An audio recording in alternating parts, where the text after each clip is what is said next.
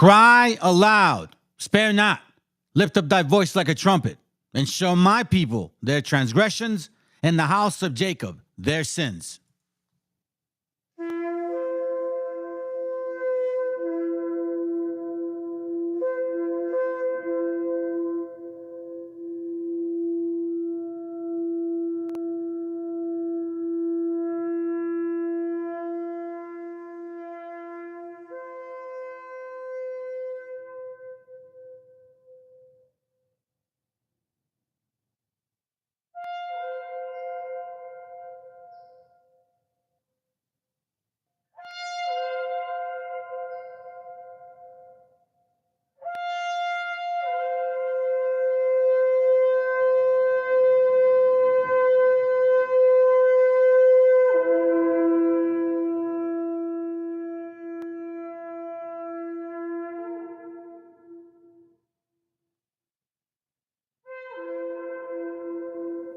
Copyright disclaimer. This content does not belong to Bible Chronicles or claim this intellectual property. The content provided today has and always will belong to the content owner. Bible Chronicles does not have any affiliation with the owner of this property. As mentioned, Bible Chronicles did not intend to make use of any material for the purpose of harvesting gain. However, Title 17 of United States copyright law states material and use can only be done when it's for theological or general educational purposes, and thus Bible Chronicles believes that this principal material falls under fair use, which honors protection under Section 107 of the same U.S. copyright law.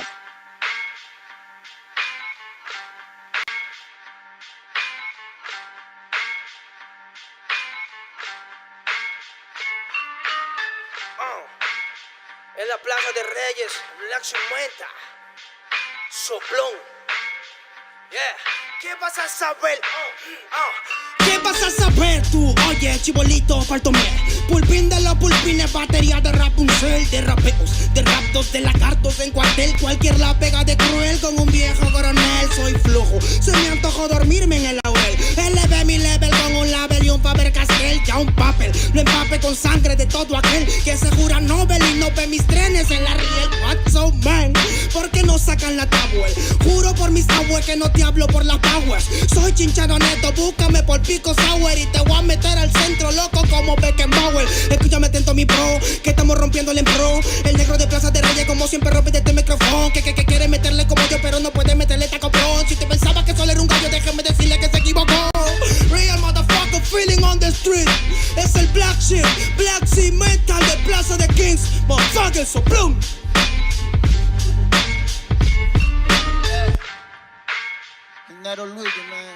These are the three elements.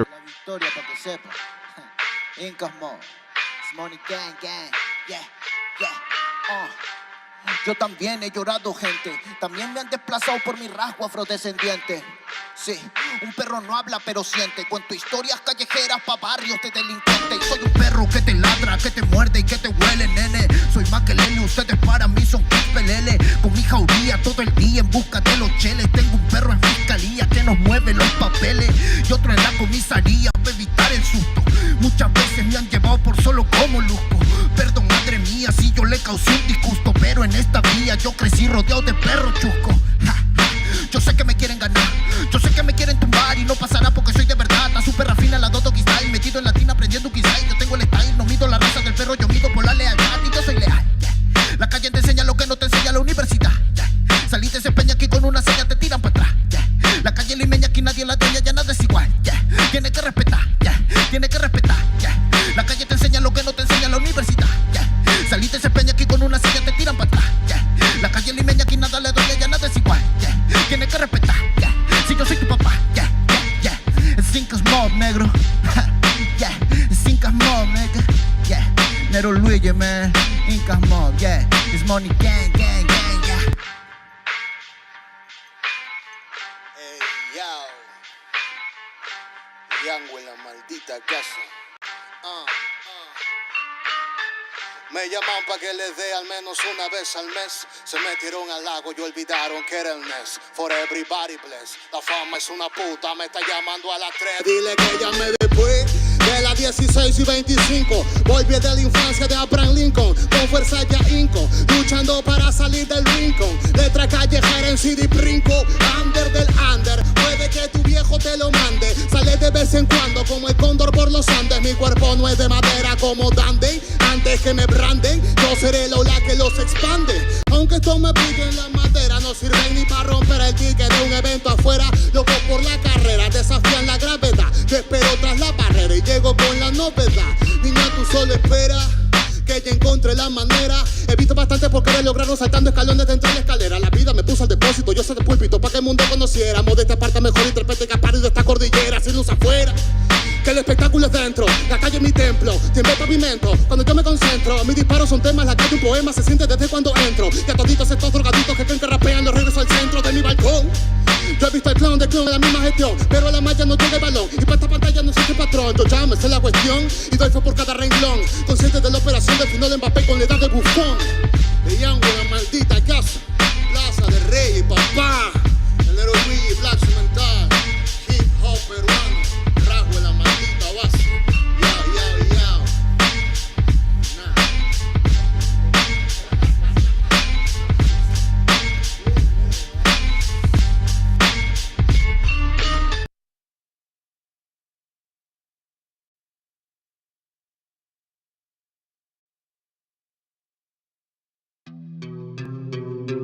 Yeah.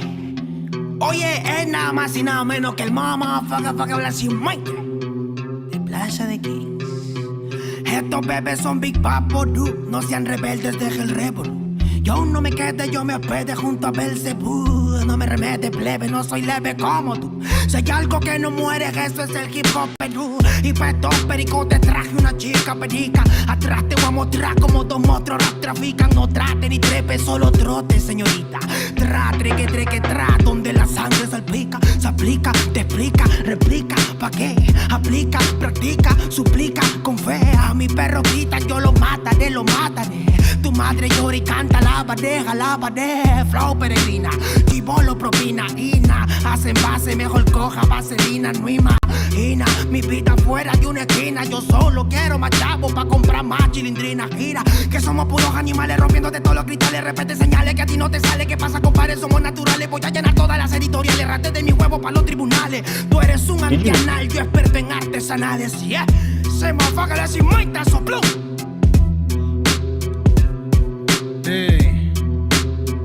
Cerco 92 B09 está en la casa, barrio. Escucha bien. Así se hace, Yo. Tengo problemas de actitud y poca paciencia. Hablo si me da la gana, nadie me silencia. No quieren aceptar que pa' muchos soy influencia. La voz de los barrios que llega a tocar tu conciencia. Yo sé que muchos quieren llegar a ser tendencia y hacen lo que sea sin pensar en las consecuencias. Es la diferencia, yo mantengo mi esencia y ustedes por pegar han cambiado hasta de apariencia. Y no es que lo diga yo, pero la gran evidencia es que cambian de personalidad con frecuencia. Y no son locos con inteligencia, solo quieren un poco de atención con insistencia. No presumo en nada, hago todo a mi conveniencia. Por eso te doy una sugerencia: conmigo no busquen competencia, que llevo 10 años ganándole a la vida y lo sabe la audiencia. La firme, qué ocurrencia, ¿cómo pueden joder sin prudencia? No se dan cuenta que mi experiencia es a base de exigencia. Mi trabajo es con independencia y el de otros de un productor depende de su permanencia. Sigo firme en la resistencia, dándole más rap en el track hasta por correspondencia. Que muchos disques evolucionaron, no es coincidencia. El dinero y la fama hizo que pierdan su decencia. Cerco 92, cuando quieras, donde quieras. ¿Cómo? Sí. He aprendido a sobrevivir de las maldades, comprendiendo que nada es como tú sabes. Pa' decir verdad la lucho a diario. No me critiques, no me justifico, siempre hago lo que predico. Soy de barrio y rico en talento. De una me sacan por mi forma de ser y mi acento en el yauca. Mi gente la está rompiendo por ser parte de este movimiento. Quiero saludar a las personas que nunca confiaron en mí, que hoy por hoy se paltean cuando me ven venir. Bye bye motherfuckers, en estas líneas bye bye a fluir. Déjate llevar como hay people in the street. Yo. Déjate llevar como hay people in the street. Hey.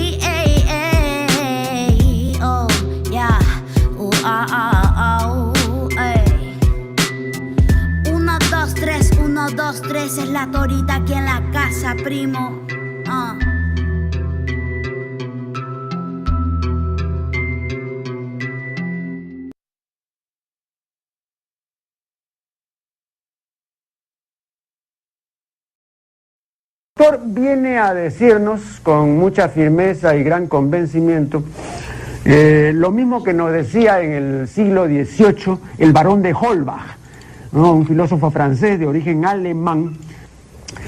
Si nos remontamos al comienzo, entonces hallaremos que la ignorancia y el temor crearon a los dioses. La fantasía, el entusiasmo o el engaño los adornaron o desfiguraron. La debilidad les rinde culto, la credulidad los conserva, la costumbre los respeta y la tiranía los apoya para que la ceguera de los hombres sirva a sus propios intereses.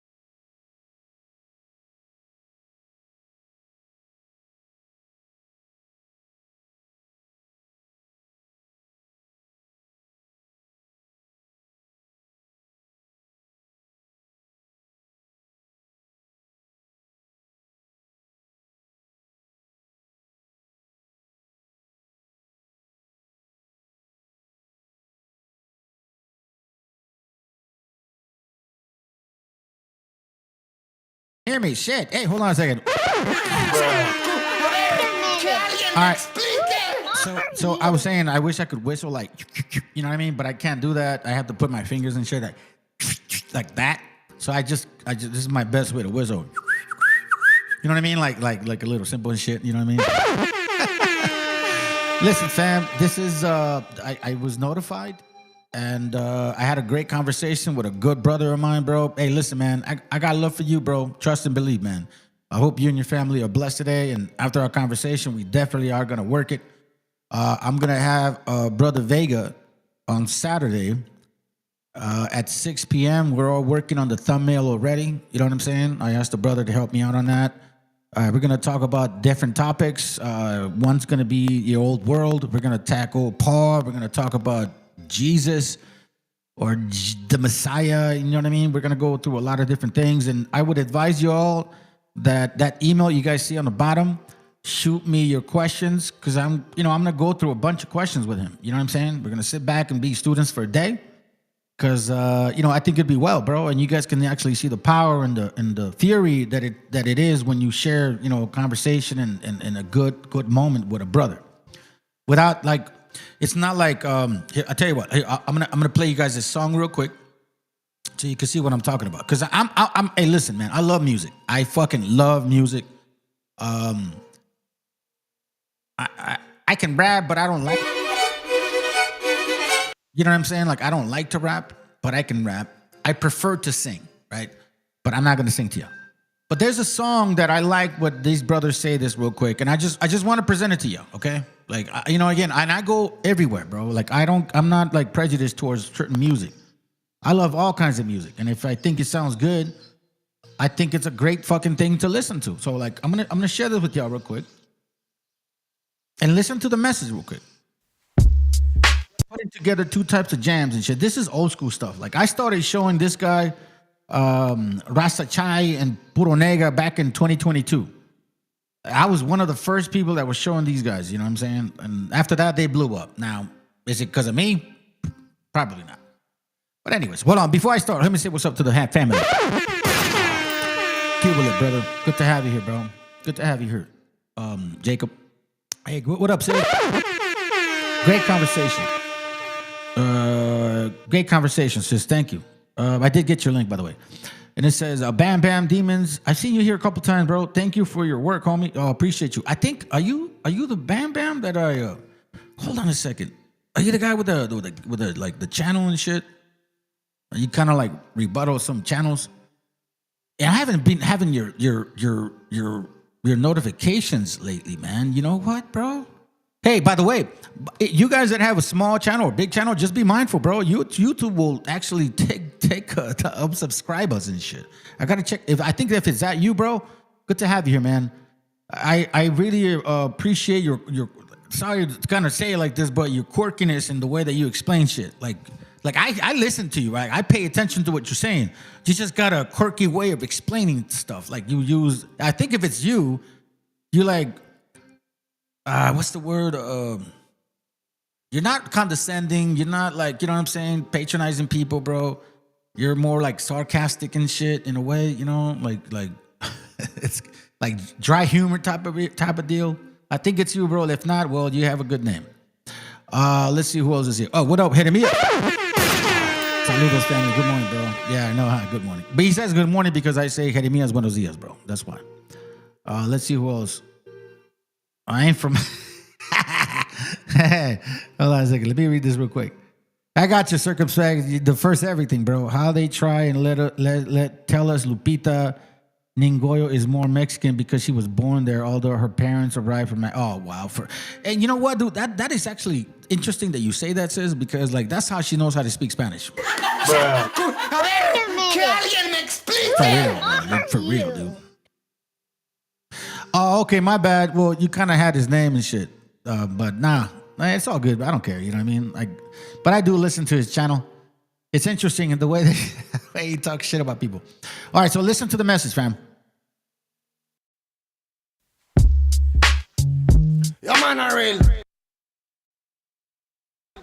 Estoy con mi hermanito Rasta Chai, international burning in Selassie I, every day and every night. Yeah, man, llevamos 30 volúmenes dando reggae music soul. Anki on, motherfucking king on the microphone. Check it on, desde el corazón, though. Llega el sonido de ultratumba, tienen miedo, llegan los rastas con su rumba. Díceselo, la people se hace una pregunta. ¿Quién es mejor? Ni tú ni yo, ese es el lema de guión. Saying is like, yo, listen, we're bringing together two types of musics, but is it really about who's better than who? They're like, nah, hell nah, bro. It's not about that. We'll follow. El sonido de ultratumba, tienen miedo, llega los rasta con su rumba. Díceselo, la people se hace una pregunta. ¿Quién es mejor? Ni tú ni yo, ese es el lema de guión. Veo la luz que ilumina mi vida y da amor a los que más quiero. Siento el mensaje que llega hacia mi corazón, me habla el universo. Veo personas que pasan de largo en mi vida y en verdad eso es bueno. Porque ahora sé lo que tengo y lo que ya no pierdo. Demasiada coincidencia para no ser verdad. Los de que no van a esperar en el más allá. Tú vas a seguir siguiendo el curso en la espiral, mientras que yo evoluciono, llego al despertar. Fuente celestial, de luz que el saber. No hay punto final, amar o aprender. Que yo no quiero obedecerte, ya sé lo que hacer. Cuando me muero de calor, de frío, de hambre o sed. So you guys get it. Okay, you guys get it. You guys get it. All right, fine. Like I could play that shit and I could play it all day, but that's not the point. That's not the point. Today, this is the point.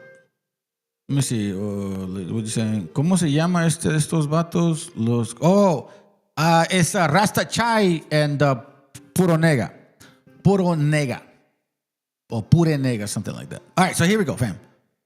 I guess I lost a lot of you motherfuckers. I don't care, bro. But it's all good, man. I don't know. YouTube is weird, bro. They tell me that nobody's watching. Right now, YouTube is saying that only one person is watching. So I don't know. Maybe you guys did leave. Who fucking cares? I don't care, dog. I do this for one person. One person only. The creator. All right. So now, we're going to start here right quick. We're going to start here right quick. I'm not going to read you guys this book, okay? I'm not going to read you guys this book, but I want to prove to you the connection. The Negroes and the Jews. I've been the only channel since 2022 that's been calling both of these motherfuckers out. No one's ever done that. Apparently they're afraid. I don't fucking know. You know what I'm saying? You know what I'm saying? So it's like, whatever. Let me read some of this stuff before we get going. And by the way, fam, when I start, like if you're new to this channel, when I start going to the class, like I don't want to ignore your comments, but I just kind of go with the class, okay? So let me read these things and then we're gonna get started. I seen you on Sunny's show, and I love your work, fucking badass, homie. Yeah, thank you, brother. Fuck yeah, dude. Fuck yeah, bro. Hey, do you want to know why I like watching Sunny's channel, man? Or I even listen to Marvelous channel, bro, because I grew up in Oceanside, Pozole Town, in the hood. I came over here when I was like 7, 8 years old from Guadalajara, Jalisco, Colonia Miravalle, right? And, you know, I was pretty happy about who I was. When I came into the hood, bro, fuck, I was reminded how fucking bad it was. So it wasn't like I had a distant experience from raza here in the hood. No, fuck no, bro. I grew up, I was born in Mexico, was there until like 7, 8 years old. I came here and I fucking experienced a Chicano life. I lost about 7, 8 so-called friends, and I say so-called because, you know, it's like people you go to school with, but one of them was a good friend. I lost 8 total. And I lost one of them when I was dating my wife, well, my wife now, and we were the first ones to ride the coaster over there in Oceanside. The week before he died, we were talking about like, you know, yeah, I'm heading to San Diego because I'm gonna see my girlfriend, and his name was Shannon. He was doing the same thing. Next week after that, I went to a party. He was there, you know, and at that time I was kind of mujeriego and shit.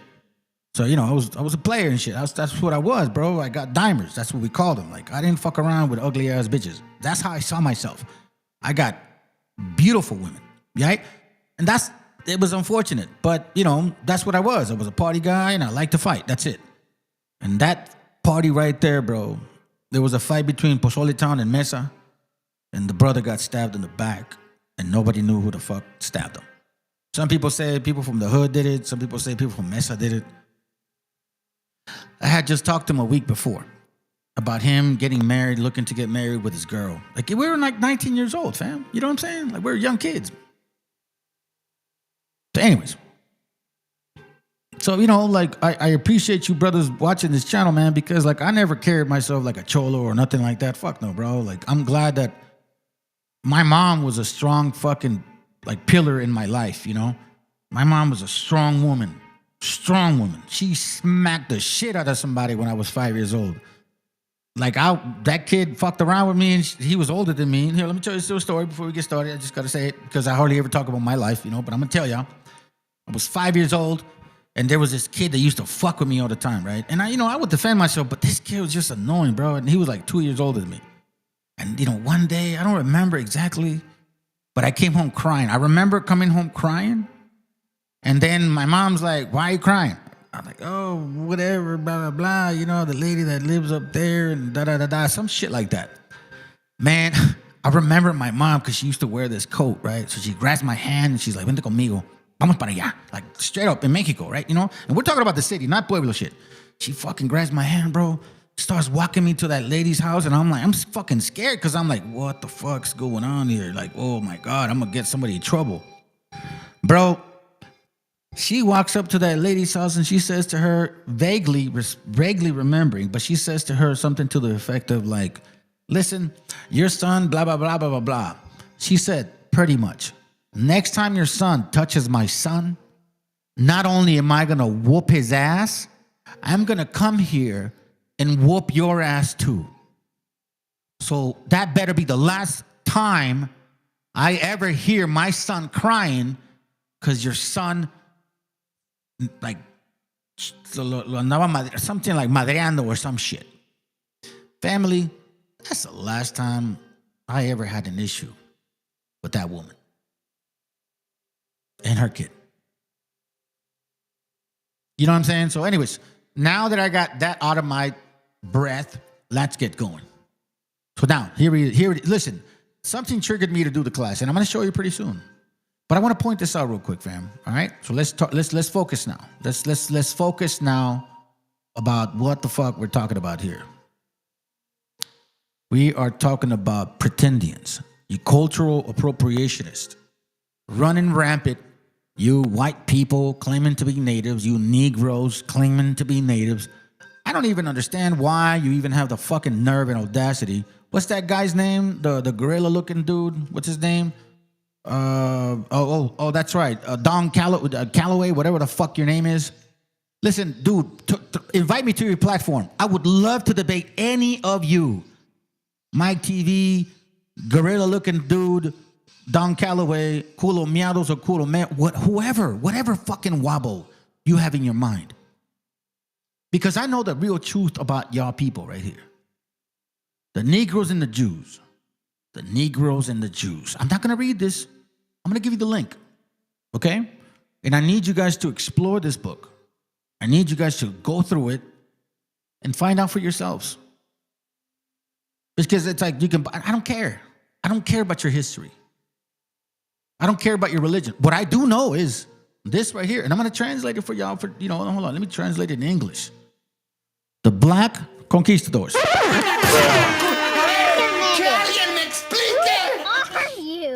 I know this is a hard topic for a lot of you guys. I know it is. That's why there's only 4 or 5 people watching right now, which is kind of weird to me, but it's okay. I don't care. Because whenever I get to these topics, it's always emotional. Black Conquistadors, the African role in the conquest of America. Do you understand what that means? Conquest of America. These people here, for example, I'll show you something real quick.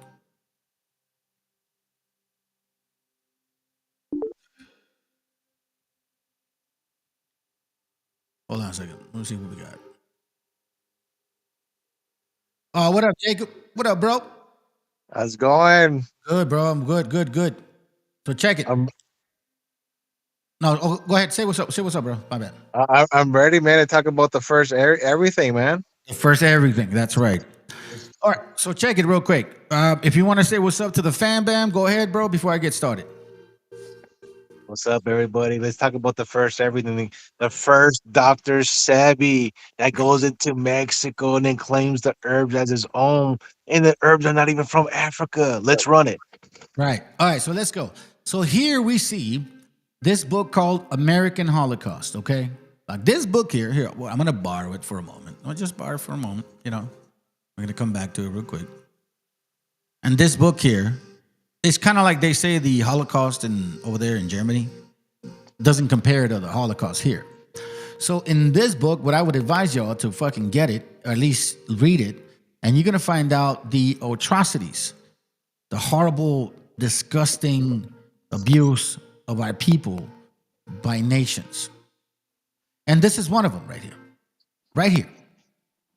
Slavery in Europe and in Spain during the Middle Ages. So the reason I'm sharing it like this is because we also have to be mindful that we have what they call the Maya conquistadors, right? Look, they don't even let us borrow the book anymore because it totally embarrasses Negros that claim to be suffering of fucking slavery. Where in this book, it actually clearly says that they were teaching us Christianity. Black fathers, okay? So let's just going through this real quick, and then I'm gonna let you speak, brother. Now we have a link here that says Popular Science Monthly Volume 81, November 1912, Negroes Who Owned Slaves. Go ahead, bro. Go ahead. Oh no, I'm just listening. I just why is it that all the black people don't want to be black anymore? How come they all want to be native? It's like a trend. It's like I was talking to my brother, like we were talking about Tupac, right? Right. He back in the days, if you see him, he was like a ballerina dancer back in the days. He's like really feminine. If you see the old videos, he's talking really slow, like really gently, like that's right, guys. All of a sudden hanging out with Diddy. What is Diddy known for, man? Butt plugs and some weird gay shit, bro. and then seeing how they're both fighting, man, it like that fool got like when remember back in the days when Tupac took a picture and he was in the bathtub with his legs all open, Yeah. He had gold. bro, it's like, He had is gold that all over Diddy his body, shit? Yeah, bro, it's like, bro, like, and all of a sudden now you hanging out in the West Coast where the Mexicans are all the indigenous people. Now you're trying to be Mexican, bro, like, because you're hanging out with Johnny J. He's still in the Mexican West Coast beats. You know, I find that so funny, bro, because I think what's the other rapper? Ice Cube? Ice Cube, right? Is that his name? Ice Cube or Yeah, Ice Cube? yeah. Ice Cube. He's saying that they're natives now. Oh yeah, like Master P. Boy, hold on. I think I have the video. Fuck, man. Hold on a second. You know what, dude? This is great, bro. Let's see. Ice Cube, I think. No, hold on, you spelled Cube. I spelled Cube wrong. Hold on, let me see I if I don't know can. what the fuck's going on. 2026, everybody want to be native. Hold on, I think it's this one right here. There you go, right here. I got it. I got it right here. You see what I mean, bro? So, like, by the way, fam, always keep track of your thoughts. Create, like, run an app. You know what I mean, and just put your thoughts in that app. Like, I always do that, bro. Like, I always thoughts and shit. I just boom, boom, boom. I save them in that app. Look, I have a bunch of thoughts for like 2 years already that I forget about, and I'm like, wait a minute, I'm thinking about it again. You know what I'm saying? So my advice is to y'all, dude, do it, please. Get an app and just plug in your thoughts in there. So here we go. An app that you're gonna use all the time. Here's what look. Watch. I'm telling you, man. Let's go. You ready, bro? Because I'm gonna put Run it. All right, let's go. Hold on. Oh shit. On. I always do this shit wrong. Okay, here we go. Cube, why are you putting Native Americans in here? Why isn't this just for black people? Well, black people are Native Americans. You know, we You hear that? Okay, let me let it play. we've had, a lot of proof that, some of us started here in this land.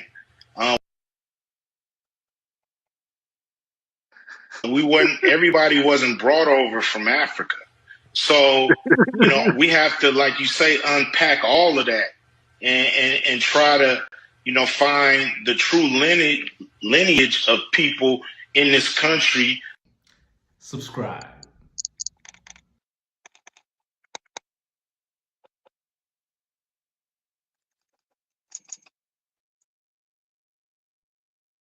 You know what the funny part is about that shit? The nigger at the end, he says, subscribe. Hey, it's fucking funny. Remember back in the days, bro, back in the 90s, when and he used to have this fucking black song. He goes like, I am everyday people. Remember that song? And he used to have the song back in the days. He used to have that little African beat. Bum, bum, bum, bum, bum, bum, bum, bum, bum. And he used to have like a lot of fucking African shit. Like they used to really embrace their roots and culture back in the days. Like what the fuck happened, bro? I think it's obvious, bro. They love what they can't create. Yeah. And you know what? Hold on. Let me just say this. And this is why I tell my brothers and sisters, bro, like they don't want really your tamales. They don't want your tortilla. They don't want your hair. They don't want your language. They don't want your accent. They might want your women. That's it. But what they want is who you are. Be behind the name of raza. They want what God gave you. That's what I believe. Yeah, it's so weird. Like I was telling my brother, it's like how in the hell can you see like somebody that's black down the street walking down the street, right? And then they go, hey, who's your father? And then they go, I don't even know. Father born in Atlanta, Georgia. And then the niggas be like, damn, yeah, think about that one. That's a hard one. They go, Well, it's always they go, as a native. yeah, and then they go, you know what they say at the end? They go, most likely you Judah. You Judah, sister. You Judah, brother. I was like, what the fuck? I was like, how in the fuck can you tell, bro? Like, there's no way. I know when I see my Mexican people or like, hey, where you from, bro? Venezuela? See, mom, you're Israel, bro, for sure. Like, that's without a doubt. Right. You know, That's without that's like saying, oh, you're Mexicano. Well, I mean, if that's the case, then they would consider Bob Marley a fucking Judite. Or whatever they would eat. But anyways, that's neither here or there. Let me continue with this. I want to show this video, man, because I think it's important for our people to listen. All right, hold on.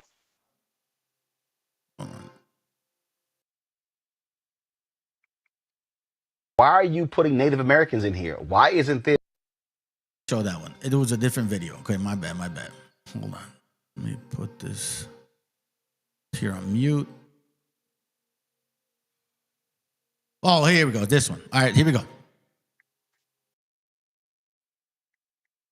Americans and Mexicans in Los Angeles, I'll extend that to Southern California, is not a good history. Mexicans went on an erasure campaign, erasing black people out of their communities for years. I could get deeper in detail. There's history out there. Check this video out. In other words, he's a minority like me, so I can't speak up against him. If this was white folks committing these lynchings to us in South Central, what's going on, there would be an outrage in this country. We have had firebombs thrown through windows. We have had people's cars burned in the driveway because they happened to move into the wrong communities. We had a lady who moved to East LA, came to the state from the South, not knowing what East LA was. It was an all-Hispanic community. She wasn't there one day. We had another man who was burned out of his house in Torrance last year. We had 5 murders in Hawaiian Gardens just because the people were black. This would not be tolerated if this was white on black crime. But the fact that these people come here, and it's the numbers, sir. It's the numbers. They come here in the numbers, they build up the Hispanic community, and they get this sense of power against us. And there are race riots in the schools every day in Los Angeles.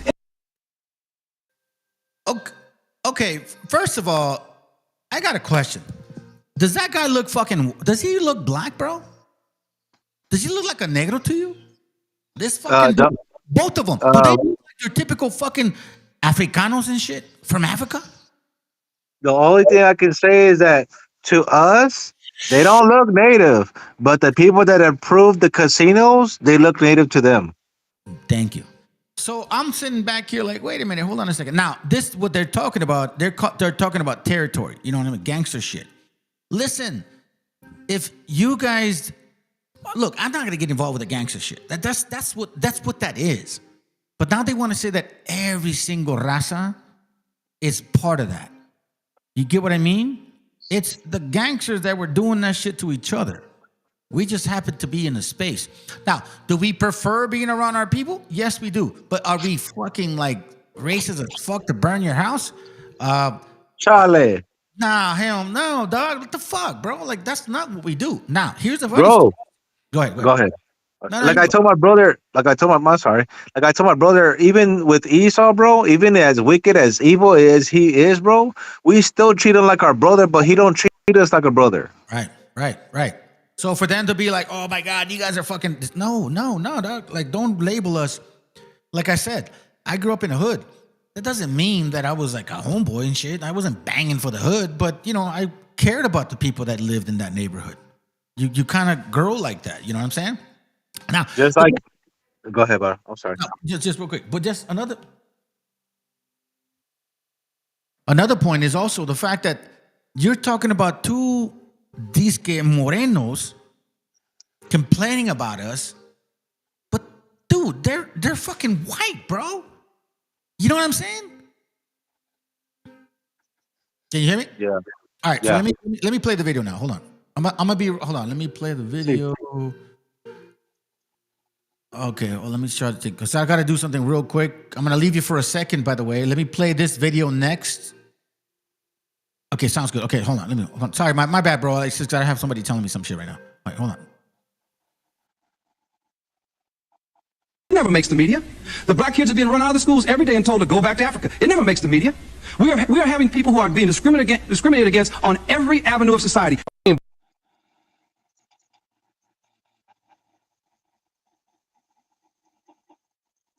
Oh, if you take pine needles, put them into a bottle, then add some sugar and pure spring water, then wait for 3 days, it'll turn into a carbonated soda that tastes just like Sprite.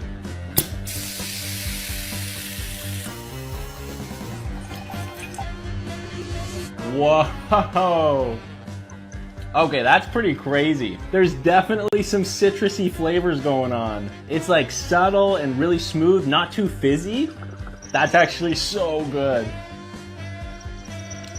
What the heck? That came from a tree! Oh, and please don't use any toxic pine trees.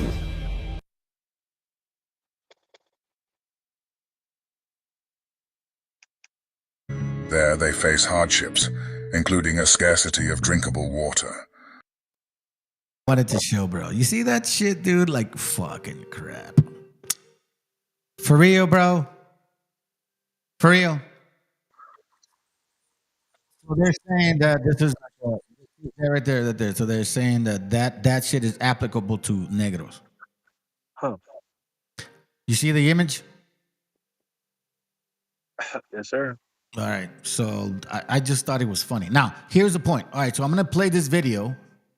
And this is where gente, y'all need to start waking the fuck up. Because now you have Cracker Barrel motherfuckers. Like really supporting this shit. Okay? Remember, what was the first book that I showed y'all? The Jews and the Negroes. Remember that? All right, so I'm gonna, for the sake of time, I'm gonna let it play for like 2 minutes, and then we're gonna pause, and then I'm gonna move on to other stuff. We'll probably show more, but then like the whole point, by the way, just to let you know, brother, I have other videos that I want to play long because I think this is important to tackle. You get what I'm saying? So like, let's talk about this video and shit, and after that, I'm gonna let it play. You understand what I'm saying? Simple. So we got 24 minutes. We'll probably, I don't know, as far as it goes, I haven't really seen it all. I've seen about 5-7 minutes, and I thought, you know what? I'll share with you all the rest, okay? So let's let it roll for 2 minutes, and then dude, jot down your notes, bro. Jot down the questions, whatever you guys want to say, fam, because she's gonna mention that fucking gorilla-looking dude, Don Calloway. She thanks him and says, "Thank you, Don Calloway, for sending your people over to me." It's like they want the white woman to confirm their fucking confabulated thoughts. You ready? Yeah, go for it. All right, let's go. I want to say thank you to all the new subscribers and a special thank you to Dan Calloway for sending people my way. Tonight I want to talk about the so-called Black Indigenous people of the Americas, paper genocide, and the road back to sovereignty. So I will start by saying, if you are of the lighter skin type, this podcast, this episode might make you a little bit uncomfortable, but that's okay. Has to come out. Truth has to always be told one way or another. So because this is not new, it was always hidden in plain sight, and it is a story that most of us were taught in our history class during school, but it's not complete. It's engineered to justify land theft. And we were taught that the land in the Americas was discovered. We were taught that indigenous people were scattered, primitive. They eventually disappeared. We were also taught that the so-called Black people in the Americas were not even from America. They were from a whole nother place. This all was not true. We already know that now, but growing up, you just understand what you're taught and you have faith in what you're being told. And then when you slow down, when you look at land and cities and trade routes and the continuity of families, you realize something that's foundational, that people were already here. They were present, they were organized, they were rooted and governed. Before Europeans arrived, the Americas were not empty wilderness just waiting to be civilized. They were homes to large, permanent, complex societies where they had... Okay, so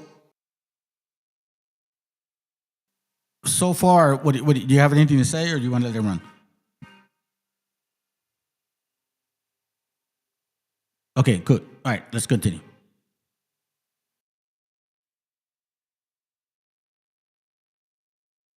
Family, I want you to pay attention to what she's actually saying, okay? Don't be misunderstood with this stuff. All right, let's go. I'm gonna let her run 2 more minutes, all right? Matter of fact, let me let her run 3 minutes. 3 minutes. I was gonna say something really fast. Go for it. Go for it. Palms 5:58:3, where it says the wicked are estranged from the womb. As soon as they are born, they speak lies immediately. So that means as soon as this fucking damn Edomite bitch is born, she's immediately already fucking lying. Run it. Let's go. All right. Had cities and populations in the tens of thousands, if not more. They had agricultural systems that fed entire regions. They were people with stores and marketplaces, road systems, waterways, and long-distance trade routes, networks. There were councils, laws, kinship systems. lands with stewardship practices passed down for generations after generation. These were the indigenous nations of the America. And the majority of them were dark-skinned, later mislabeled as Well, I'm going to let it continue. Black, but known to the entire nation as African. And we know now that is not true, that these nations were clans and communities and didn't even know themselves as a race at this time. Race was a colonial invention. Nationhood is an indigenous reality. When Europeans arrived, they didn't stumble onto vacant land. They encountered people living on land they understood to be theirs. They knew it. That's why treaties were written. That's why alliances were made and negotiated. That's why diplomacy existed before warfare. You don't negotiate with nobody or sign treaties with ghosts, and you don't wage war on an empty land. So let's be honest about what came next. The colonizer knew they were stealing. They knew these were functioning societies. They knew that the land was already owned, governed, and used. They knew sovereignty existed, and that's why violence came first. They burned villages. They destroyed crops. They placed bounties on indigenous lives. Children were taken. Families were displaced. It was... Okay, all right. I got to stop. I got to fucking stop it, bro. Go ahead, man. You know, Esau and Edom, these fucking Caucasian people, that's what they are. Wait, hold on. Emphasize what you emphasized to me that your brother emphasized to me. That name. Emphasize it. Oh, I'm sorry. Esau, Edom, the Caucasian people in the Bible. You got to call them that, right? You said that. Yes, sir. Yeah, just for now on. Go ahead. I'm sorry. No. I'm just saying. What happens when you call them that? They get very offended because they don't, because this is a topic that the Bible at the church they refuse to talk about, because that's why you're paying them the 10%, because they have to shut your ass up so they could just fucking keep you in the fucking circle loop. You ever wonder when you go to the fucking church, you're like, what the fuck is this nigga been talking about this whole fucking time? You know why? It's because this guy's taking your goddamn fucking money. Because the what was it, the scripture where it says the gift perverted the wise, bro. That's why you can't figure shit out. But you know what? When you mention Edom, Esau, the Moabites, the Israelites, who are the Israelites, all this shit like that, that pastor gonna get fucking pissed off, because now you're fucking with his money. You're fucking with his money. So with the words coming out of this redneck mouth, Edomite, because Edom means red. In case if anybody didn't know, that's why they call them rednecks.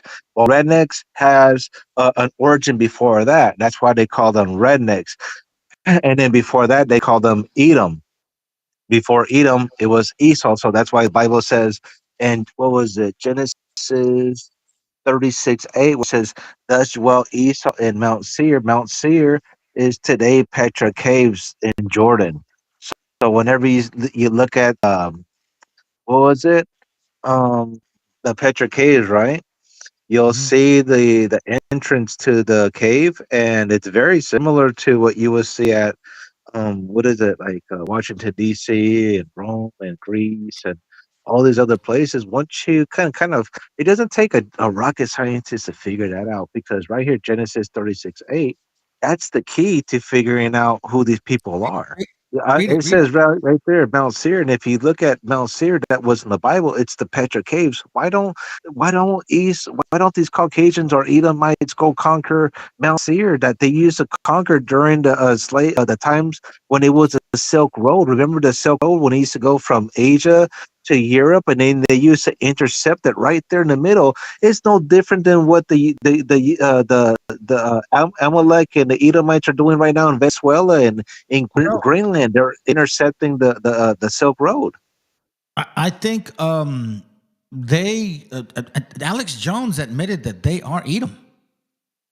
Alex Jones said, I see that. They are Edom. Play that video. You get a let me look. chance, yeah. Matter of fact, let me look for it. I'm gonna let it play one more minute, and Yes, then sir. a minute and a half, and then I'll pause it again while I look for it. All right, hold on. Yes, sir. Not a misunderstanding or cultural confusion or anything other than intentional removal. But here's the biggest part that history skips over. The killing didn't work. These people, these so-called Black indigenous people, were survivors. They survived, they adapted, they regrouped. They intermarried. They stayed on or near their land. They learned to navigate colonial systems while holding on to memory and kinship in place. So the strategy changed. When the colonizer couldn't kill them off, they decided to use paperwork. Physical genocide has failed, so let's bring in administrative genocide, see if that works. And that's how we got paper genocide. Instead of removing people from land, the system removed the people from recognition. Indigenous became colored, Negro, and then later Black. Same families, same communities, same land, different legal status. And the change wasn't symbolic, it was devastating, because once a person is no longer recognized Indigenous on paper, treaties were no longer applied, land claims disappeared, sovereignty denied, and history was rewritten.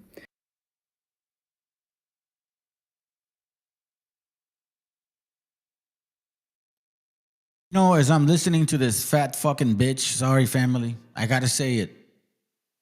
It hurts my fucking feelings, bro. That this Cracker Barrel, this disgusting looking fucking rat, has the audacity to even say, poor Black folks, y'all suffered so much. These Mexicans, these Indians, you natives, you guys really didn't suffer. It was them, not you. That's what she's actually saying, bro. I call that a professional victim. Well, she's not being a victim she's not being the victim. She's like justifying victimhood. Yeah. Well, they always paint themselves as being perfect, right? That's why they want to call themselves white instead of Edomites. That's why they hate being called, like, if he's, for example, this fucking redneck Edomite, he hit my fucking car door one time. Dude, I called him every fucking name in the book, bro. It was some rich motherfucker hit my door, and I got an old vintage truck, right? And he was walking away. He was like laughing, ha ha ha ha, ha, like the devil, right? John 8:44, when it says you are the devil, your father, right? Anyways, I called him a bitch, a motherfucking crack. I called him everything I could possibly ever imagine. He kept walking away like it was nothing. But guess what? As soon as I call that redneck man Esau, I said, man, shut the fuck up, Esau. As soon as I said Esau, oh my God, man, he stopped and he turned around and he looked at me like I fucking found a secret. I found a secret. And he looked at me, he's like, don't you ever fucking say that again. I said, shut the fuck up, or else what, Esau? Or else what, Esau? And right there, I knew. You know how Mexicans are, bro. You don't fuck with the Mexican, because as soon as, bro, let me slow you down. So you're saying you called him fuck you, bitch, asshole, son of a gun, cracker. I mean, every fucking word that you could possibly ever imagine in the world. None of them hit him until I said the word Esau. Hold on.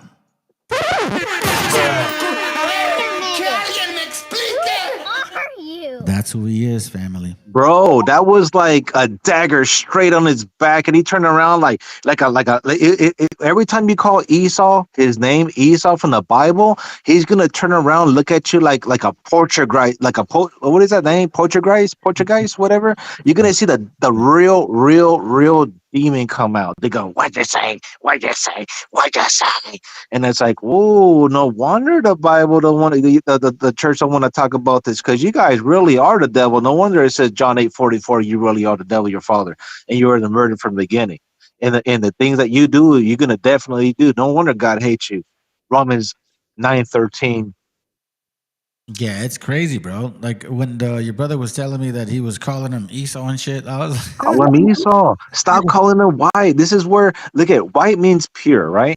So if I call the devil white, hey, how's it going, white devil, right? He's gonna be like, oh, you're feeling great, fantastic, because the words are smoother than butter, right? But you call the Caucasian man Esau, ooh, boy, you're gonna see the flame coming out of him. You're like, what'd you say? What'd you say? Like, oh boy. You know one thing about Mexicans? As soon as we find a fucking word that pisses your ass off, guess what, bitch? That is your word forever and ever and ever. One time we were doing a roof. Let me give you a perfect example for all my raza so they can understand what I'm talking about. we were doing a fucking roof, and my dad told me, "Hey, mijo," he goes, "Hey, fucking tell me," he goes, "Tell fucking Vampiro to come over here and do this side of the fucking roof." I didn't know what the fuck Vampiro was, right? I thought that was his fucking name, right? I don't know too much Spanish, so I walked over. I said, "Hey, Vampiro," I said, "Hey," he was ignoring me, "Vampiro," and he was like, not even 2 feet away. He was ignoring me, "Vampiro." God damn it. I said, "Vampiro." I said, "My dad's calling you. He told you to go do that side of the roof over there, bro." And he stood up out of my face, goes, "Don't you ever fucking call me fucking Vampiro again." I said, "Vampiro?" I said, "Why'd you get mad, bro?" And he go, and I looked at his ass and I looked down and up. I said, "Man, fuck this fucking faggot." I said, "You know what, fool?" I said, "Anyways, Vampiro," I said, "My dad's calling you, fool. So you might want to go over and go get that shit, right? Because I'll knock his ass out, right?" Anyways, I told my dad, I said, "Dad, why does he get mad? Because I call him fucking Vampiro." He goes, "Oh, I fucking call him fucking Vampiro because he's a fucking." I said, "What does Vampiro mean?" He goes, "Oh, that means fucking vampire. That means." I said, "Why you call him fucking vampire, Dad?" He goes, "Oh, because he fucking sucks, man. He fucking sucks, man. He fucking shitty fucking worker. He fucking sucks.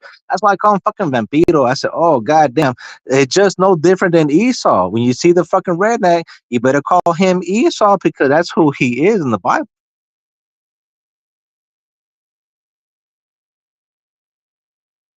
Yes, sir. But in the Bible, it says they change their name to Edom, so they're the Edomites today. Yeah, let's no, that's a good point, bro.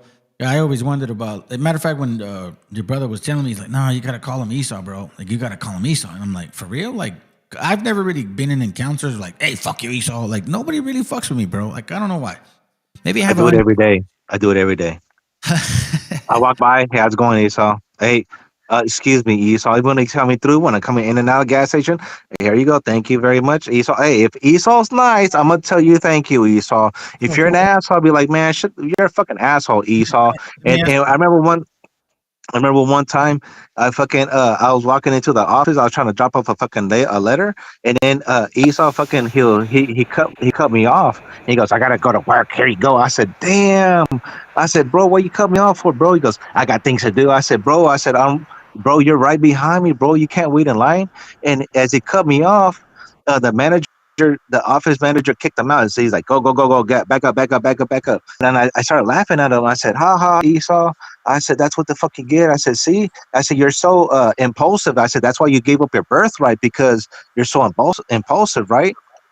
And he goes, "What'd you say?" I said, "Esau." He's like, "Don't you ever fucking call me that again." And I said, "Well, what are you gonna do about it, Esau?" And instead of just doing anything about it, like man to man, like back in the days, remember David and Goliath? You bring your best man, you bring your best man, let's battle it out. Oh no, he don't want to do that. He goes straight into the office, like, "We got a problem here, a problem here." I said, "Man, that's typical of Esau. He always had to call somebody else to come fight his battles, like 911, or he has a fabricated story, or if he goes into Venezuela, he can't say, 'Bring out your best man, your biggest man,' like David and Goliath." No, he got to come at 2, 3 in the morning when everybody's sleeping, cite secret weapons, and kill everybody when they're sleeping. Man, that's typical of Esau. He's just a weak coward. All right, let's go ahead and play the rest of the video, bro. Yes, sir. Ready? All right, let's go. No nation on paper means no nation in law. And once that happened, land theft becomes legal. So that's why so many descendants today feel that something doesn't add up. They research their families and they don't find the migration story that we've all been told.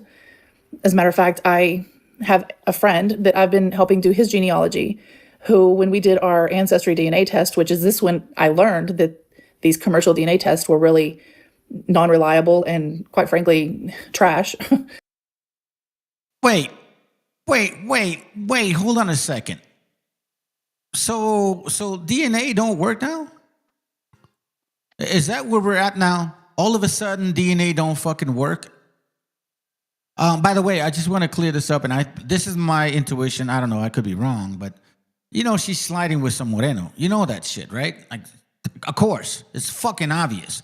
Do you think a white man's gonna let her talk about her fucking beliefs of this whole side? Nah.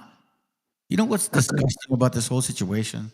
Honestly, man, is the fact that she has that and that. Bro, she has about 100 more subscribers than I do. I never hit a video that got 3.4K views, bro, in one day, bro. Not one time. You get what I'm saying? This is why I laughed at him. Like, Edom telling Canaan they are Hebrews. It's fucking funny to me, bro. Like, for real. Hey, Isaiah 47:12, where it says, "Stand now with thy enchantments and thy multitude or sorceries, where thou hast labored from thy youth. If so be thou shalt be prophet." So basically, they're always using their enchantments, their sorceries. This is how the words are always smoother than butter to get you to a trance. Yeah, it's a trip. Okay, let's continue.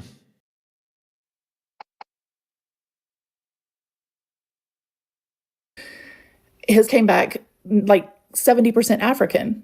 And the fact of the matter is we've done his genealogy. We've gone back generation after generation, several generations. Not one African has shown up. What has shown up, though, is his indigenous heritage from his mother's side and his father's side. So we're not finding this migration story. Nothing is adding up. They don't find the ancestors arriving from somewhere else or anything that comes from across the ocean unless it's, Europe or the Caribbean. So what they find instead is continuous presence in the Americas with labels that have changed over time from census to census. The identity changed, the people didn't. That's not confusion, it was policy. And the part that still hasn't fully been confronted with all of this is there's never been a comprehensive reckoning. The land was not returned, sovereignty was not restored. I'm going to get into political government shit. All right, so now check this out, bro. I need to let the videos play. Because quite frankly, man, this is so fucking annoying to me, man. Like, are we not paying attention to this shit right here? Is that not relevant to you, white cracker barrels?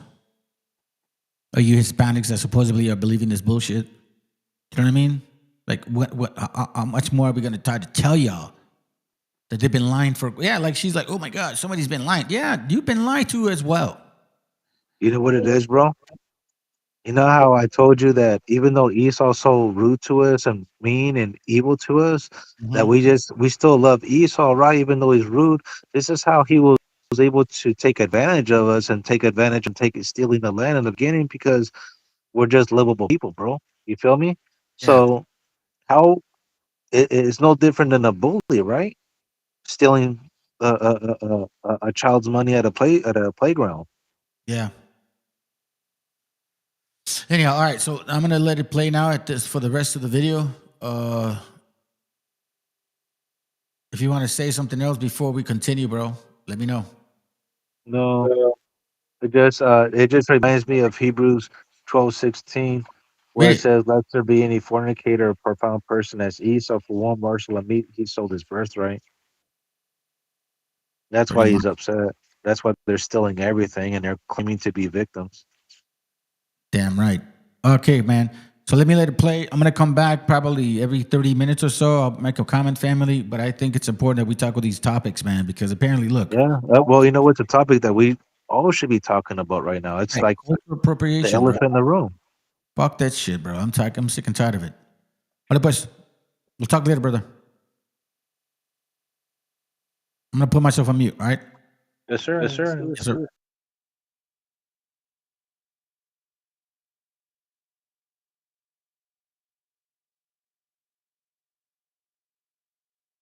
Y entonces ocurre un fenómeno. Se descubre América. Los primeros esclavos que van al Nuevo Mundo son blancos. Sí, señor, blancos. Y los primeros negros que van al Nuevo Mundo son esos que tenían ya 50 años o más de presencia renovada y que eran negros ladinos y preparados militarmente para la conquista. En la capitulación de Toledo, que firma Francisco Pizarro en Toledo con la reina Juana, en el 29º, otro sí, pide 50 esclavos, entre los cuales debe haber un tercio de hembras, y se aprobó. Esos eran negros ladinos. Y estos negros ladinos ayudaron a la conquista y recibieron los mismos honores o los mismos castigos cuando los indios vencieron que los españoles. Pero los primeros esclavos fueron blancos, porque la esclavitud no reconocía color hasta esa época. Y la prueba está que en el siglo XIII, cuando Alfonso X el Sabio redacta las 7 partidas, en una de ellas, tomando quizá algo del código justiniano, dice que no es de natura esclavizar a otro hombre. Entonces la esclavitud casi estaba abolida. Revive con el descubrimiento de América y sin noción de lo que iba a hacer esto se mandan blancos. Ahora, no vamos a decir que los blancos llegaron encadenados. Se mandaban a los blancos por castigos, se sacaban de las cárceles, porque estaban en la inopia, iban en una forma de contratos temporales que ellos mismos pudieran manumitirse. Y 1000 formas diferentes para esclavitud.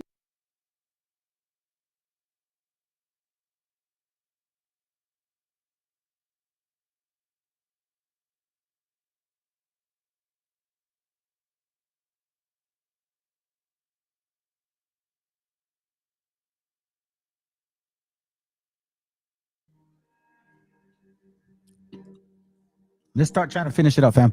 Matthew 6:25. Watch what it reads. It says here. It said, "Do not be obnoxious." All right. So let's listen to this.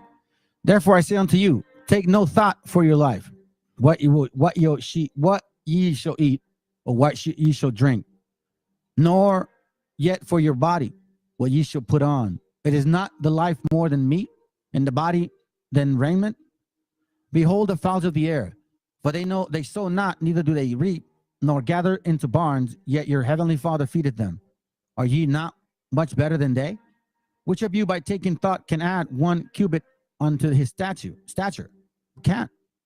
Why would you take thought for raiment? Consider the lilies of the field, and they grow, and they toil not, neither do they spin. And yet I see unto you that even Solomon in all his glories was not arrayed like one of these. But you guys love to be arrayed in all this clothing too." Watch this. Hold on. Give me a second. Watch this. "Wherefore, if God so clothe the grass of the field, which today is, and tomorrow is cast into the oven, shall he not much more clothe you, or ye with little faith? Therefore take no thought, saying, what shall we eat? Or what shall we drink? Or what withal shall be clothed? For after all these things do the Gentiles seek." You see that? The exterior part of it, family. They're not looking at the spiritual aspect of this Bible. They want everything that the flesh gives. They want power. They want money. They want women. They want revenge. "For your heavenly Father knoweth that ye have need of all these things. But seek ye first the kingdom of God and his righteousness. And all these things shall be added unto you." So this is what it's telling us in a nutshell, family. Watch this, verse 33. "It is God," 30. "It is God who clothed you wild grass that is here today and gone tomorrow, burn up in oven. Won't he be all more sure to clothe you? What little faith you have. So do not start worrying. Where will my food come from, or my drink, or my clothes? Don't worry, fam. Oh my God, is he going to come help us? Is it true? I mean, don't trip. That's it. You got it, brother, right there. That's it. That's the point. There are things that pagans always are concerned about. These are the things that pagans are always concerned about: riches, power, vengeance, women. Your Father in heaven knows what you need, all these things. Instead, be concerned above everything else with the kingdom of God. And what does it say? The kingdom of God dwelleth in you? Exactly. And with what he requires of you. That's why you talk about fasting. That's why they talk about a bunch of different things, fam. Here it says, don't concern yourself with what may be coming. Don't worry about the kingdom of God, how it looks like, or that you're going to get this or that. Don't worry about that. And don't ask for those things. And don't ask for revenge. No. Instead, concern yourself with everything that has to do with the kingdom of God. And if the kingdom of God dwelleth in you, so who are you supposed to be concerned about? Your freaking sins, fam. You. Do not worry about tomorrow. You have right now. All will have enough worries of its own. There is no need to add to the troubles each day that each day brings. That's why, family, now that we see clarity with these classes, kingdom comes. Here goes right here. Kingdom first, everything else will come later. Exactly. But we don't do it with lies. It doesn't get done with lies, fam. It doesn't. So now I'm going to show you something, all right? So watch this real quick. Let's go back to this book that I have here. As you can see, this is the book that they like to use, right? Hold on, let me give me a second. It says it's called The New Voyage of Italy. Let's go to page 139 and 140. So in this book, it says here that the Portuguese Jews are black. Okay? Who started the slave trade? Portuguese. It says here that the Jews in Rome, Portuguese Jews, but not all Jews are black, northern region, but the Jews who were originally in Germany, there's an example, Prague, Jewish nation, Jewish traditions. So he's talking about these things, right? But at the end of the day, this is what his conclusion is. So he's looking at their knowledge. He's like, listen, man, they can't really, their customs are all different. They can't tell me who their real ancestors are. Yiddish is not Hebrew, Sephardics, so shut your ass up. Okay, that's not Hebrew. Okay, it's not. I'm sorry, it just is what it is. It's a mixture of German. Okay, now, it says here, the answer I have then, to make you in a few words about this affair, is that these Jews have furnished me with nothing that one can draw any use from. And indeed, what could they say to Christians that the Christians, meaning white folks, do not already know as well as they? Why? Because they know what happened in 711 AD. And they know that the Moors and the so-called Jews were in cahoots with each other. But they also know, because they have the material, that they're not true. Have they any secret source or immediate revelation? Who are those people that pretend to teach each other? Now, this is not a white man saying that only black Jews are not the people. He's talking about all of them over there in Europe. All the white ones too. It says here, who are those people that pretend to teach each other? On the contrary, they are sort of poor sort creatures, so filled with false notions, so conceited of their monstrous ideas, that I would never advise young people to have any commerce with them, for fear of receiving from them some ridiculous prejudice, like the damn Willie Lynch. Like the damn Willie Lynch. That is the biggest lie that could have ever, that the so-called black man could have ever concocted. You are a very deceitful nation of people. And we're not going to ever forgive you for what you have been causing. The Negro and the Jews. Watch it. Remember 1970? That somehow this letter came out of nowhere, right? All right, watch this. So then you go back to material. 1970. All right. This is a book called, and I ordered it, family. It's expensive. The Negroes and the Jews. Watch this.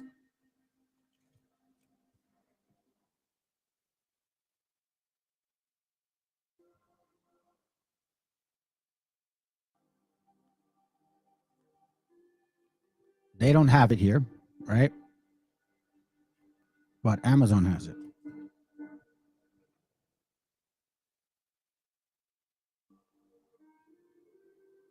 $750. $1,000 as well. All right. Now, why is it so much? Like you wonder, right? Watch this. Now, remember, let me turn on the camera because you guys need to see this. I'm not gonna hide from this, and I'm sorry. I may have to. Let's see. Could I do it? I'll do it next time. I'll change my camera. I have another one that lasts longer. It's just cheaper. Remember how it says that in 1970, this book came out of nowhere, and it was pushed in 1990, right? All right, so now I want to remind you this. I forgot to show you. The Willie letter, okay? See, look. You see how they look? Look, see? I mean, they jump on it. Look at that. Black myth, Willie Lynch is real. The Willie Lynch letter is real, okay? You see that? Everybody, you BHIs, every single one of you. Oh, pobrecitos mentirosos. So now, what's the origin of this? Who funded this movie? Oh, no, here goes. Sorry. The Great Debaters. Who funded this movie? None other than Todd Black, white Jew, Katie Ford, white Jew, Joey Roth, white Jew, Oprah Winfrey, black Jew. And all of these people, Jew, black, Jew, black, Jew, black. The movie made $30 million in 2007, which is a lot more now. Do you realize that this new movie that came out, Sounds of Freedom, didn't sell more than 30 million regarding our children being kidnapped and sent in slave trade? Y'all don't give a shit about Hispanics, man. You guys are the devil of the Bible. Straight up. Straight up. So now watch this. Okay? Where you at? Where you at? Okay? So now, I'm going to show you this. So we open this book. Let's read it up. It is a so-called Jewish lady. Watch this. The historic alliance of two groups since the 1800s. You see that? Since the 1800s. Their struggle for equality with other Americans. Their struggle for equality with other Americans and of the hostility that has grown between them in the last decade. Okay? Watch this. Let me see if something. Yep. Is it? Nope. Okay, here it goes. Right there. Watch. Watch what it says here. The Negroes and the Jews. Lenora E. Burson. In this fascinating survey of the alliance between the Negroes and the Jews. So watch this real quick. Alliance. You see, Nate, you cannot escape me, bro. You messing with Joshua. You are a demon. Watch this. Listen to what he says. I'm going to the Renaissance. They introduced another form of Christianity. Now, some books call it Roman Catholicism, where the Pope is the representative of God on earth. They call him the vicar or the replacement of God, replacement of Christ. They forced us to convert to Christianity, this new form of Christianity, wherein they were God, they were Christ. Okay, the angels were white, and that the Jews who had converted, the white man who had converted to being a Jew, they also had to, they were on top of us. This white man that we had used from the Caucasus Mountains to help, they were on top of us. This white man that we had used from the Caucasus Mountains to help us in our military, they also turned against us. Our military, they also turned against us. Never trust your enemies, brothers and sisters. We said, these are our allies. Brothers and sisters, we said, these are our allies. We said, these are our allies. We said, these are our allies. And those very same allies turned against us. So again, fascinating survey of the alliance between the Negroes and the Jews. So who just confirmed of their alliance? He said that they were their allies, and the very same allies turned against us. That's not what I said. That's what he said. It says here, the alliance between the Negroes and the Jews from the pre-Civil War era to today. Now, I have a book called The Jewish Confederate. Yes. Lots of Jewish people were part of the Confederate. Okay? Keep this in mind. And lots of black folks too. Mrs. Benson traces the historical partnership of two prejudiced against peoples and explores not only their separate and collaborated history and economics, but their individual struggles for identity, justice, and true freedom. Now, in this case here, it says the historical partnership of the two prejudiced against people. You Hispanics you guys must sit on a throne, bro. I guess you Hispanics got it good. The historical evidence traces the growing identification of the Jews and Negroes as undesirables in the United States and examines the similarity between the anti-Negro and anti-Jewish hate campaign, both and present. Through actual interviews and personal experiences, the author analyzes the complex sociological and economic pressure exerted on in by both. Now, when was this book written? Oh, watch this, okay. Her discussion ranges from their problems of identity with psychologically WASP America to the psychological implications of prejudice as it has affected housing, education, and job opportunities to them. Really? To the factor pressuring the two groups into both cooperative and competitive efforts. And finally, to the present phenomenon of black anti-Semitism towards the Jewish community, which has assimilated into white America. Benson concludes by documenting the historical reasons for the Jewish community's fear of this black anti-Semitism, suggests that the tension surrounding that conflict must be resolved by the entire American community in an effort to realize this country's promise of equality. Really? Watch this. This book is expensive for a reason, fam. And it's on its way. To the Memory of My Father. Book was written in 1971. When did the Willie Lynch letter show up? 1970. When was it loaded in the server, Gopher server? 1990. All of a sudden, it's found in the website. Who has power to do this? Them, the white, fake Jews, right? Who pushed the movie, The Great Debates? Who funded that movie? Who were the producers? Who were the writers of that movie? Because you had to have writers, editors. You had to have scholars, people that actually found out about this thing. You had to have spoken with that professor or his family. So now you lied on the professor. You lied on Harvard. And now we know who has the power. Watch this.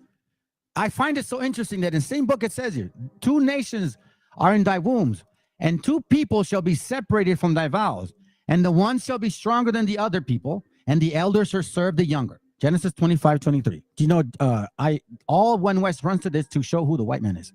So what they're kind of saying is that they're Jacob, and the white man is Esau.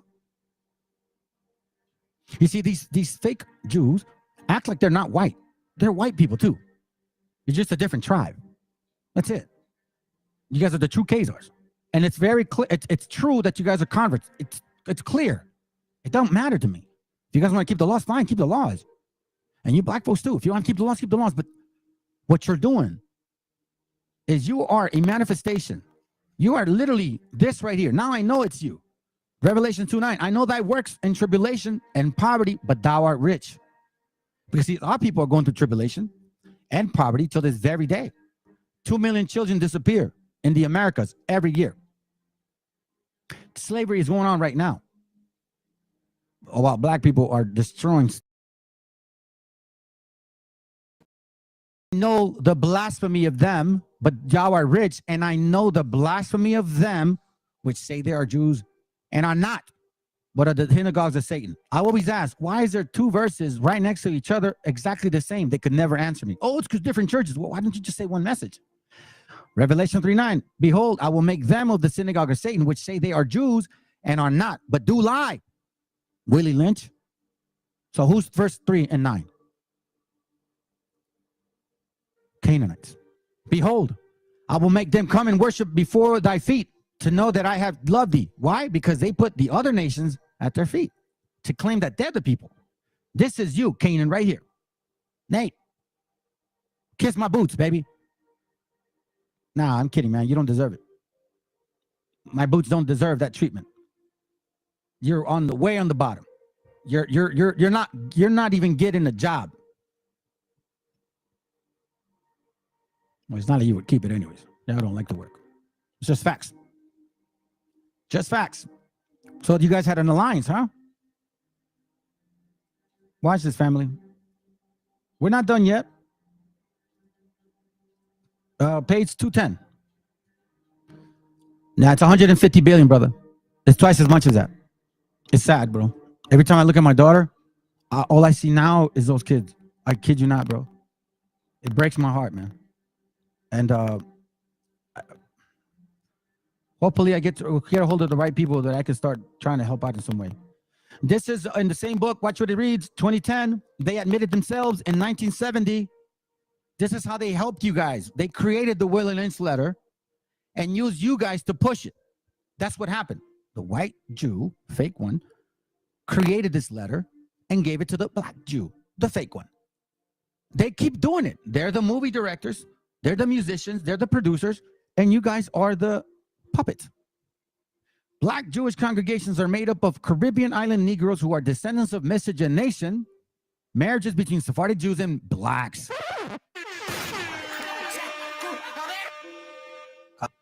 Bruh. Wait a minute. Jewish and black descendants of slaves in Jewish-owned southern plantations, left over from the Back to Africa movement of 1920s. And recent converts. Now, remember, the Black Africa movement, right? Why didn't they use that book then? They would have definitely made a lot of moves, right? Because it's a lie. It's a lie. All made up. Magic. Magic. Hey, Deacon Ithon, did you not find this? Or were you too busy banging on your neighbor? Cheating on your wife? All wise, all knowing, yet the simplest thing that says keep your pants up, which you can't control because you didn't just slip and fall on that woman. Y'all are sad, man. Y'all a sad joke. The conversion began with the Great Migration of 1915 and hit their peak in the 30s and 40s. You see this? In the 30s and 40s. The Great Migration. In 1948, you guys were all about it. And now you have a problem? They are almost solely a northern urban phenomena. Some converts are open about the source of their religion's alliance. Boom! Says it again. Nate the Snake Roberts. Hey, Nate, where you at? Hold on a second. Hold on. Man, I'm trying. Look, listen, fam. I'm really trying to get somebody here. Where you at? Somebody, please. Somebody tell me that I'm wrong. Come on my channel and prove me wrong. Please. Please. I beg you. I plead. Please correct me if I'm wrong. The conversion began with the Great Migration in 1915 and hit their peak in the 30s and 40s. They are almost solely a northern urban phenomena. Some converts are open about the source of their religious alliance, like Nate. They were our allies, but these very same allies turned against us. Gay ass fool. Others in great need of support claim to be falashas in great need of support. Fopi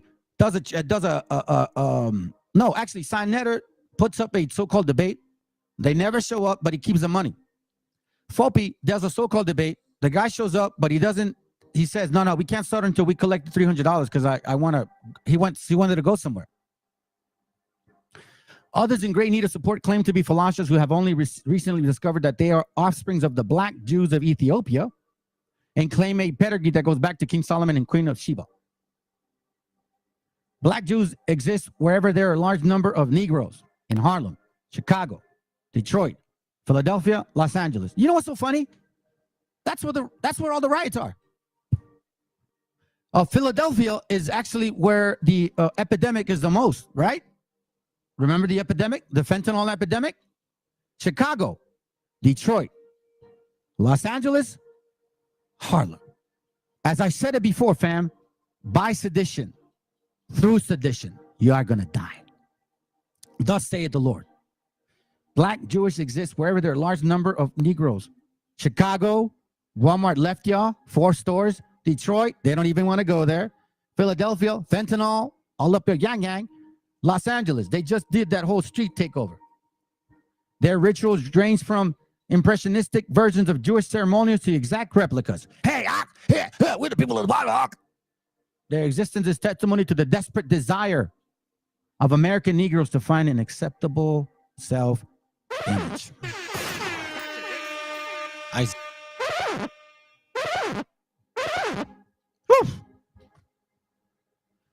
It's getting hot in here. It's getting hot in here, man. Watch this. Debunking the Black Hebrew Israelites, Part 3. What is the synagogue of Satan?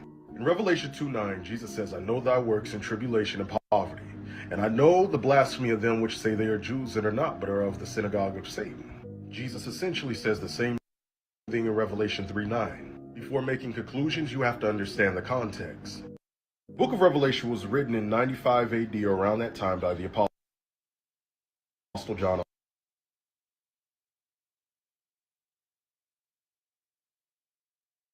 Yeah, something's wrong with the video, but it's interesting. But he's more of a Christian.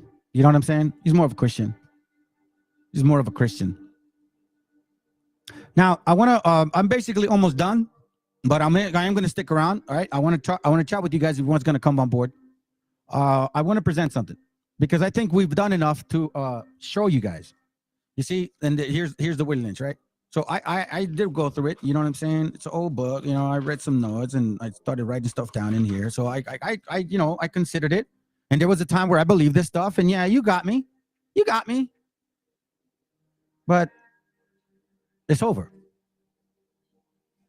So there's no excuse anymore. There's no such thing as the Willie Lynch letter. The white man never did this to you. Matter of fact, it was you guys that did this to them. Yeah. Did you guys know that white people were being enslaved before black folks?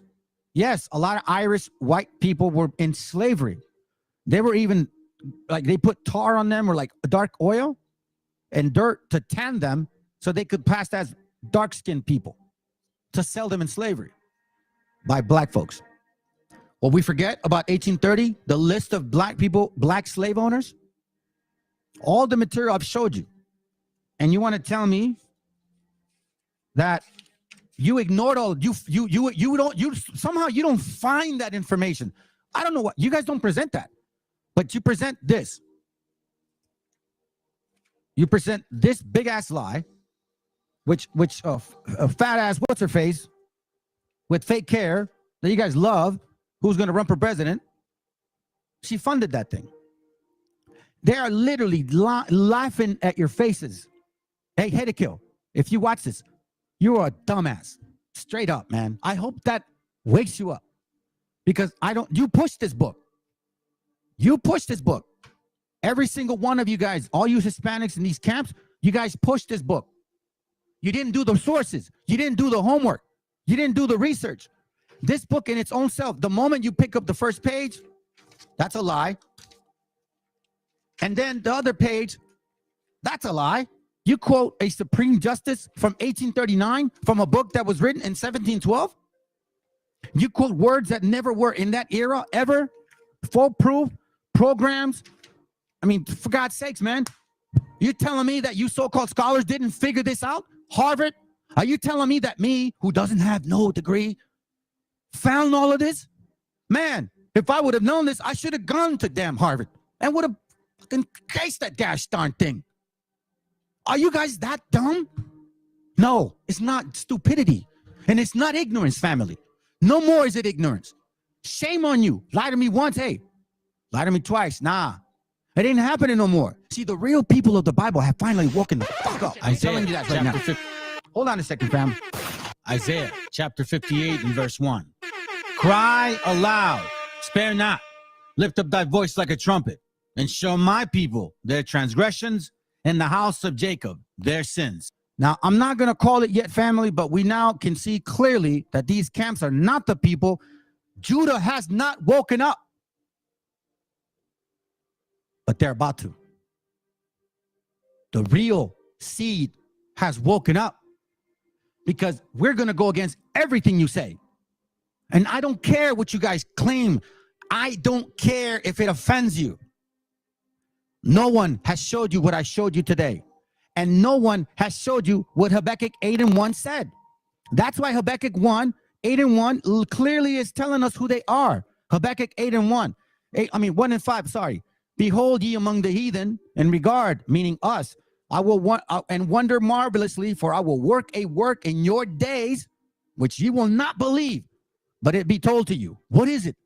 They are terrible, dreadful. Verse 7, their judgment and their dignity shall proceed of themselves, which is doing it right now. Watch this. And when they came, their horses are swifter than leopards and are more fierce than the evening wolf. Just exactly what the people saw in Europe when the Africans came in Spain. Now you telling me that you're not going to wake the hell up? He is literally telling you what's going to, I'm showing you what the Most High showed me last year. When I saw this in another matter, it hit me. I didn't sleep for four days, family. I'm not lying. I let the Most High punish me if I'm lying. I didn't sleep for 4 days. I didn't eat for 4 days. I was going through a trance when all of this was being brought to my attention. I was scared as hell because I knew that this was the biggest lie. They literally created the yellow brick road, right? Follow the yellow brick road, guys. This is the path. This is the way. That's the trip. That is the fall. Right now, all I see is a bunch of you guys burning, bros. Begging like Lazarus across. And you're going to see me. And you're going to wish I can even give you some dopes if I get a chance. Because I'm not doing this for a narrative, man. I just want truth. And I dug this far because I wanted to know if I was the people of the book. Because I don't want to be if I'm not. And if I wasn't, I would only focus on just asking God for her to forgive me. But see, the Most High gave us rules, statutes, and commandments and wisdom and this understanding because he wants us to be an example. Not a stupid replica of fucking idiots. Excuse my language. Sorry, fam. This is just getting heavy. So now I'm going to show you this, okay? I'm going to show you something. I'm going to read these to you because this is important. So this is why when I heard about this, I thought about the migration and I was like, that's why I agreed to everything that I learned. I welcome it. A lot of these so-called Hispanics, fake ass fools, right? All of these guys on Facebook and all that, man, they're all, oh, the Eskimos aren't Israel. They're Native Americans. They're Siberians. Even Hispanic people say that, right? I want to tell you something, man. They're my people no matter what. Until otherwise, they're my people. Why do I say that? Because it's very clear about these scriptures. Numbers 1 and 2. It says here, take ye the sum of all the congregation of the children of Israel after their families by the house of their fathers, with the number of their names, every male by their poll. So the seed comes from the man.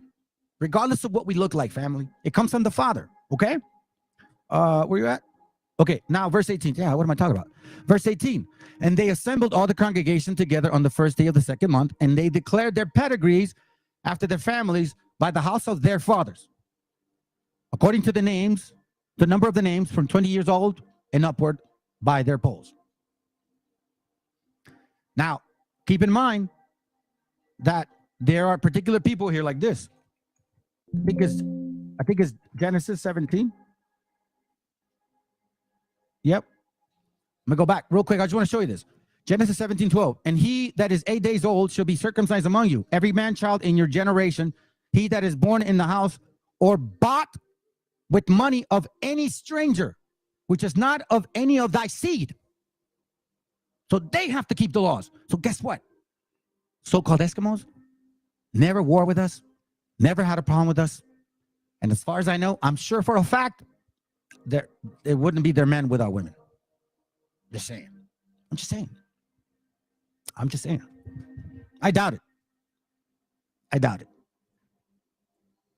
Ezra 2:59. Watch this.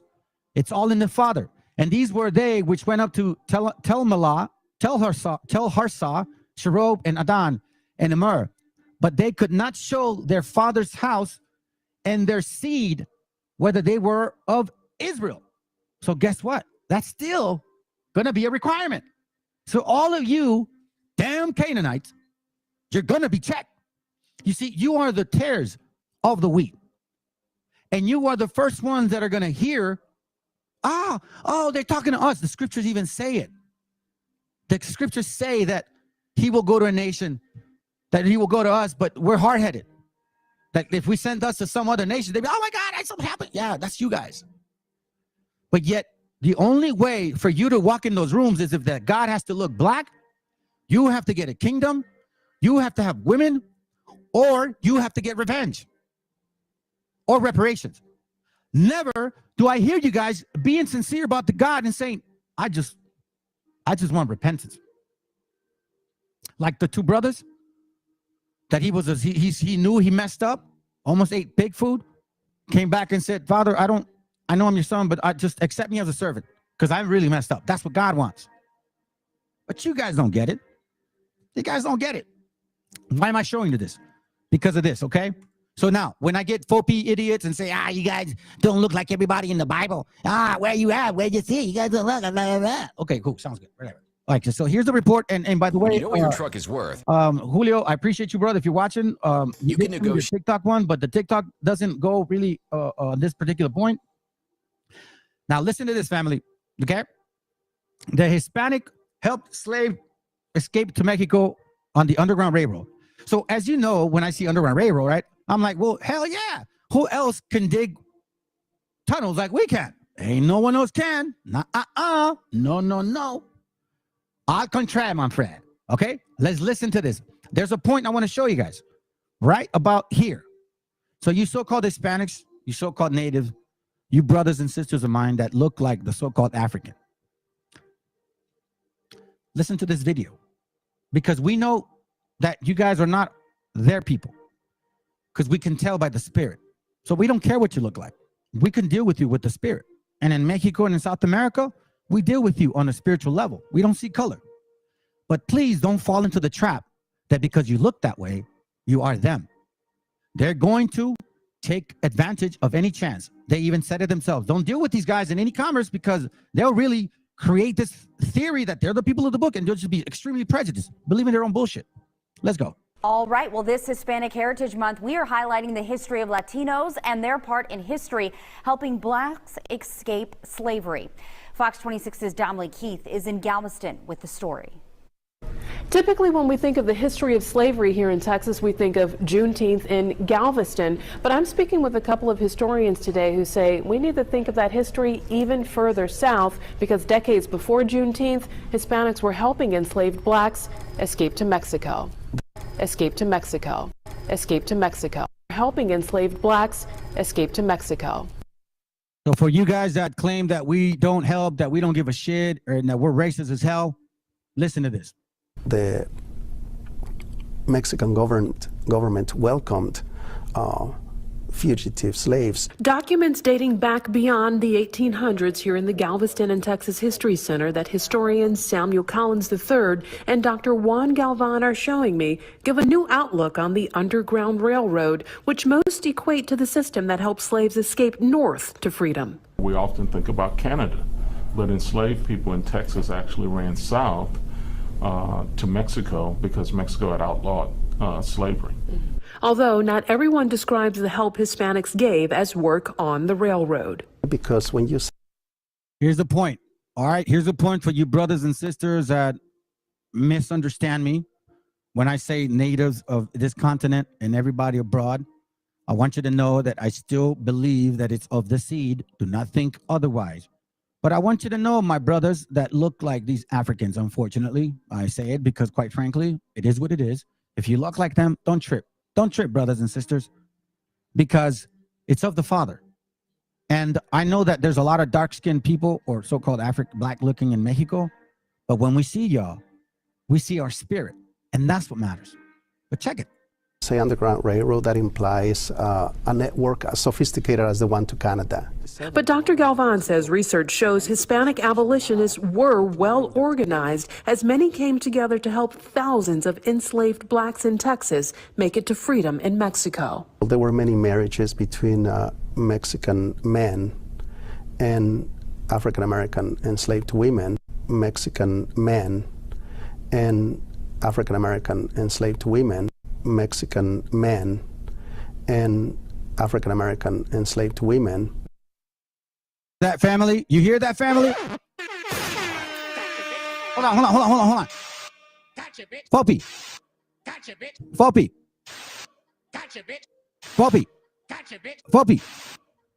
IOIC. GMS. Oh, and Sakari. Damn kids. Wear your diapers, man. Put some diapers on. I don't know nothing. You see? Let's continue. Part of the story is that people were not just waiting to be rescued. Collins says some slaves saved for years to pay to be taken to Mexico. When Texas was still Mexican territory, it was illegal to have slaves here. So slave owners began drafting contracts like this. The papers would claim the people listed, including some as young as 3 years old, agreed to work for them for life. For the term of 99 years to learn the art and mystery of farming and planting. So friends to the south stepped in. In 1857, the government of Mexico amends the Constitution now, declaring that any former slave who steps on Mexican territory is now a Mexican citizen and therefore a free person. Once slaves escaped to Mexico, many made good lives, including a couple of Sam Houston's former slaves. One of them became a barber and opened a barber shop in Matamoros, Mexico. Another one became an officer in the Mexican army. And these are just a few of the books of Books, fam. Take a picture of these books, fam. I'm telling you, this is important for you to know. Here it goes. Take a picture, please. Take snapshots. You got to get these books, fam. All right, here it goes. And these? You have Juneteenth 101. Juneteenth, slave narrative, seed of empire. Joe the slave became an Alamo legend. Black and brown. The Cinco de Mayo.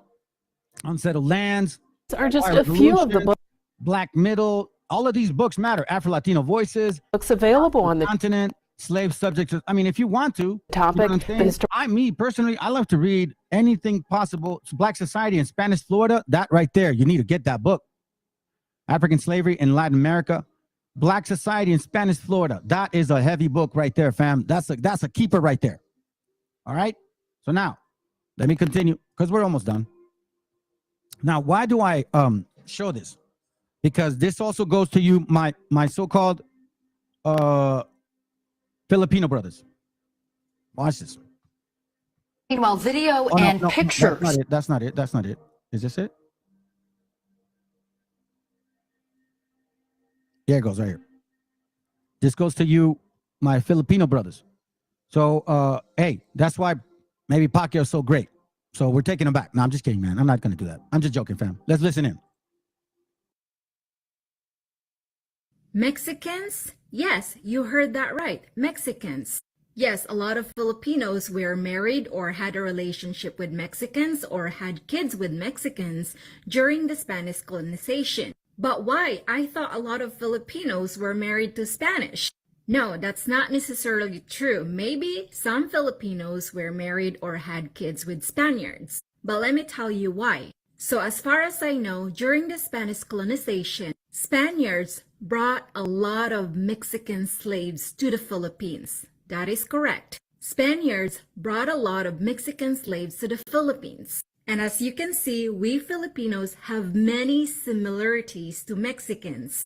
Our body belt, music, and food, and much more. And this is probably the thing that many Filipinos would not accept. In our whole life, as far as we know, we were colonized by Spaniards. But many Filipinos had relationship with Mexicans. Relationship with Mexicans had, but many Filipinos had relationship with Mexicans. And many Filipinos would probably not say we are part Mexicans because they will be proudly say we are part Spaniards. And that is why you're never gonna hear from a Filipino except me that we are part Mexican, except we are part Spaniards. It's the same thing when Japanese went to the Philippines and enslaved a lot of Filipinos to do their work.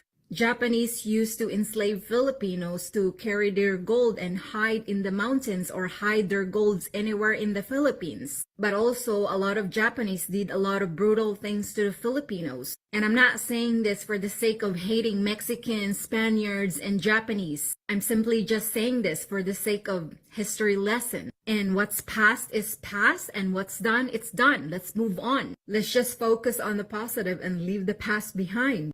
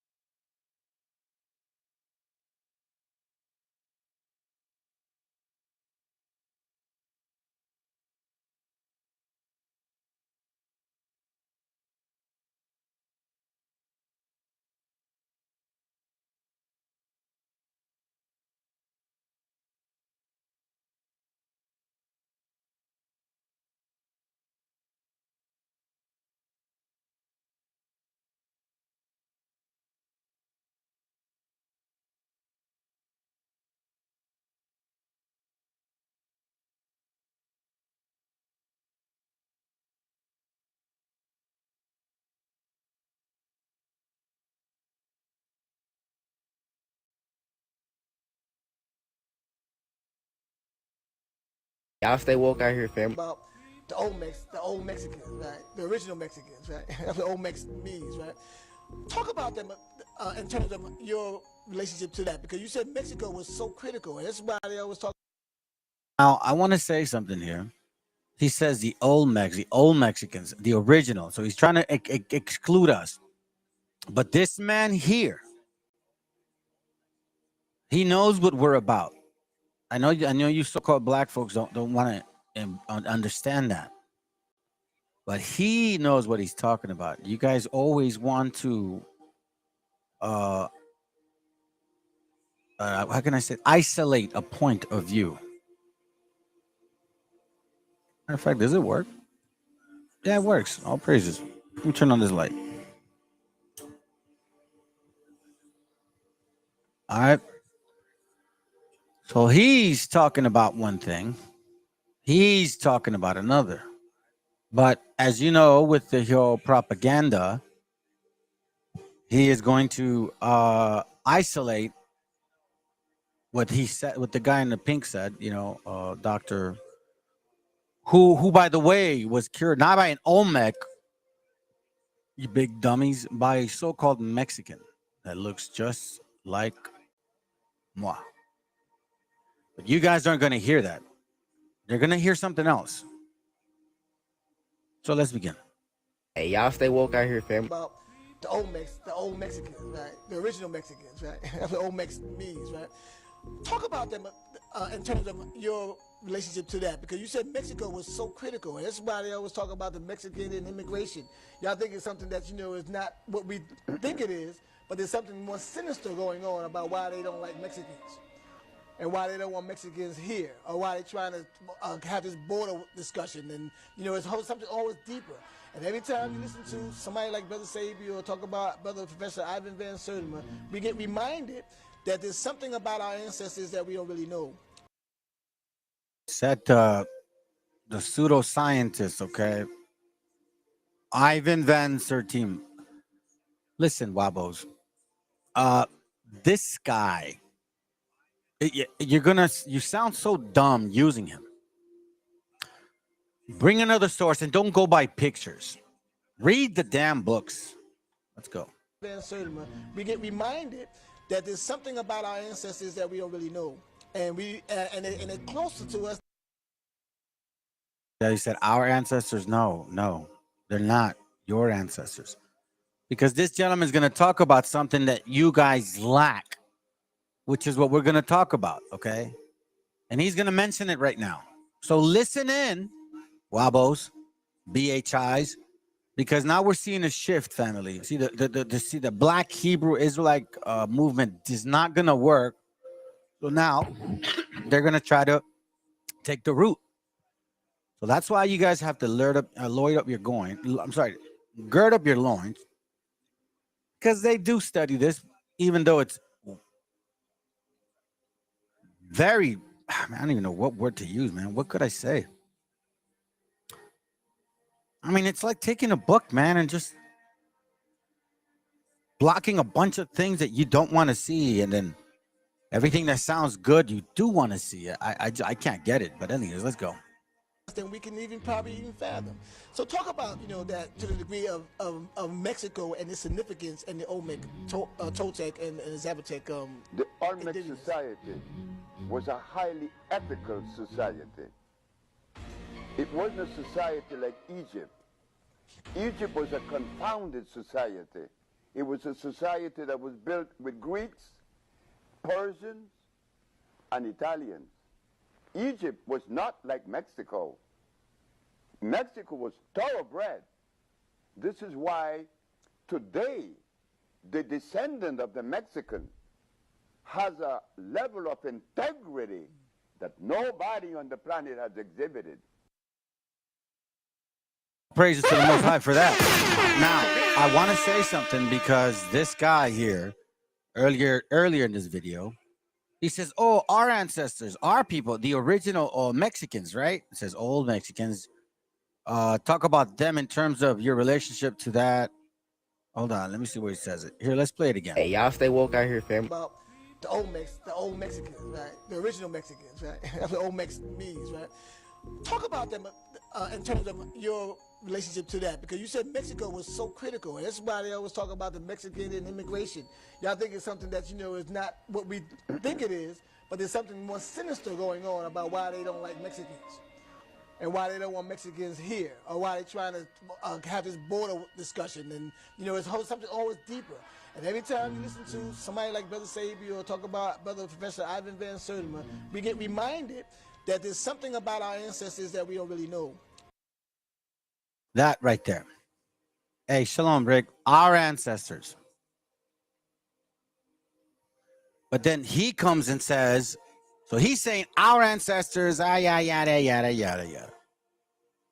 Okay, let's continue. And they're closer to us than we can probably even fathom. So talk about, you know, that to the degree of Mexico and its significance and the Olmec, Toltec and Zapotec. Those are obviously other that they use these specifically for more often than not. So now he's saying, oh, talk about the Toltec, Zapotec, and all their thriller background sound, you know, like boom, boom. Oh my God, Jason's around the corner. But yet he's talking historically with a narrative, and Sebi is talking about us today. Today. All right, let's go. The Olmec society was a highly ethical society. It wasn't a society like Egypt. Egypt was a confounded society. It was a society that was built with Greeks, Persians, and Italians. Egypt was not like Mexico. Mexico was thoroughbred.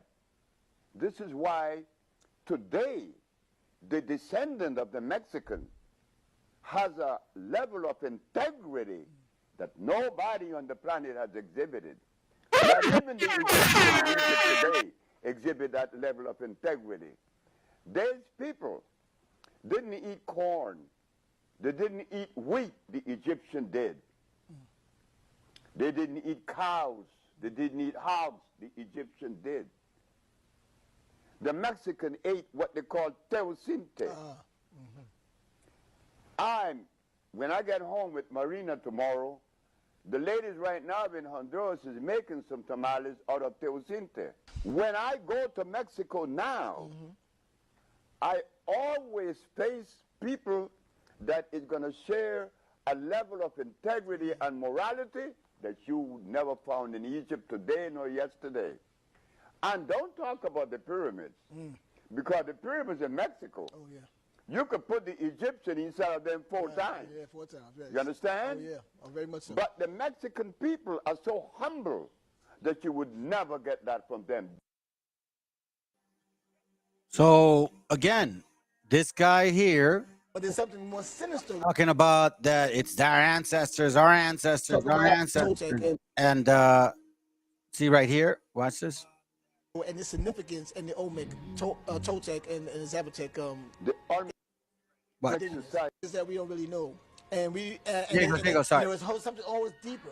And every time you listen to somebody like Brother Sabi or talk about Brother Professor Ivan Van Sertima, we get reminded that there's something about our ancestors that We get reminded that there's something about our ancestors. But Sebi's talking about people of today. Today. Not ancestors, not Toltecs, Olmecs. If you think you're them, Sebi's talking about the people of today. So don't get it twisted. And the only way that you're able to have people like that of today, it has to come from the seed of the man. Don't get that twisted either. Because I know a lot of you guys, a lot of Wabos, a lot of natives even now, like I'll give you an example. Because I work in a particular, I'm doing something, kind of checking to see how it works, right? And this lady comes up to me and she's showing me her documentation to, you know, to see if she qualifies. And I see her, you know, hold on, let me do it like normal. So I see her, right? By the way, I shaved extra, family, so forgive me, man. I try to do it in the bathroom. So I see her, and she looks like a typical, I guess what people call Karen, right? You know what I mean?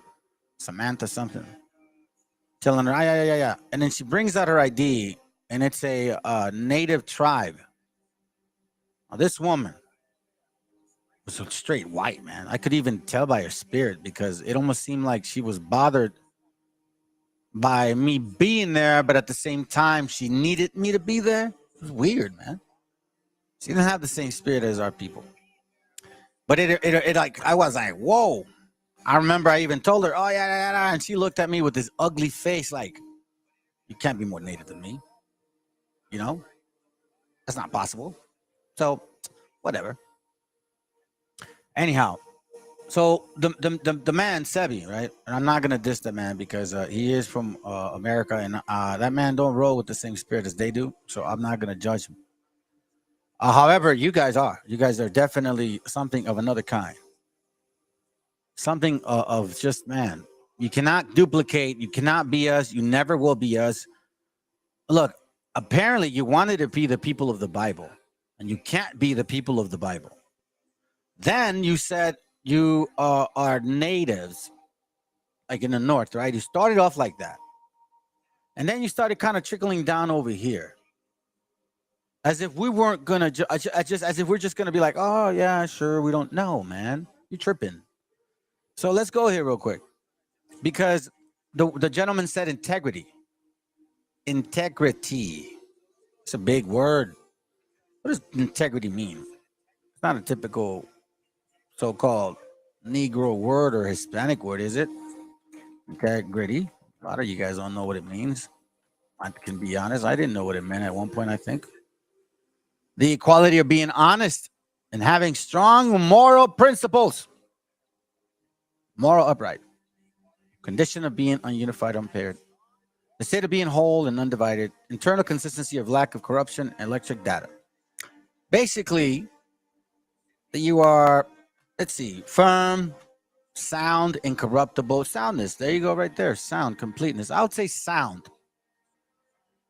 Prudent. You're very mindful of what you're saying, of who you are, and I guess now in our walk of what you teach. But that's not something that I see. Has nothing to do with color, man. It's just your spirit. Lamentations 3:40. Let us search and try our ways and turn again to the Lord. So it says, let us search and try our ways. So how do you know if you carry or lack integrity? By searching and trying your ways. Meaning, if you're in this actual walk, if you're for real, you should be examining yourself daily. And you should be searching deeply. And you shouldn't be like ignoring those crevices and saying, I'll deal with that sin later. No. Let us search and try our ways, so then we can then turn again to the Lord. Because if you are still wicked, yeah, wisdom will walk with you, but eventually she'll spit you out. The Lord is going to be that way too. He gives you a chance. Then eventually he's going to get tired of your ass. Then again, you know, I mean, nobody can tell you how many times. Everybody has a different type of mercy period. They say a just man falleth 7 times and he gets back up again. So it is possible. All I'm saying is that if you want to be consistent, let us search and try our ways and turn again to the Lord. Let not be like these other nations. Because I don't look. I don't think I'm the only one that could have found this family. There's no way. You know, you guys are all butthurt. So-called Black Americans are butthurt because how can Florida be teaching? Florida is teaching that African Americans benefited from slavery. Well, yeah, you did, and we have the receipts for it. You guys like to say receipts. We have the receipts, and it shouldn't hurt you. You know, instead of being concerned about you, if you had integrity or morale or empathy or sympathy, because we got brainwashed with a lot of that shit, you would say, you know what? Could we have done that? And if so, who did we hurt? Because this black and white thing, listen, black and white people, okay? Dear black and white people, look at me. Dear black and white people, we are here. We've been here. This telenovela that you guys play around, you know what that is? A soap opera. This soap opera that you guys are playing with, I know that you forget who's around, but we see everything you do. And you ignoramuses must have forgot that we were here. I know there's only 2-3 of you watching.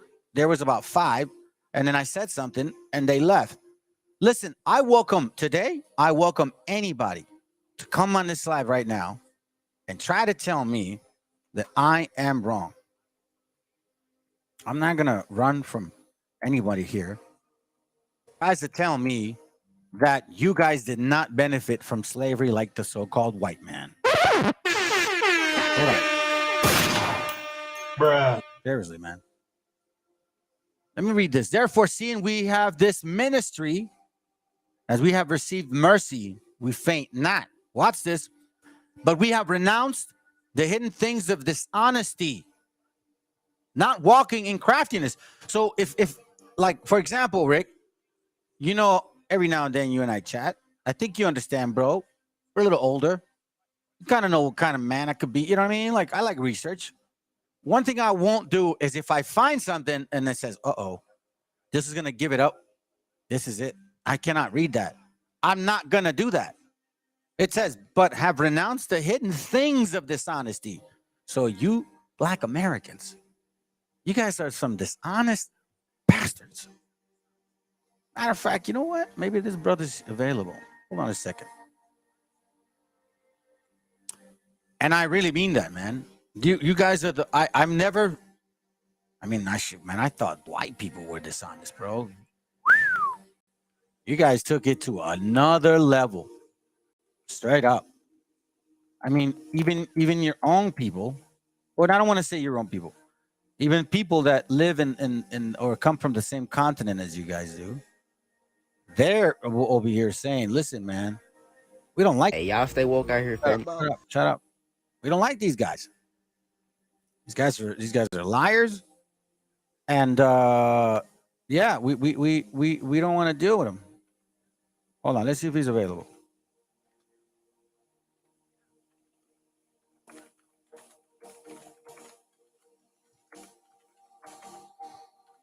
Anyhow, so, you know, one thing that's I want to make sure you guys understand it. If we renounce hidden things of dishonesty, if I find something, family, and it shows that, hey, listen, we're not from here.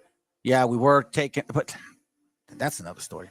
We're not from here, whatever it is. Or let's say we were in Hebrew, right? Fine. I'll tell you guys, we're not. And you just live with it. Keep dreaming of the Gentile dream. I wouldn't. I'd keep the laws, and that's it. Not with expectations. So it says, but we have renounced the hidden things of dishonesty, not walking in craftiness, meaning when you find something like Sakari, oh, it was just one conquistador, disregarding it. That's walking in craftiness. That's hiding secret things that you know. You guys all knew, all you Black Americans knew. All the books that I'm going to show you, you guys all knew this. You act like you don't know. You do know. It is in your face. You have people that write these things. African Americans owned slaves. African Americans helped the Spaniards take Florida. Yes, you benefited from slavery. I don't know why that's such a difficult thing to wrap your mind around. Maybe because you are as bad as the white man. Is that why it's offensive? Well, then deal with it. Deal with it. As far as I know, in our land, and even if you say, well, Indians enslaved each other, yeah, but that's a house problem, so shut up. Or worst case scenario, somebody says, oh, the Trail of Tears, you guys had slaves. First of all, I know it's not true. And okay, I'll give you that. Compared to what you guys did, you guys are silly to be arguing with me about that. Then it says, but if our, hold on. Let's see, not walking in craftiness, nor handling the word of God deceitfully. So if I show you a book like, let's say I tell you, now, Ak, you see, in the Virginia, the Old Dominion, you see, Ak, this book right here, Ak, yeah, you know what I'm saying?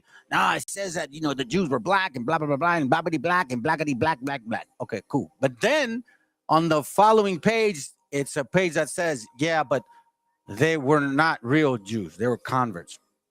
I won't show you that. That's called nor handling the word of God deceitfully. Why? Because I'm trying to match a prophecy to a history.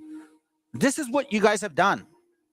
America, unfortunately, this is the reality. Now, I'm gonna, I don't know, man, you guys believe it or not. I don't care. But I'm telling you, I don't know why, but there's no doubt. There's no doubt in my spirit that this exactly was a created prophecy. There was no such thing as, well, there was a transatlantic slave trade, but it wasn't driven by black folks, meaning that they weren't the ones in the ships. They're the ones shipping people. So a lot of history has been hidden from us. And that history, to relabel it, reslap it and say, yeah, only they went through it, not you Hispanics. It sure as hell says, don't do that, because it says, but we have renounced the hidden things of dishonesty, not walking in craftiness, nor handling the word of God deceitfully. Like, hey, give me Deuteronomy 28:68. Yeah, you see that, man?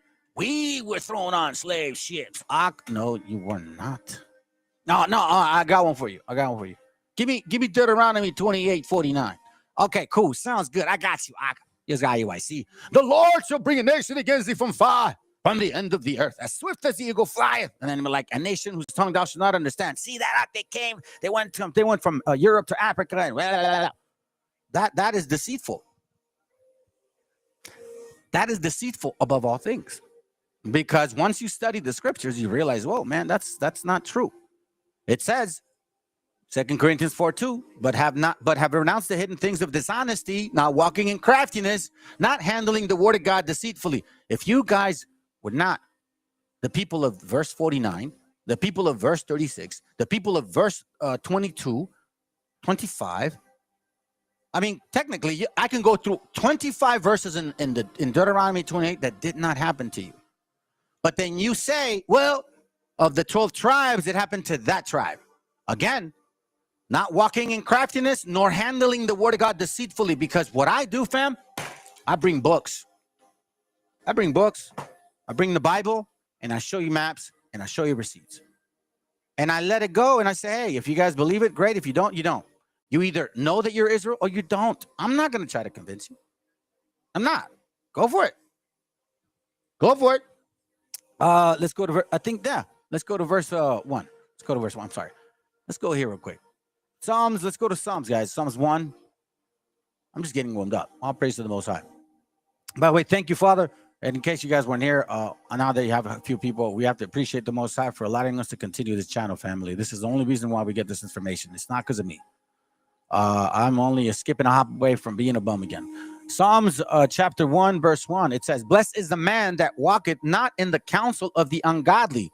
So when you understand ox, and I mean brothers, not animals, when you understand that you're walking with an ungodly or a deceitful nation or an unsure feeling, you're walking ungodly.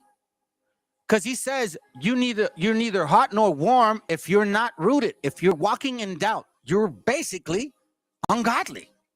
So y'all brothers got to decide, and you sisters too, and you brothers and sisters that are in these camps, having babies with these other nations because supposedly they're more brown than you. That's pretty dumb, okay? Because no melanin is going to get you in the kingdom of heaven. That's for one. Lack thereof or more, okay? No woolly, that's BS, all right? And then you're neglecting your own fam, man. You stay in these rooms and you're looking at these pictures of these AI black women who are mixed with white and black, and a couple Asians too in there. Yeah, it's true. And then obviously our bloodline, because they took a lot of our sisters in Partis Quita Ventrum. Yeah, you're like, oh, well, I guess God, and that's why the whole manifestation of dealing crafty with the word. Now you got people over here in their minds thinking, I'm going to marry into a black person so that maybe God would forgive me. I don't want to marry that light-skinned Mexican or Puerto Rican because, oh, he's tainted. He mixed with the white man. Well, guess what, big dummies? Bob Marley has many sons and many daughters. Etta James, I don't know, what's his name? Frederick Douglass, W.B. Du Bois. A bunch of black folks are white. That's why when that 12 tribe chart is in your face, you should think, shit, I need to run. Watch this. Blessed is the man that walketh not in the counsel of the ungodly, nor standeth in the way of sinners. If you guys want to believe that, go ahead. Because even they understand what integrity means. The problem with our men is we just haven't had the Bible. And because we haven't had the Bible, we haven't conducted ourselves properly at home. And because we don't have the Bible, we don't tend to choose good women sometimes. But a lot of you women, our sisters, do have a good soul. We understand that. I know that y'all are just waiting for us to get up and go. Well, hope, Lord willing, some of them actually listen. It says, nor standeth in the way of sinners, nor sitteth in the seat of the scornful. So again, you guys, look, I've told people before, man, and I say it so many times, you guys don't listen to me. I'm like a horse, and I got visors. And I hear you guys, and I understand, and you tell me this, and I get that, and blah, blah, blah, and I get it. But you know what, man? All I see is this path right here. And I see everybody's arguing, whatever. I'm just like, yo, I'm sticking to my base, and that's it. I'm keeping it simple, stupid. Simple, stupid, yo. We're going to go to verse 6, all right? And he shall be like, verse 2. But his delight is the law of the Lord. And in his law does he meditate day and night. So this is basically when I talk about search and seek the Bible to find yourself. Search and seek the Bible, or search and seek yourself so you can see yourself in the Bible. That's what it was made for. We don't need 50 books, family.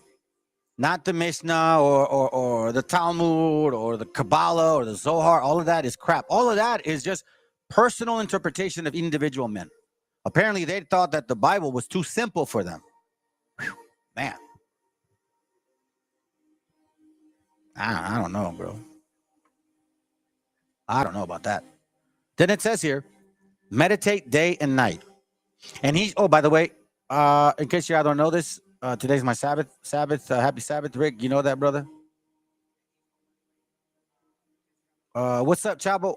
Hey, by the way, who are you, bro? Who are you, by the way? We need to know who you are. And he shall be like a tree planted by the rivers of water, that bringeth forth his fruit in his season. I've told you, brothers, talk to some of you guys about how bringing up your family in this walk, like actually bringing them up, and through you being well rooted, you become a tree, and that root is water that is being fed to you. Now it says, bring forth his fruit in his season. So you, as a tree, in a sense, you are a protector of your family, and they need that shadow. They need that understanding.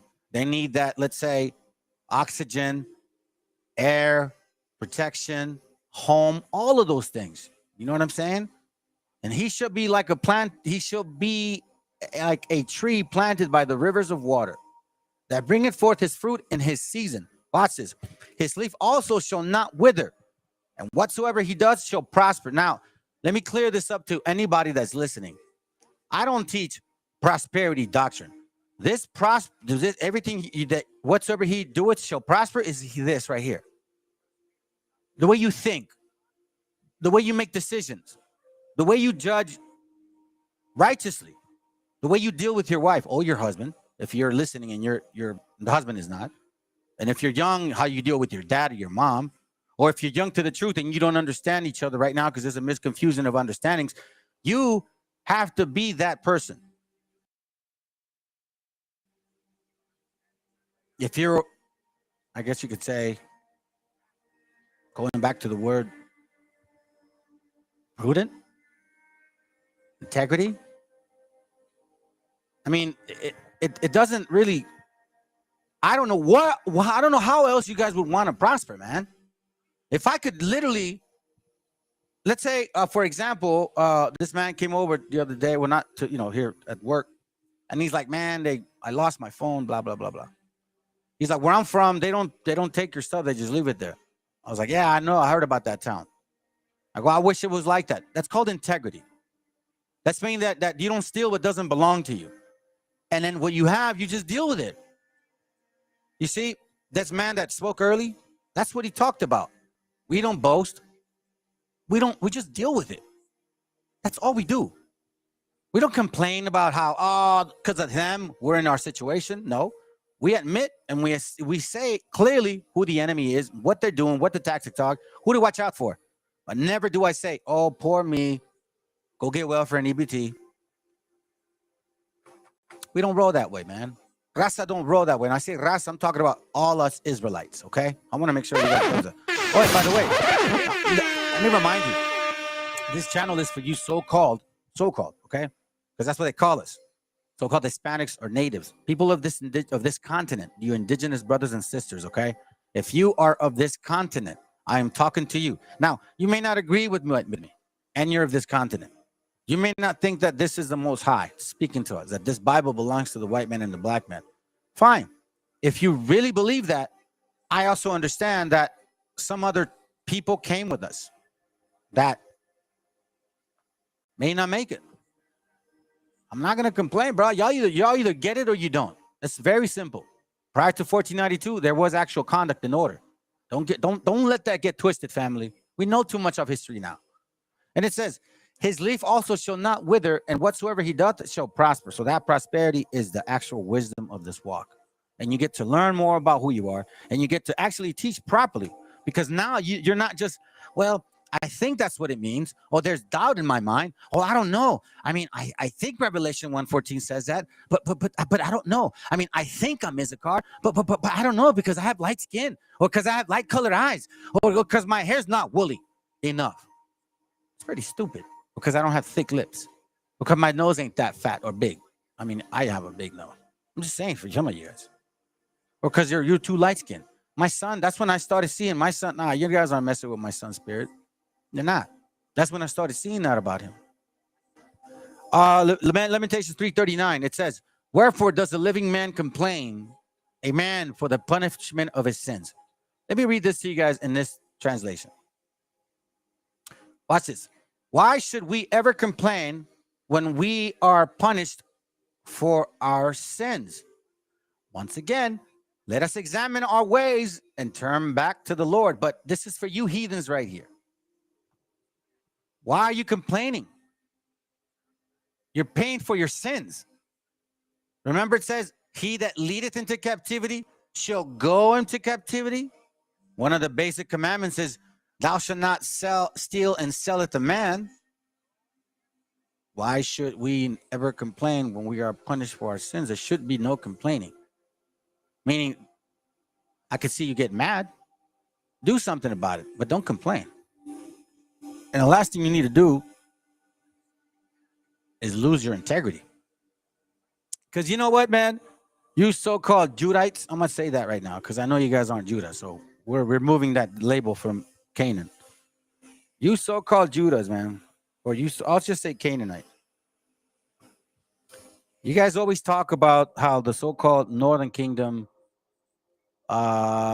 is very simple-minded, silly dubs, lacking integrity, all of these things, right? But it's funny because I did my homework on you guys, and you guys are actually the #1 integrity breaker of them all. Psalms 19:1 says, how clearly the sky reveals God's glory, how plainly it shows what he has done. Oh, man, I didn't want that. Let me read that. The heavens declare the glory of God, and the firmament showed his handiwork. Oh, that's not. Oh, Proverbs. What am I doing in Psalms? No wonder. Proverbs 19. Check this out. Proverbs 19:1. Better is the poor that walketh in his integrity. You see, because all I notice about One West doctrine is prosperity doctrine. Give me money. Let's have what do you call that? Black Fridays. The IUIC likes to do that. Fashion shows, stealing people's designs to sell bracers. Hint, hint. IUIC. Selling shirts with fringes that cost like total maybe like $12 to make and all that expense, and they're making like selling them for $50. That's what it's about, man. Better is the poor that walketh in his integrity. As you can see, family, getting drunk. That's for sure. That is for sure. Okay, that's okay. So far, okay, cool. That's for sure. Better is the poor that walketh in his integrity. And you know, if I know for a fact, and I find something, family, that shows that we're not the people, or you guys that are watching, and that's why you're watching, I'll share it with y'all. And if we're not, we're not. It's called integrity. That means that you're not going to take what's not yours, and you're going to accept what's not yours. You're not going to be like Esau, because it sounds to me, which I find interesting. I don't know, man. I'm still trying to discern that, because you guys complain like Esau. What about my blessing? What about my blessing? What about my reparations? The white man got it. Oh, you guys act like Esau, bro. And then, you know, it's so funny. I find a lot of Dukes of Medici, and they were black. Something to think about, huh? But then if we give you that angle, then One West is going to be like, black Edomites. But then that goes against your whole doctrine about red Edomites. Then what are you going to do now? Can't play tennis with this. Psalms 19:2. Also, actually, no. Just one. Better is the poor that walketh in his integrity. That he that is perverse, that he that is perverse in his lips and is a fool. Because you know what? The Willie Lynch letter was a lie. You lost your integrity. You really pushed the truth so much to match prophecy that you lost your integrity. The Willie Lynch letter is a lie. There's no denying that.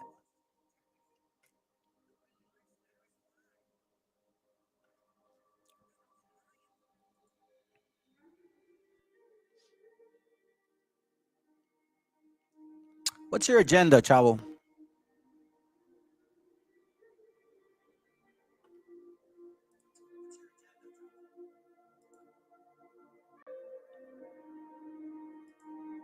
Just curious about you, man. Just curious about you. You're very look, if you know me, that's my number right there. Call, text, or email. Whatever it is that you're insinuating. I'm not sure why you're doing what you're doing, but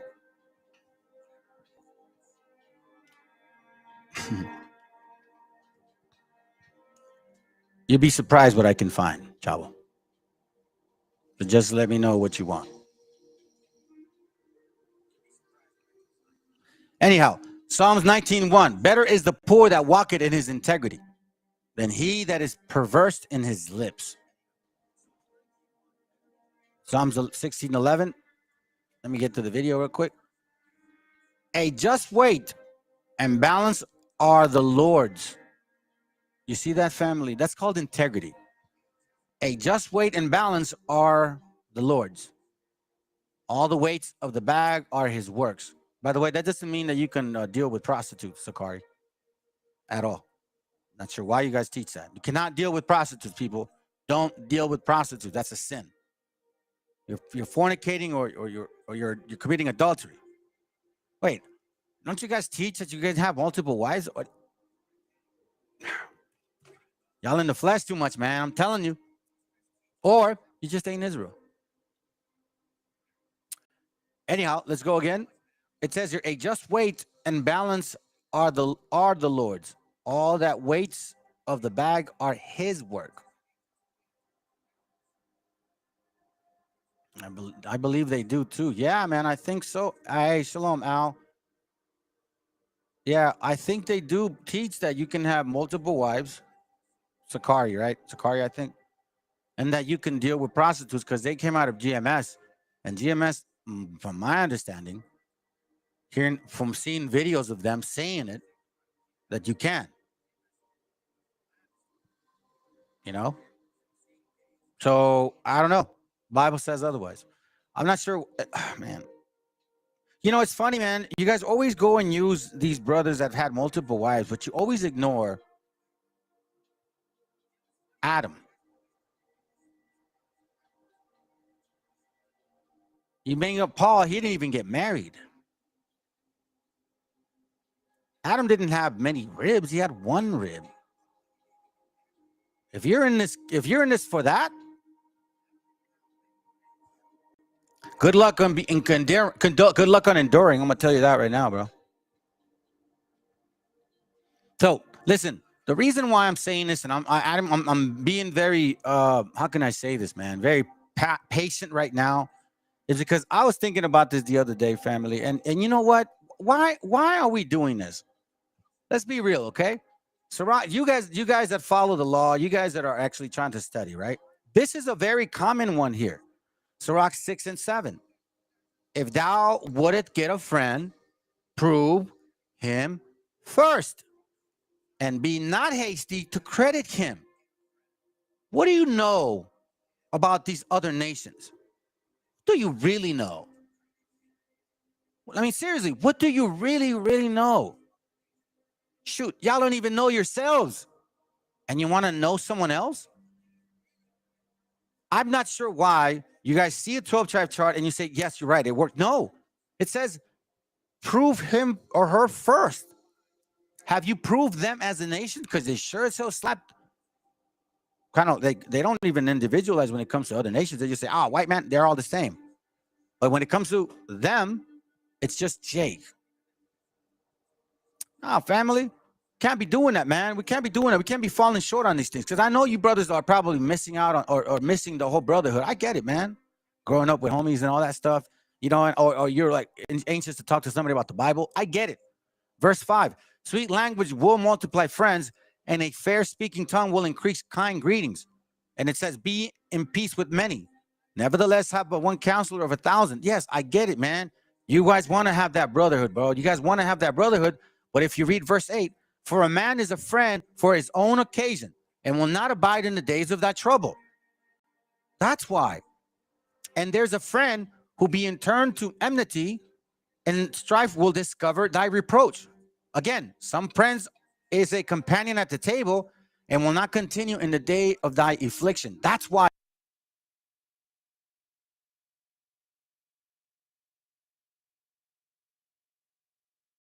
Hey, let me answer this question, brother, because I think it's important to answer this question right here.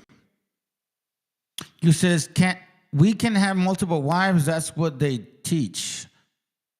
Let me say this to you, okay? And matter of fact, you know, I'm gonna be real with you, okay, brother?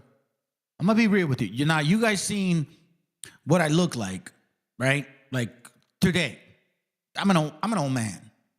You know what I'm saying? Like I'm an old man. I'm not an old man, but you know, I'm almost 50, brother. You know what I'm saying? So I'm not an old man. But it's like, bro, I had to be reminded of the fact that, because I have young brothers be like, hola, señor, ¿cómo está? Hey, viejón.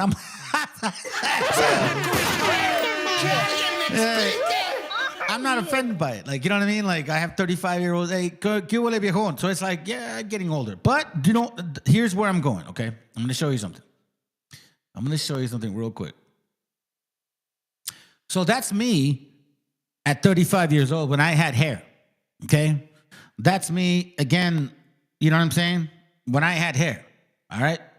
Now that's me and my son when I was around 25 years old, okay?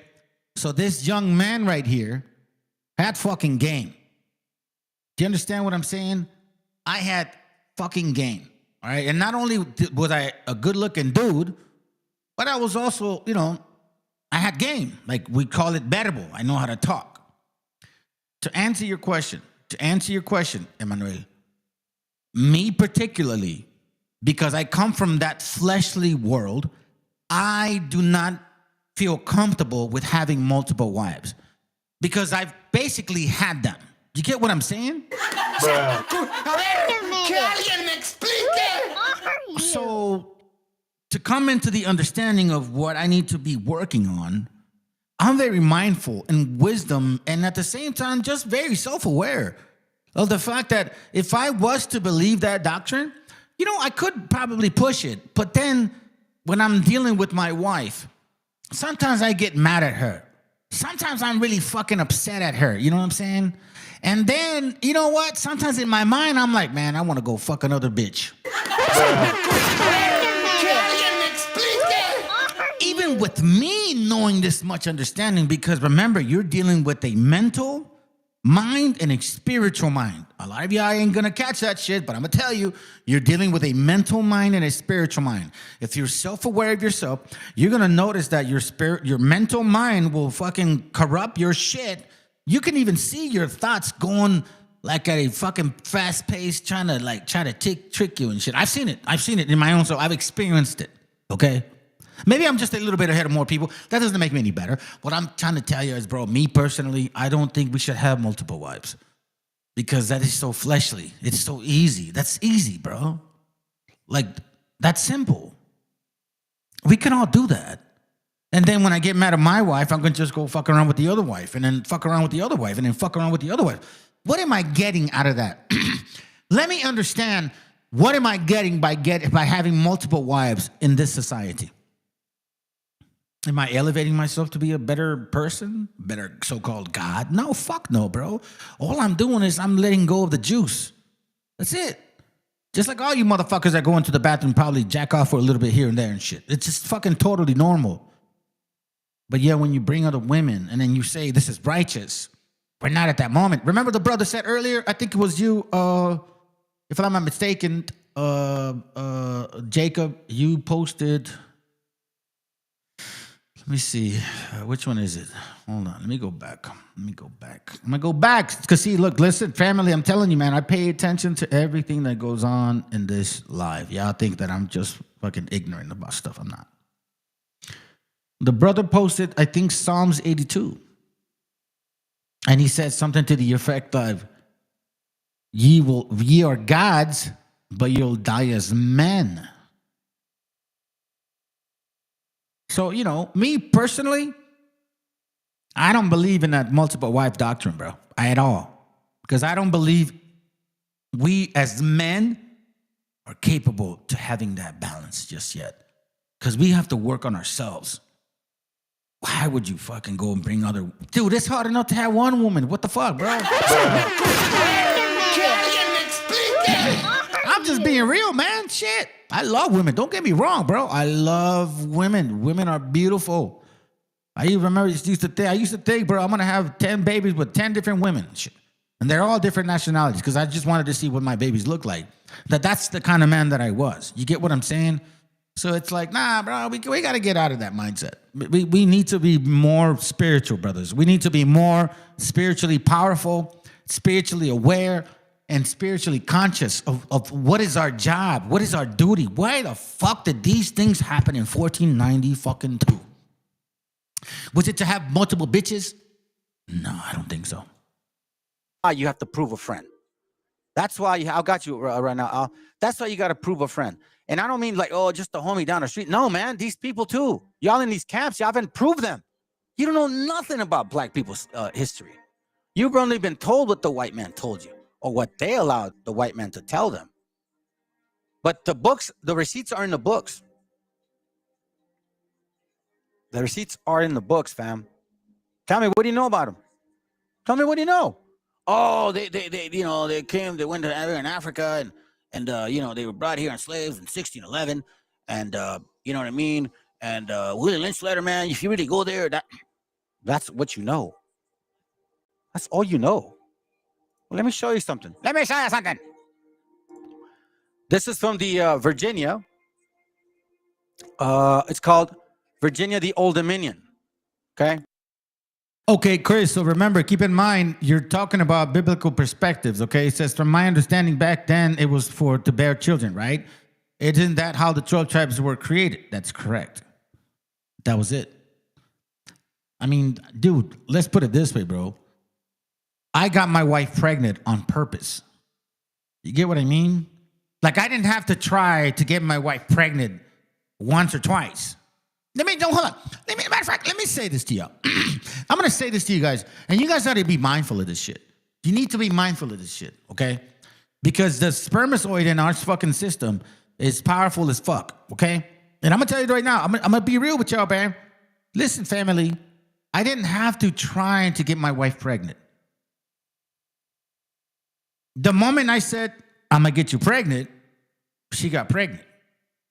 Now, for you guys that don't know the actual concept of pregnancy, when a man spits the sperm, the woman needs to have an orgasm so she could, suck on the fucking sperm. If she doesn't have an orgasm, there's less likely chances of that baby being born because her, for lack of better words, her coochie, right, or her tenders or her private part is not sucking. On top of the fact that the fucking rod is in there, like she's not sucking off the rod. You get what I mean?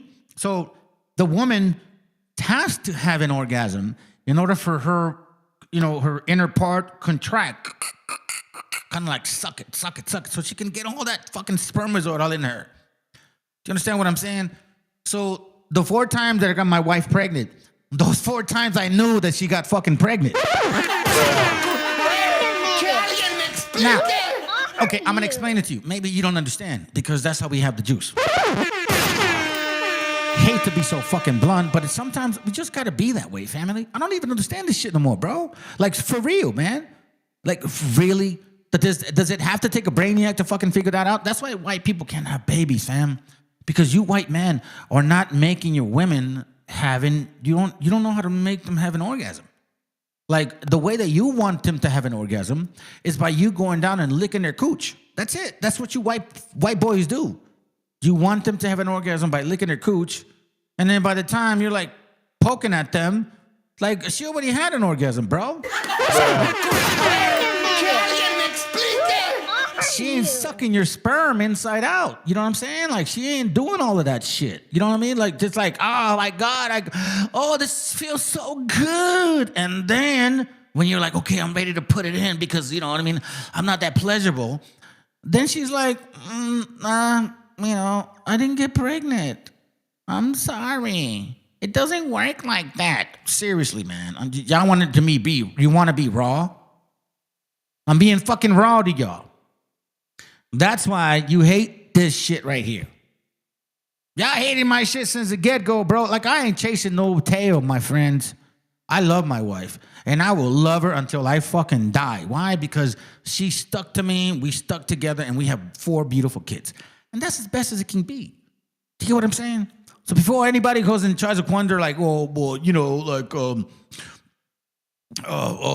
nobody wants to have babies with you guys, or you guys are replacing us. No, white folks, listen. We're not replacing you. Your white women are not having orgasms.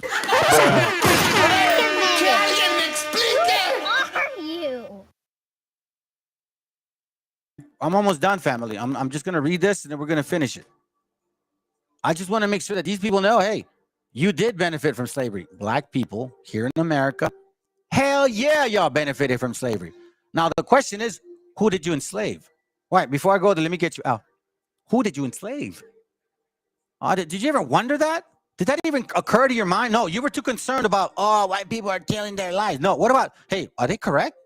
How could they say that?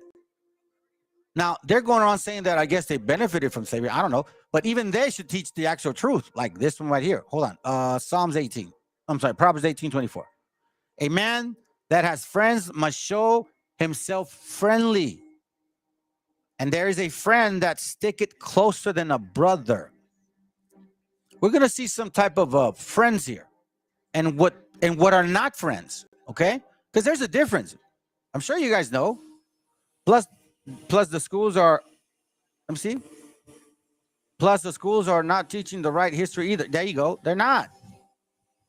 Hey, listen, man, to have integrity, be like, yeah, you know what? We found this about this and this and that. So, okay, cool, man. Let's break it together. No, you ain't black, bro. You ain't Judah, so you don't know shit. Yeah, right. Get out of here. Y'all ain't even Judah in the first place. Sorry to tell you, man. I know you guys think that, I'm telling you the truth. I'm not sure why you don't believe it. They're not. I don't know why you guys think they are. They haven't brought out any prophecy. It's all made up prophecy. Okay? We were the first ones on slave ships. Matter of fact, look, I'll give you an example, okay? Yeah, I'll show you real quick. Oh, let me get that real quick, bro. Hold on. Ecclesiastes 7:7, because then I'll forget. It says here, surely oppression maketh a wise man mad, and a gift destroyed the heart. Yeah, you see, you're in the 12th tribe chart,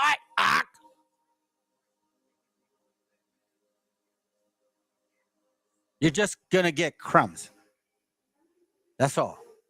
IOIC, GMS, ISUPK, all they have is black people, black pictures of them looking black and flying in the sky. I love me, bro. And I love the way my family looks. I really do. Because now I know that history has been tainted by dark ink and whitened by whiteness. See that? We're not too stupid, man. You know what I mean? We're not too stupid. We know how to read too. We know how to read too, you know. Surely oppression make it a wise man mad, and gift destroyed the heart. Yeah, big time, bro. So I'll give you an example, right? I'm gonna not lose my point because I'm about to go in Old Dominion. If you go to Deuteronomy 28, right? And I say, okay, let's try it. Okay, I'm gonna take this scripture here. No, I'll take this scripture here. Okay, I'll take verse 21. I'll take verse 26, maybe. I'll take and I'll go to verse 49 for sure, right? And then I'll go to let's say this one, verse 42. Okay. Now they have to go and get 5 verses that are not contestable. Remember that. Okay. So now they're gonna go for sure here. We're on slave. Okay. And then maybe this one here. Because they're just gonna get in the scattered part. They're not gonna touch on this one because that's contestable. But anyways, okay, fine. You can have it. Fine. 64. But then where else can they go that is not contestable? They can't go to every sickness because every nation gets sick. They can't go to verse 60 because they didn't get the botches of Egypt. They can't. They can go to wonderful plagues, but every nation gets sick from all kinds of diseases. Let's see what else. They can't go to verse 54, 53 because someone else could take it in other wars, right? They can't go to verse 49 because I took it. They can't go to verse 48 because that's any nation. If you're under the so-called white man, right? That's any nation to go to them, so-called. Okay. Let's see what else. They can't go to verse. They can go here, verse 45. But anybody can say that. I met a lot of white people that are poor. A lot of different nations that are poor as hell. And I met a lot of raza that works hella hard, and that's why they got a little bit of money. Now, they can say that here, I guess. He shall lend to thee, and thou shalt lend to him. Okay, I'll give you 1, 2. That's 3. They can't go to stranger, because the white man's not a stranger to them. They can't go to verse 42. They can't go to verse 43. They can't go to verse 40. They can't go to verse 39. They can't go to verse 38. Maybe 37. But again, everybody's called by different nations, right? So you can't go to 37. You can't go to 36. You can't go to 35. You can go to 34, but that's contestable with any nation. You can't go to 33. You can't go to 32 because that's us too. You could, fine. You can't go to 31. Gosh darn, man. You can't even go to 30. You can go to 29. Okay? That's that. I'll give you that. Oh. Hold on, I want to say this real quick. They cannot go nowhere. I've taken away all their verses, and until this fucking day, they cannot defend it. That's why BHI, GMS, IUIC, Sakari, the butt plugs, or ISUPK with their fucking fat ass fucking leader called General Rihanna, which showed up one time and tried to offer his fried chicken to my channel, and then he leaves and says, "Hey, the truth, we're the home of the truth, doc." Here's what I say to you, bro. Turkey Slurpee. Well, no, not even that one. Fuck that puto. Fuck that puto. Brother said, where's Raza at? You want to know what Raza is at? Raza don't like these topics, bro. Raza, I tell you this right now, and I'm going to be real with you, bro. You just really need to understand that sometimes what Raza seems to be ain't Raza what is, bro. Raza is fucking scared of calling out anybody else but the white man. Man, Raza was scared of the white man, bro. You think they're gonna be calling out these Morenos and fucking Asians and Arabs and fucking Jewish Khazars? Fuck no. They want that fucking feria. No offense to no YouTuber, no offense to all you brothers that do podcasting and shit. I'm just telling y'all, you never call them out the way I call them out because you know what I mean? Like I don't take money. I don't give a fuck about money. That shit does not relate to me at all. I'm blessed to be mindful and smart enough to know how to create my own fucking money. You know what I'm saying? So it's like I'm not obligated to hear to these people that say, "Oh, am I gonna just call them like the hats, the black hats, the little hats and shit, the small hats?" I'm just gonna call them small hats because I don't want to say Jewish converts, Jewish self-proclaimed converts. Khazars, Europeans that are not Arabs. That's why they hate Arabs or Palestinians or anybody that's even Persian because they don't believe they are those people. They expressly say to themselves, "We are white." Do they not see the agenda. There's no agenda here. It's just facts over feelings. We blind and dark to see we're black. You know what I'm saying? I'll give you that. But anything else? What do you got? Family, you got to start waking up. Got to start waking up. So again, these are crumbs when you include the 12 tribes. Trying to say, oh, see, you guys are Issachar. She got about him. Just shut up. Shh, shh, shh. We the Jews, Doc. No prophecy comes without us. Okay, cool. Sounds good. So let's see if you know of this prophecy here. Mr. Prophetic Man. This is from a book called Virginia, the Old Dominion of 1963. It was being recorded from 1879 to 1947. This is page 88, so you guys can see it. And it reads, the last of this month of August 1619, that marked the establishment of civil liberty and self-government, saw also the introduction of a new class of immigrant laborers. These were Negroes, whose services now it now appears were indentured, as in the case of whites from England and Europe. What? You mean not slaves? Yeah. Previously, it had been generally accepted that they were sold to the colonists as slaves. Lie. While the bringing of them has been ascribed to the Dutch. Dutch were black, by the way. Recent research, however, has cast a new light upon the transactions. According to the valuable records, these Negroes, excuse me, these Negroes, estos negritos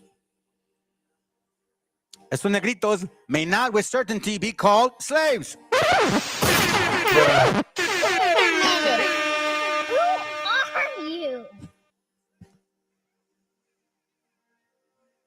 Let me read that again.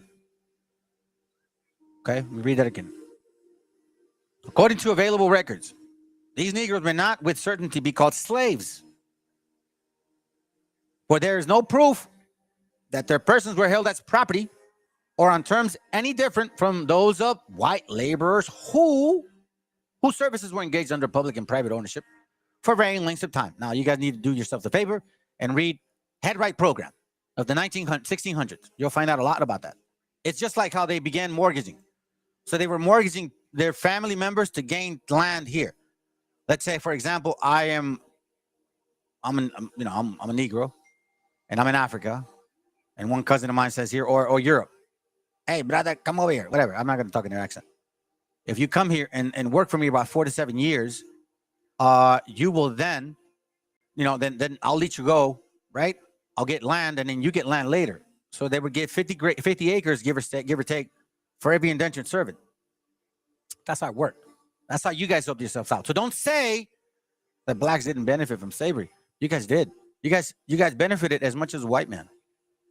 Now you got to answer that. You guys wanted the light. You guys wanted attention. You got it. You guys kept saying the white man, the white man did this, the white man did that, the white man did that.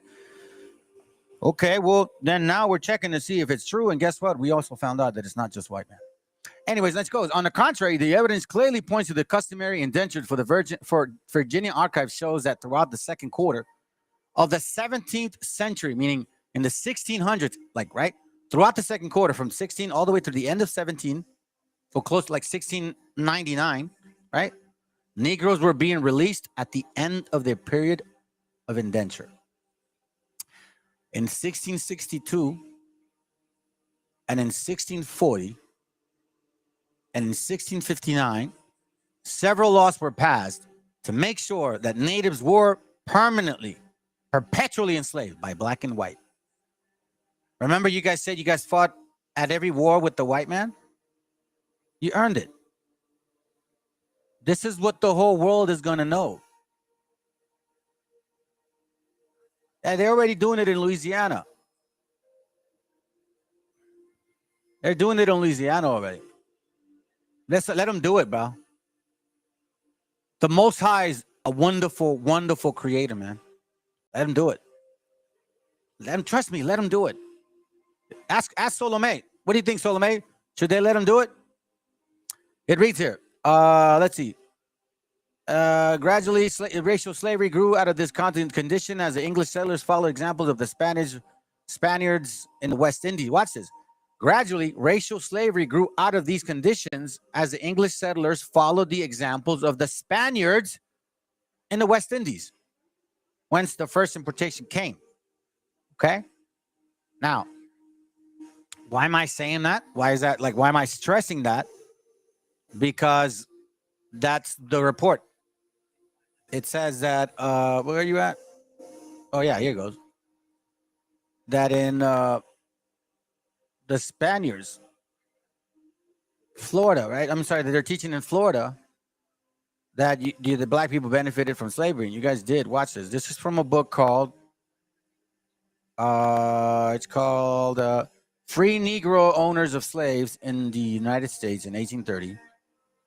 Written in, I don't know what year was it. Some year. 1924. Okay? Watch this. I'm not going to read. I mean, just saying, this statistical report on the free Negro ownership of slaves was made possible in 1921 when the Director of Association for the Study of Negro Life and History obtained from Laura Spillman's Rockefeller Memorial and the appropriation for the support of research into certain neglected aspects of Negro history. Yeah, certain neglected, huh? Hey, I know that I'm not the only one finding this. Where's your integrity, black man and black woman? Where's your integrity? What's your name? What's that Republican girl? She went and lied about us and said that Tainos were eating each other. Candace Owens. Where's your integrity, Candace Owens? You say you're about your people, but you marry a white guy. I could never wrap my mind around that. And you guys fall for that stuff. Well, then again, you are half white and half black. I mean, it is true. Let's go here. I'll just read this. Like, watch. There were several reasons for selecting the census of 1830. In the first place, the early reports do not give us much information as the census of 1830. See that? So prior to 1830, nobody was really keeping records. How convenient. At that time, moreover, the free Negroes had about reached their highest mark as a distinct class. The reaction which set in early in the century restricted their freedom and many cases expelled them from the South. Sure. But let's go look at this. Here's the receipts. Everybody on the left with a name is black. Slave here, total here. Okay, here, watch this. There you go, right there. Okay, you can see my happy face too. There you go. There goes my happy face right there. People on the left, that's the owner.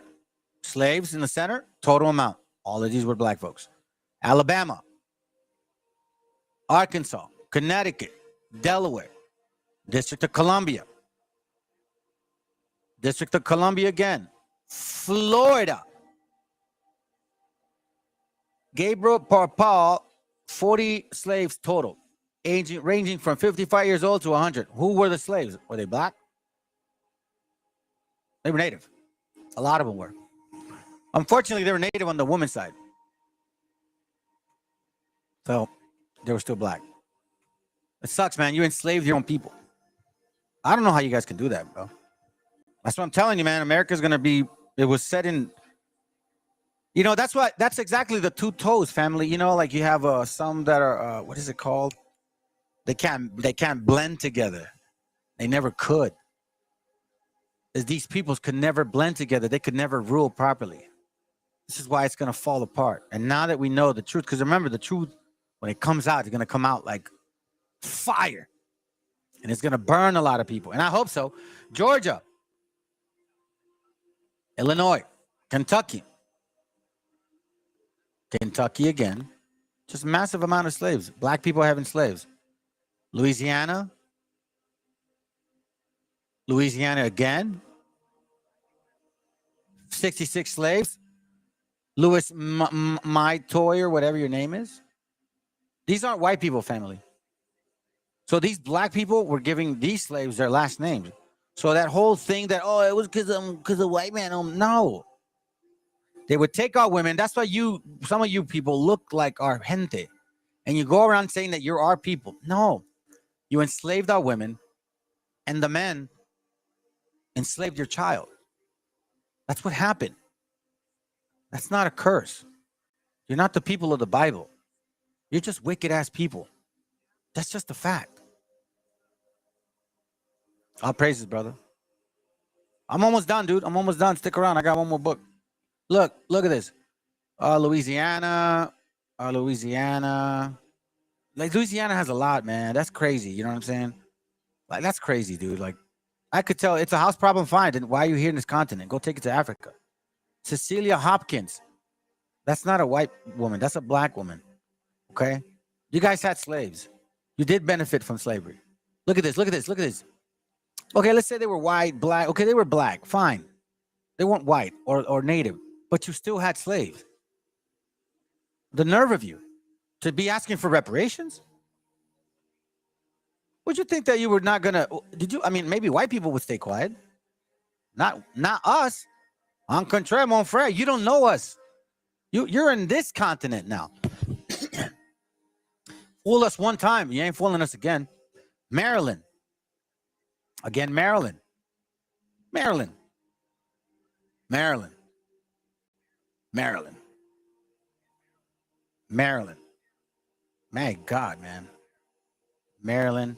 Mississippi, Missouri, New Hampshire, New Jersey, New York, North Carolina.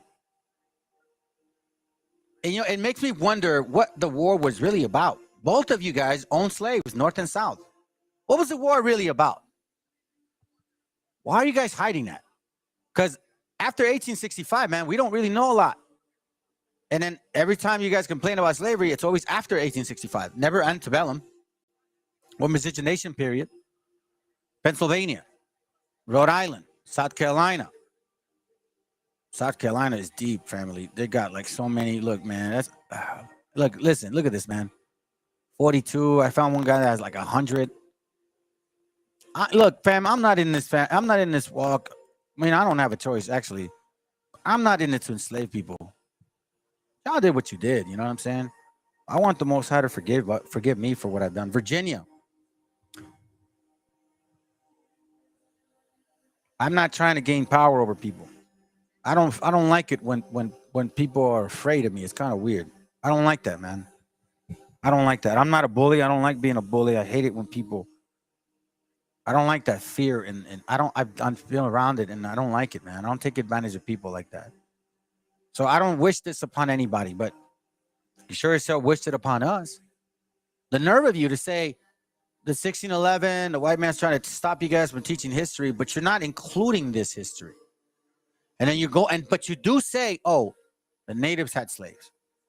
Well, compared to you guys, look, it's not even, it's halfway through the book, fam. Look at that.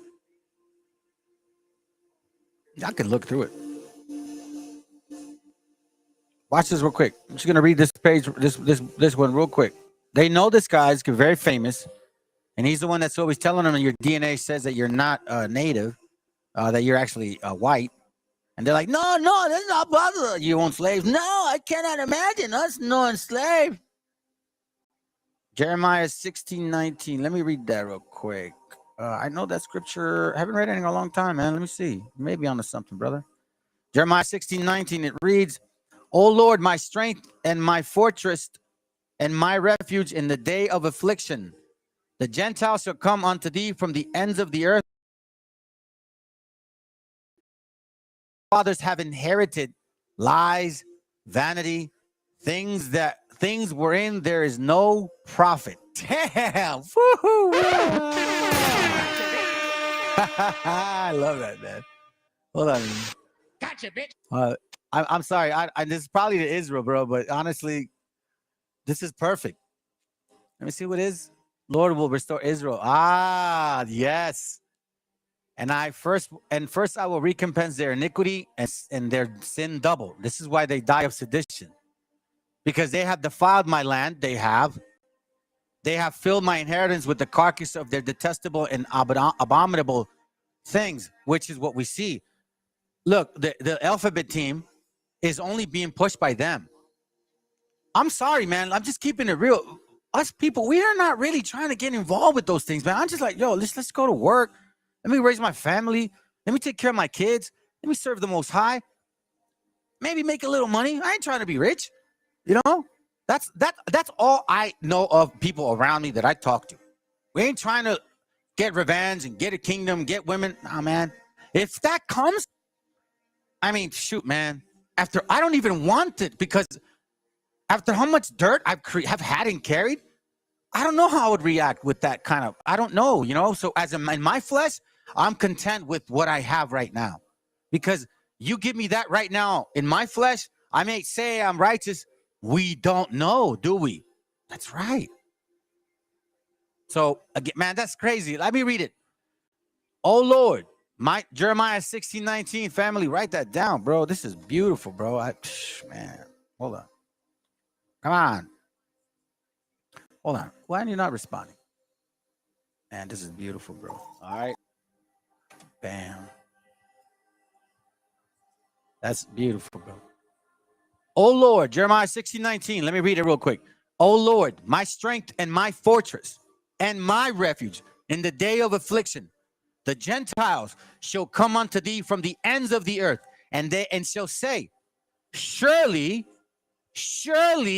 our fathers, Canaanite, your dad told you, stay out of the land of Israel, meaning stay out of Israel. Don't mess with our people.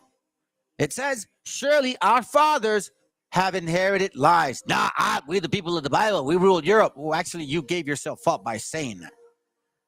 Inherited lies and vanity, and things wherein there is no profit. Why do y'all want to fly? Why do you want revenge so much? It's not the white man's fault if you guys were the people of the book. It's your fault. Why do I want revenge on something that they just did their job? Yeah, it says they exaggerated, but the Most High already put that in their spirit. Beautiful scripture, bro. Beautiful, beautiful scripture. Let me read this real quick, and then let's finish it off real quick. All right, this is from the book called The African American, Many Rivers, 2013. They know this guy, Henry Louis Gates. He's that light-skinned, half black, half white guy, right? Educated dude. This is what he says in one of these books here. It says here, if not all the first explorers and conquerors of the New Spain were European, it is equally important, okay? Watch this real quick. While the number of African explorers is impossible to determine, that means that there was an unlimited amount. We don't know how many, okay? They, African Americans, you that are asking for reparations, you that act surprised that you enslaved people, you that held a pennant at every single damn time the Spaniard slammed that down, they participated in some way in virtually all.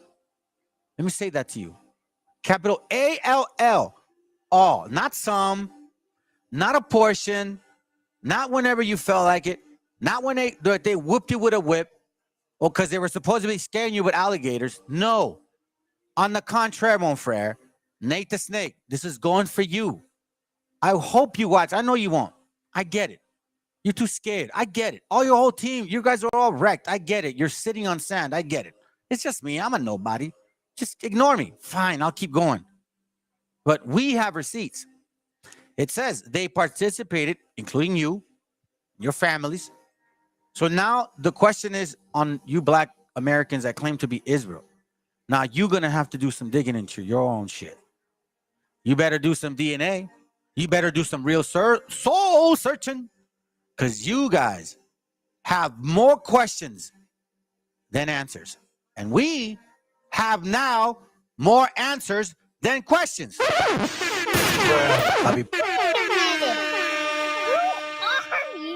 Now, it says in some way, in virtually all the Spanish expeditions in the New World and in the 16th century, you guys all participated from 1492 up until 1600. That's what it says here, okay? This isn't Ebonics. This isn't complicated English. There's no way to isolate what I'm reading. You can't twist this around and say these are Hamites. These are black conquistadors. Where do they go? Back to Africa? Or are you going to say they own all the clubs in Atlanta? Or they're all the pimps? Or they're all the gangsters now? Who are you? Hold on. Bruh. Wait a minute. Who are you? Now you black Americans have to question yourselves.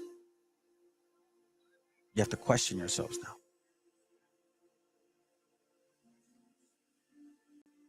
And again, if you stayed in your square, we wouldn't be effing with you.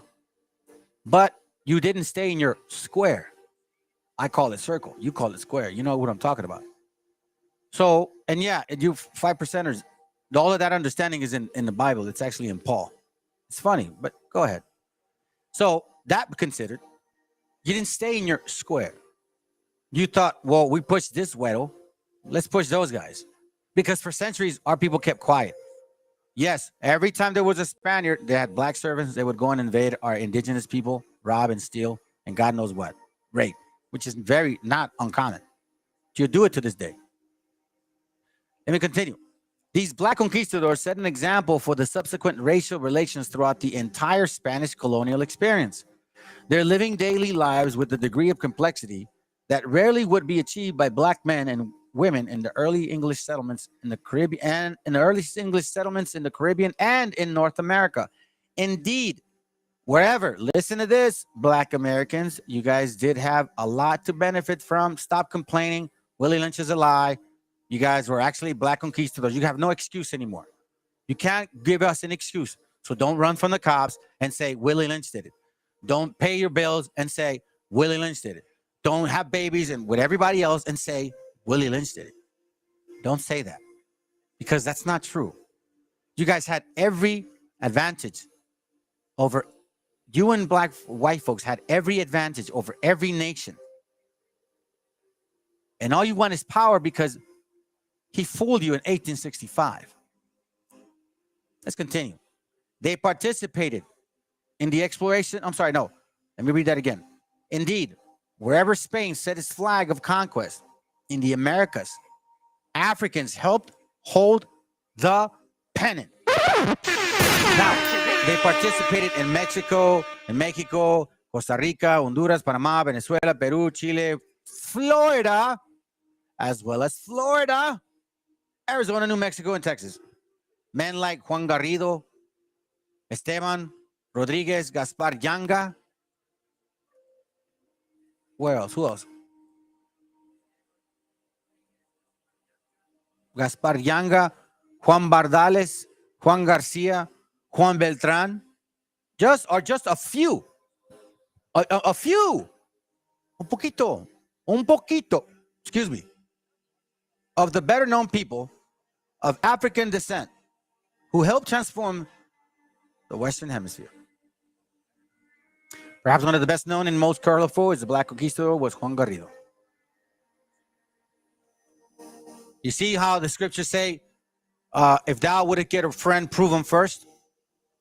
You so-called Hispanics are not proving them. You're not proving them. I'm gonna show you this book here. I didn't want to show it, but I'm gonna show it to y'all. I ordered it already, and I'm not reading it just yet, but I glanced at it and I want to just, it came in time. I mean, I have a way of doing things, okay? Just say that.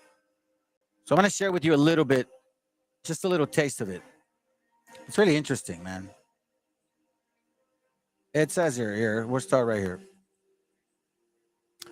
Black Society in Spanish, Florida.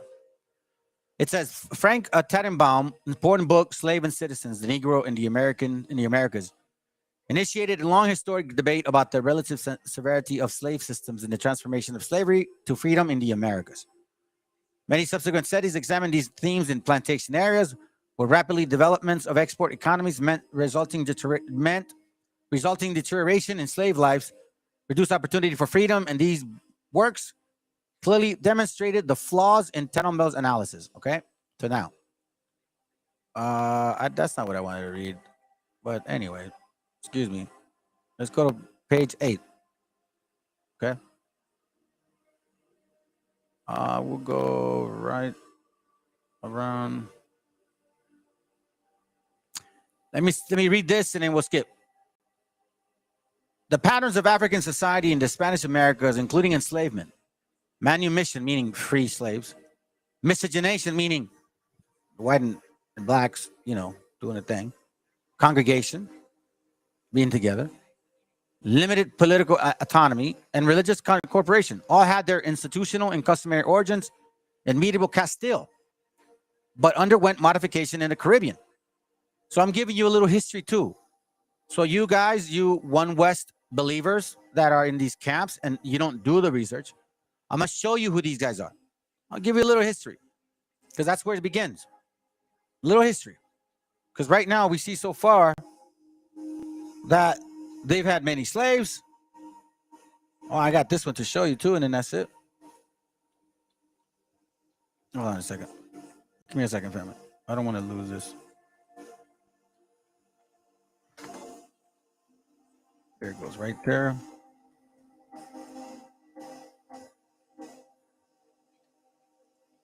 Hold on a second. Okay. All right, it says here, Africans entered Spain with Muslims in 711, from 711 to 1492. We know that. If you guys been following this class, you guys should know that. And began to be noticeable presence in the population of southern Spain from at least the 13th century onward. You see this? During this time, Christian kings such as Ferdinand, his son Alfonso of Castile ruled over multicultural polyglot kingdoms composed of Christians, Muslims, and Jewish subjects. These monarchs promoted royal schools of translation and intellectual exchange and developed legal and social tradition that accommodated differences. Now, family, why do you think scriptures talk about not doing that? Where's it at? 1 Corinthians, I think. Yeah, 2 Corinthians, I'm sorry. 2 Corinthians 4:2, it says, but have renounced the hidden things of dishonesty, not walking in craftiness, nor handling the word of God deceitfully, but by the manifestation of truth. This is deceitful. Okay? They said that that the white man enslaved them and they didn't know them. But it says here that you guys were all in cahoots with them the whole time. Miscegenation. The whole time. Let me skim through this. This is just showing you from the beginning that Africans were dealing with Spaniards and Portuguese and Europeans for quite some time. In the 13th century, Alfonso X codified Castilian slave codes in the Siete Partidas, 7 parts. This body of law, which was later transplanted to the Americas, acknowledged a slave moral personality and defined the slave's rights and obligations. Spanish slavery was not exclusive based on race, and Africans joined slaves of other races and ethnic who had been captured in just wars, who had been condemned or had sold themselves into slavery. Okay. Let's go here. Miserable class. Does the lenient attitude term? Okay. I don't need to hear that. Let me see. Where's it? Page 9. Okay. Check this out. Just as all slaves in Spain were not African, not all Africans were slaves. Some Africans entered Spain as free persons on trade or diplomatic missions. Many others arrived as slaves via the trans-Saharan trade, or later via the transatlantic trade. But remember, indentured servants. But became free through indentured servants and had head right programs, meaning that they took lands from the natives. Who else would they take it from? Not the white man. Unless you, black man, going to say, well, the white man took it and he sold it to me, so it's not my fault. Okay. But the 5th and 16th century free enslaved Africans formed seizable populations in southern cities such as Seville, where they worked as stevedores or in the city's public granary, slaughterhouses, gardens, and shop factories. They transported goods and people. Throughout the city and performed many other menial but essential services. Although excluded from Spanish guilds, Africans worked as artisans and petty merchants in the commercial district as domestic servants in Spanish households. You guys can continue to read this here. Let me skip over here a little bit. I'm just going to try to get to the point. Africans, page 9, Africans also developed their own religious and social institutions in Spain. The Catholic Church worked to promote conversions in rapidly expanding black barrios of southern Spain. And once Africans accepted the true faith, they enjoyed both the sacraments and advocacies of the church. I don't think that was imposed upon you. Spain's African brotherhoods provided fraternal identity for their members and critical social services for the communities in Seville, Cadiz, Jerez, Valencia. You see here, black man being baptized. Okay. It talks about a bunch of them black conquistadors The career of one West African is illustrative of the African experience in the era of exploration, meaning the era of rape, rob, pillaging, and murder of our people. Don't sugarcoat it. Family, you got to start looking at it like that. Because I know every time you think that, you think white people. No, it was them too. And from my experience, they're worse. Look at the jails. In the New World, Garrido encountered the other free blacks such as Juan Gonzalez de Leon, an interpreter of the Taino language, whose surname was adopted from his Spanish patron in the island. 2 African adventurers no doubt took part in the pacification, meaning the killing, murdering, and feeding to animals our children. That's pacification. Campaigns against the native population who were in revolt. Check this picture out. Pay attention. You know how they said that supposedly there were black people were enslaved and they would mix the strong woman with the strong man? That's a lie. You see this black guy here? Look how big he is, family. That's a freaking football player. Look at his head. He's as big as that horse. He's almost as tall as the guy on the horse. And these are our people. Look how tall they are. There's a guy with a beard, by the way, in case you guys don't notice it. But look. To here. Like to his chin. Look at this. And he's angry. African-born explorer Juan Garrido participated in Indian wars in Espanol and Juan Ponce de Leon. So, again, family, prove your friends. Are you going to fall for the trap? Or are you guys going to wake up? Let's see what they're doing. This is what they're doing, family. This is what they're doing to us, okay? They're breaking your spirit. They're not letting you feed yourselves. And if you're in doubt, then you're going to die. You cannot be in doubt in this truth, fam. You cannot be in doubt. You can. I'm telling you right now, there's zero doubt in me. Not even 1 degree. Not even 1 degree that we're the people of the book. Now, because I've been doing the work. If you don't feel that way, you're lukewarm. And you're going to die. So, let's finish it off. Romans 16:17, it says, now I beseech you, brethren, mark them which cause division. So I'm marking them so you guys can see who they are. Mark them that cause division. Because look, even in their own camps, they tell you, we're the same people, equal but separate. Why? Because Judah's the top tribe. So shut your ass up if you want to say something, let alone bring this to their attention. Shut up. You're a silly dove. You know nothing. You're stupid. Northern Kingdom, remember what Nate the Snake says? Northern Kingdom has no good kings. They said you guys are weak leaders. Sakari has said that. There ain't no Mexican going to be a leader. You guys are a bunch of borrachos. I'm not making this up. I've talked to brothers from those schools. I'm not lying. Let the Most High strike me if I'm lying. Now I beseech you, brethren, mark them which cause division and offenses contrary to the doctrine which ye have learned, and avoid them. Why? Because they're not in an equal 12th door concept, family. They are categorizing you mofos. They're putting Issachar on the bottom like a donkey. Ephraim may be okay. Oh, but Benjamin and Levi, they're my homies. Even though Judah and Issachar are brothers before Benjamin. Yeah, let me get that one real quick, bro, because I'm about to finish it off. Amos 3:3, it says, can two walk together except they be agreed? That's not in the New Testament. That's in the Old Testament. Not in the New. So mark them that cause division, family. So you start paying attention. If they're starting to make you feel insecure about yourself, that means your spirit is questioned. If you feel like you're not rooted, that means you're not rooted. If you're yearning to hear about your people and how come they don't talk about them, and you're like, they only talk about black people, you're not rooted. Stop being dumb to your own mind. Your spirit doesn't lie. Your mind will come up with a lot of excuses. Ah, man, but we need melanin because you know what I mean? The Messiah's a negro, homeboy.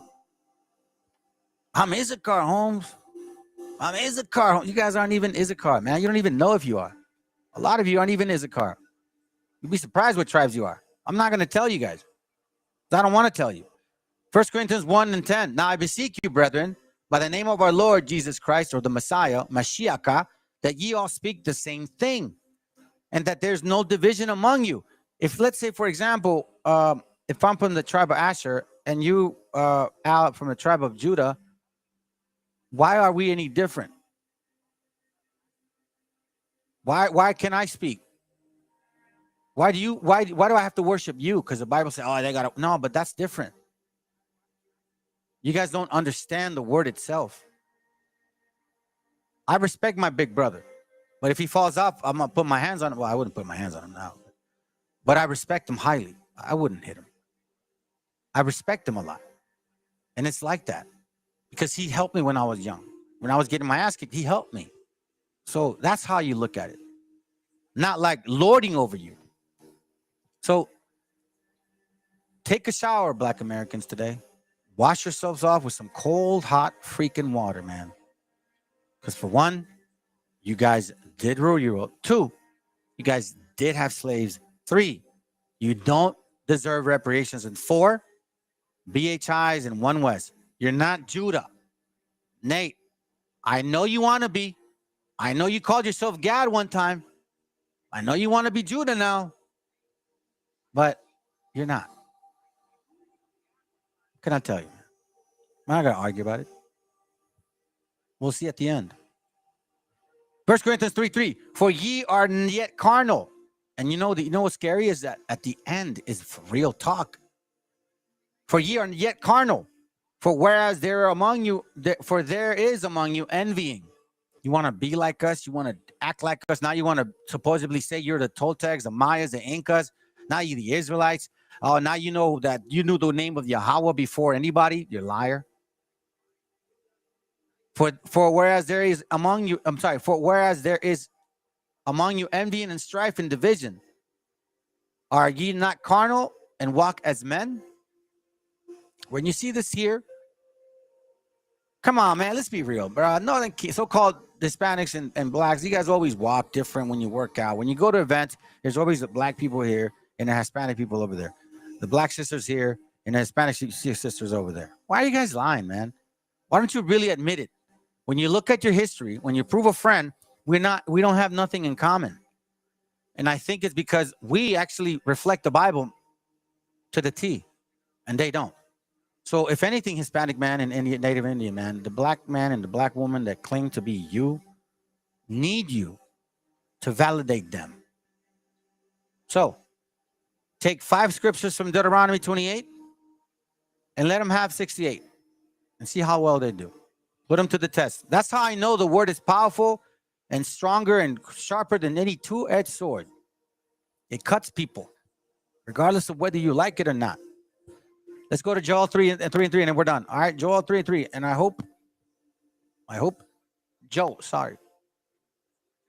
No, that's not it. Hold on. I'm looking for this scripture. I don't know why I put that there.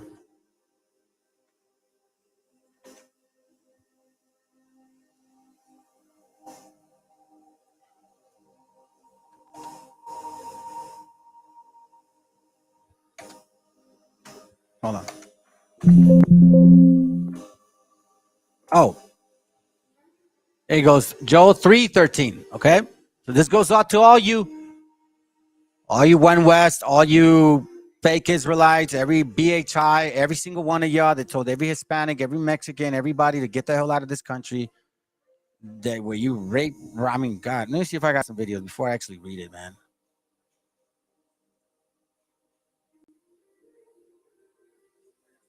Have any videos for me, bro?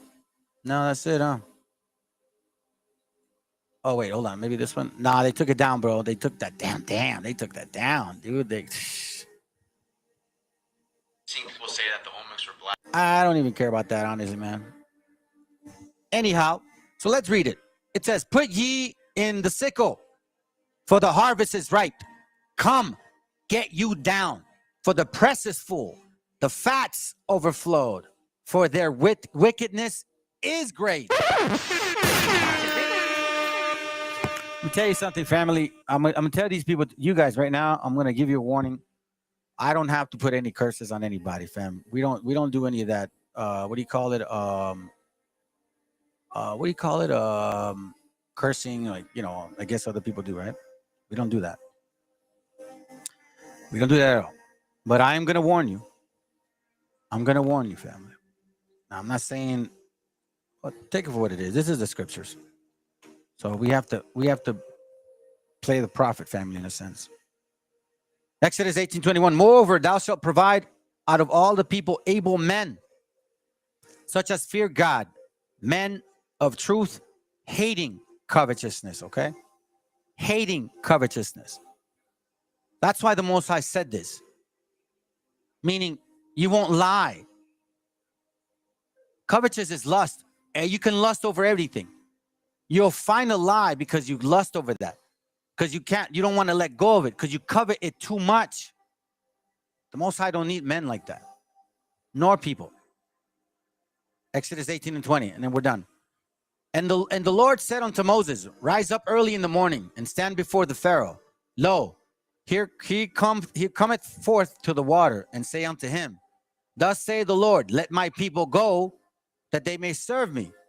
Meaning that they could understand the right scripture, not these damn lies from One West or BHIs. Else, if thou will not let my people go, or doctrines that don't let you get rooted, Christianity, we don't even talk about that one. I will send swarms of flies upon thee. These flies are a lot of different abominations. Plagues, sicknesses. We see now Pennsylvania. You say something about drugs, whatever, the so-called Hispanics are selling drugs, they're killing your children. Well, I will send swarms of flies upon thee, and upon thy servants, and upon thy people, and unto thy houses, and the houses of the Egyptians shall be full of swarms of flies, and also the ground wherein thou they are. Meaning what? What you actually thought would work, that ground, the so-called, I established my house on a stable, solid, cementful ground. No. It says the house of the Egyptians shall be full of swarms of flies, and also the ground wherein they lie.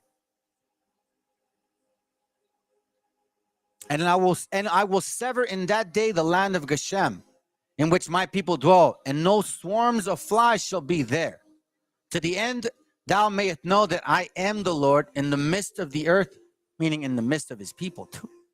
And I will put division between my people and thy people. Tomorrow shall be this sign. Now we know, family, we're starting to see people saying it, that blacks enslaved people. So Kari said one conquistador. Nope. Florida is like, no, black people benefited from slavery too. I will put a division between my people and thy people. Tomorrow shall this sign be. And the Lord did so, and there came a grievous swarms of flies into the house of the Pharaohs, and into his servants' houses, and in all the land of Egypt, and the land was corrupted by reason of the swarm of the flies. Let's go to verse 24. And the Lord did so, and there came a grievous swarms of flies into the house. Oh, I'm sorry, I read it again. Let me read it again. Pharaohs, and into the servants' houses, and into all that land of Egypt, and the land was corrupted by the reasons of swarms of flies. Why? Swarms of flies. Why, fam? Because we're seeing their downfall. Can I tell you? Anyhow, man, that's all I got, family. I read this book, I believe I showed you guys. Oh, no, I haven't showed you this one. That's right. I forgot about this one. This is 7 Myths. Okay. It's the book I got that shows the conquistadors. Look at this. Patterns of Black Conquistadors. Juan Garrido, Toral, Folupo, Valderas, Perez, Portuguese, Garcia, Ruiz, Valenta. What are you going to say to this, One West? Are you going to recompense me swiftly? No, man. You sold us to the Grecians. Yeah, we're involved. Now you got to pay. That's it. No ifs, ands, or buts. Anyhow, fam, that's all I got, man. If anybody wants to maybe chat for a little bit, you guys are more than welcome to. I won't stick here too long because, again, it's my Sabbath now, and I want to go home. Hey, we ain't done yet. Hold on a second.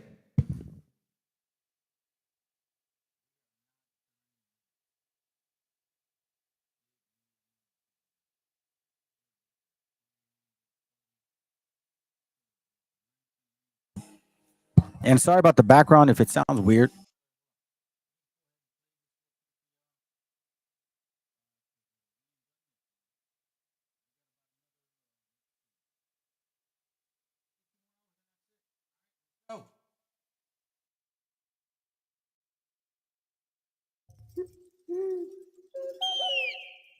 Anyways, I appreciate you, brother, for hooking me up with that video, man. But no, anyhow, and the reason I do it is because we have some challenges, family. We got some serious, serious challenges ahead of us. Before I get into my class, I do want to say this, okay? I want to read the scripture. I want to try to read a scripture before I get going on this. And oh, by the way, in case I didn't shalom any of you guys, you that are watching from afar or peeking in or watching me from like the little scroll down, you know what I mean, where you don't click on the channel, but you're a heathen, stick around. Please stick around. And I would suggest to, make a comment. Correct me if I'm wrong as I bring up a bunch of this stuff that you are not going to like. You see, in this channel, we slay Canaanite theory, so-called history, and we kind of like, mesh it up like slime and just make noise out of it. Because it's really ridiculous that we've gone this far. You see, this is why I love this scripture. It says here, Deuteronomy 29:29, it says, the secret things belonging unto the Lord our God. But those things which are revealed belong unto us and to our children forever, perpetual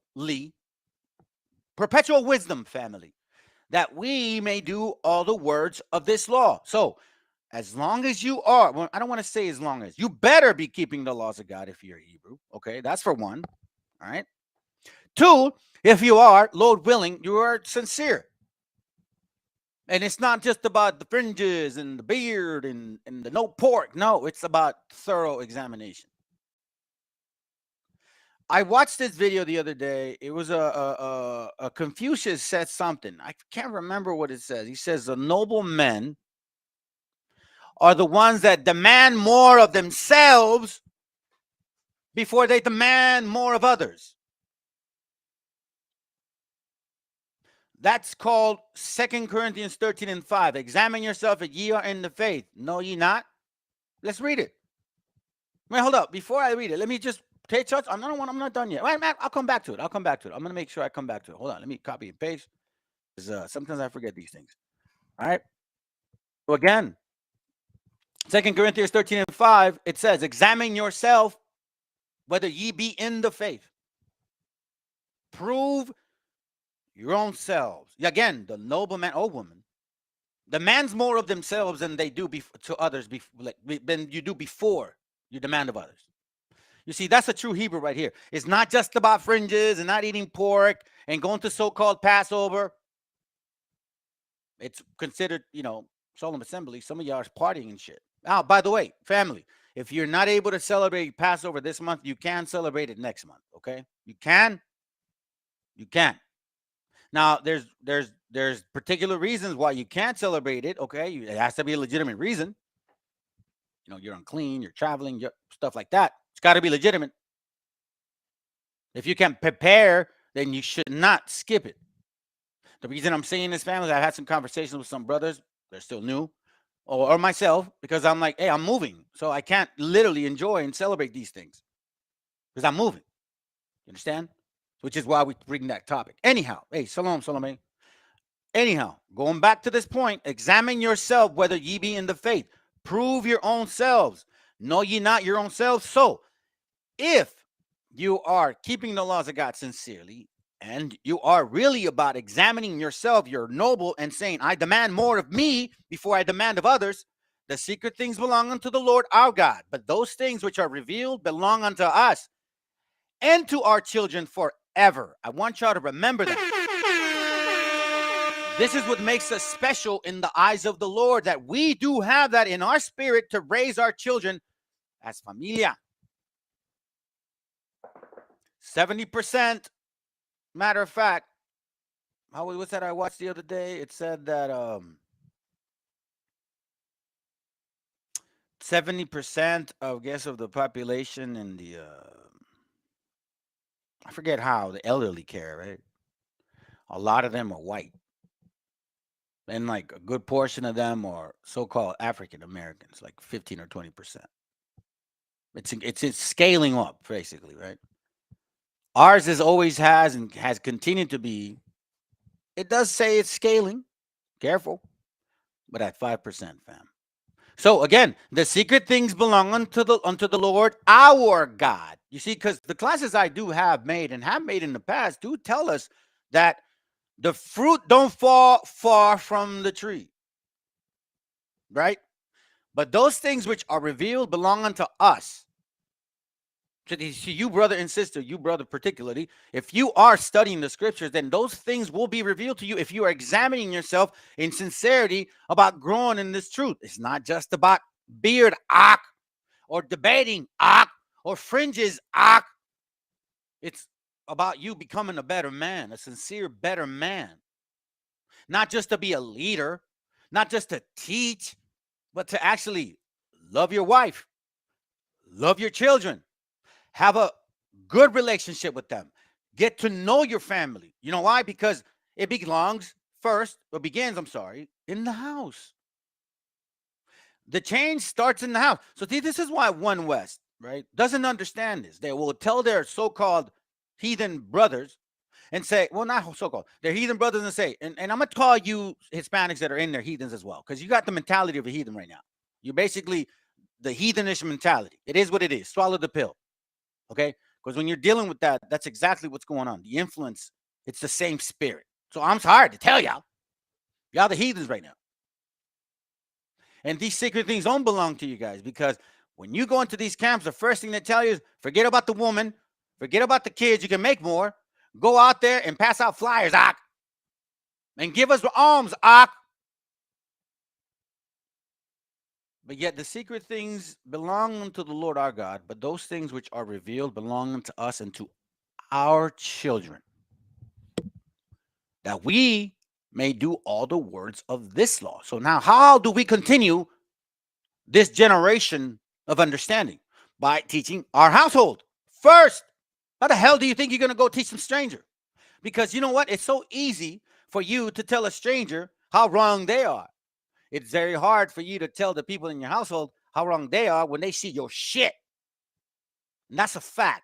But you see, it takes a real man to understand that. Not these so-called stupid shows, by the way. Let's just kind of get off topic here a little bit, because I see this a lot.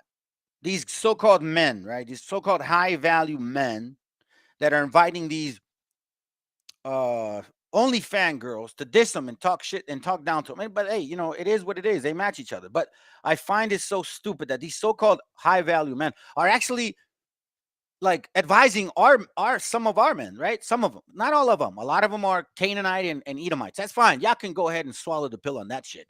But not our gente, right? And I find it so ironic that they say, oh, high value man, and he don't look, he wants a girl that's a homely girl, a traditional girl. Yeah. So what makes it traditional is that you ain't trying to sleep with her, you dumbass. You see, there's a thing about courting, that you don't sleep with the woman. This is why, fam, it is stupid to listen to advice of older people where they're trying to change the shit in the relationship aspect instead of changing it at the home and dealing with your children. All praises to the Most High God, and I talk to brothers too. We have daughters that are actually reserving themselves. Yes, 19 years old, family. You see what I'm saying? It starts at the house, but it starts with you. The secret things belong unto the Lord our God. So why is he our God? Because, again, the fruit don't fall far from the tree. And I'm sorry to tell y'all, but in this world of sodomy, body count, promiscuousness, divorce is pushed by the white and black nations of America. It is a fact. A ver, ¿sí o no? A ver, que alguien me explique. In case y'all don't know what the hell that is and you don't understand my humor, fam, get on with it. Anyhow, let's continue. So here's what I also want to read. Revelation 3:10. Let's check it. Check it real quick. Watch. It says, it reads, because thou hast kept the word of my patience. I also will keep thee from the hour of temptation, which shall come upon all the world to try them that dwell upon the earth. What hour of temptation is this? Because you look, think about it for a second. Okay? Why is this scripture in here? I will also keep thee from the hour of temptation. What is temptation? Falling into sin, falling into believing another God, another spirit, another doctrine, which shall come upon all the world to try them that dwell upon the earth. Isn't that what we're like experiencing right now, fam? A new Christ, a black one that's going to make men into black men and make them fly in the sky on UFOs? That's what we're dealing with. Because thou hast kept the word of my patience, I will also keep thee from the hour of temptation. Why? Because guess what? If you're in the scriptures, you understand secrets, things are going to be revealed to you. Family, the books that I'm about to show y'all, the links and all of these things are not because somebody paid me to show you guys. No, this is actual research. I've been in this walk. I'm a baby. I'm a child, 5 and change years. But since I came in, I have been diligent about my note taking and materials I have, and you know, all praise to the Most High. I have a good memory, so I can remember things from a long time ago and link them up. And oh, that's right, that's where I read that book, and I'll fly through the filing. Right now, I got it all boxed up. But again, because I have been patient. Yes, it's not easy, fam. If you look at all the New Testament, I love the New Testament, man, because it's all about the psychological progression of a Hebrew. If you don't understand it, rewind, because I'm not going to explain it. Here's why, because it gives you the steps on how to deal with the sin in the mind. And you see, when the scripture that talks about we glory in tribulation, right? And tribulation brings patience, and patience experience, and experience hope. But thou hast kept the word of my patience. So through patience, I've learned to be still, like Psalms 4:4. I will also keep thee from the hour of temptation, which is what we're coming to right now, which shall come upon all the world to try them that dwell upon the earth, because the history that we've been taught has been telling us that it's only the white man that enslaved our people. Then it says, behold, I come quickly, hold fast which thou hast, that no man take thy crown. Whoa! Yes, man. Yes. You so-called Hispanic in these camps, your crown is taken, dummies. Because you're so agitated by the white man, right? They did what they did. But it wasn't just the white man. Folio. Yeah, that's a word. Dummy. Simple. Dumb. Silly dove. Isn't that what they call y'all in those rooms? That's what they call you guys in those rooms. But you see, the Most High does reveal information for us here. Us true Hebrews, right? You so-called Hispanics and natives, Indians, the indigenous people of this land, right? Our original people, the ones that came here when the migration began with the 10 tribes. Y'all know which way we came. I'm not going to explain it. Go watch my class. Guess what? He waters us best. Sirach 24:31. Watch what he reads, fam. Because there's many trees in this world. I said, I will water my best garden. We are his best garden. I will water abundantly my garden bed. Why? That water is understanding, wisdom, and knowledge, and secrets, and patience, and trials. That's what you got to glory in that, man. That's how we are who we are. That's how we are who we are, fam. There's nothing that literally can anyone. Oh, as a matter of fact, I'm gonna show you something real quick. Hold up. I think I had it here, and all praises. I think I sent it to myself. Maybe I didn't. Is this one? I think. Yep. Grasa. This is why I love y'all so much, man. There's no denying that we don't give up, nor do we surrender. Let's go. Question. Who works the hardest in the United States? Hispanics. And who makes the least amount of money? Hispanics. But who are the happiest people every weekend that you see in the damn parks doing barbecues with their family and having the best time? Hispanics. Why is that? I don't know. They have something that money can't buy.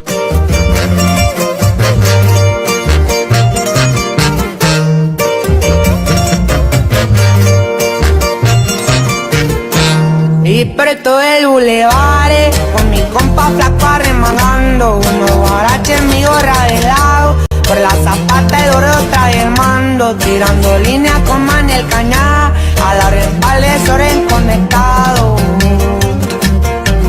Y mi rete en Acapulco y si al pedo lo sepulto. Y aquí no andamos haciendo bulto, al chingazo yo resulto. Y una gloxona que va conmigo, siempre lista para un susto.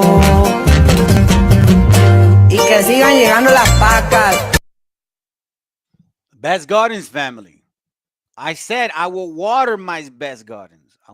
I will water abundantly my garden bed. And lo, my brook became a river, and my river became a sea.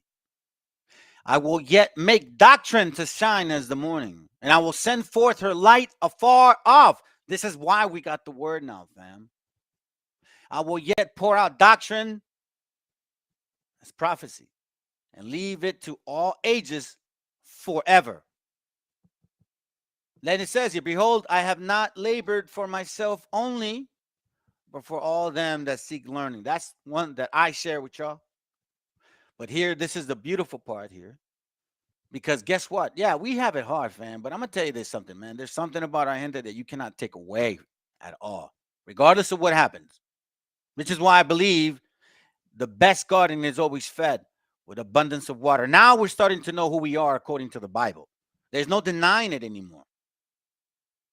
But the reason I do these classes is because we do have a pair of heathens that love to claim that they're the people of the book, that say that they're the people of the book. However, we got documentation that shows otherwise, fam. So let me show you this real quick. 2 Corinthians chapter 2, verse 8, it says, beware lest any man spoil you through philosophy and vain deceit, after the traditions of men, after the rudiments of the world, and not after the Messiah. So now, beware lest any man spoil you through philosophy and vain deceit. What is vain deceit? What is one of them? Here's one vain deceit, fam. For centuries, we've known that slavery, well, we thought slavery only happened to certain people. Okay? That's what we thought. And when we went into these camps, this is what they said. Deuteronomy 28:32, they said, see, look, yeah, they taking our daughters, thy sons and thy daughters shall be given unto another people. Thine eyes shall look and fail with longing for all them all day long, and there shall be no might in thy hand. Yeah, you see, they put us in jail, you know, they lock us up, blah, blah, blah. Okay. You know, and you're like a dummy because you're like, yeah, the white man, the white man.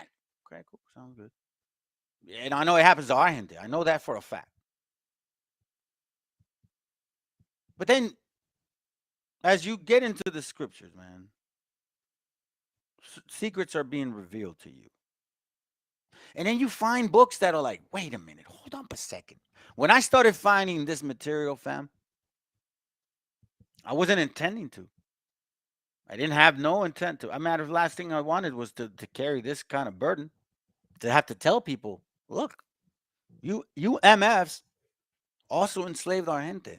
And that's something that we are going to have to now, like, understand what that means. A lot of us, it's going over our head like, no. Yes. See, a lot of us, you think, now the white man, yeah, it's acceptable. But no, black folks also had slaves. Yes. And you guys ain't going to get away with that shit. You're not going to get away with, oh, was it slavery or was it job security? I've actually heard that, family. I've actually heard people say in those comments, Was it slavery or was it job security? The nerve. So when it pertains to a particular type of people, like for example, the stupid 1619 dumb show, yes, it's dumb because you guys excluded a particular nation of people that enslaved as well. You damn well include the white man, which is, they're like a piñata right now. They're so easy to just smack in it. Yeah, of course. And then you have the nerve, your favorite word, the audacity to say, here, I'm going to show you this broad right here. This, yes, I said it. All right. I dislike this damn heathen so much, man. I mean, I have so much this taste for this. I can't even say it. This right here. Look.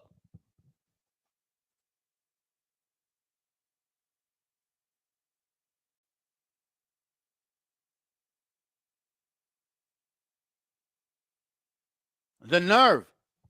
Now, my question again to you, so-called African Americans, what makes this woman black? She's lighter than me. Is it her hair? Is it her nose? Is it her lips? What? Literally, man. Mariah Carey, y'all think she's black because she's 1/8? But you look at me and I'm a white man? Wow. But that's not my point. Let's go. This is the point here.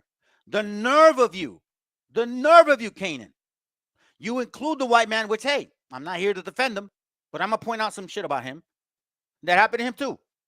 And you include our so-called natives, but you don't include you? And one that will probably be the most surprising to readers is the one by Harvard historian Taya Miles on settler colonialism, Indian removal, and how the 5 so-called civilized tribes also engaged in chattel slavery. I knew we needed to have an essay that dealt with Indian removal, but we had to find the right one. So we had to find the right one. Oh, no audio. Can you hear it now, though, sis?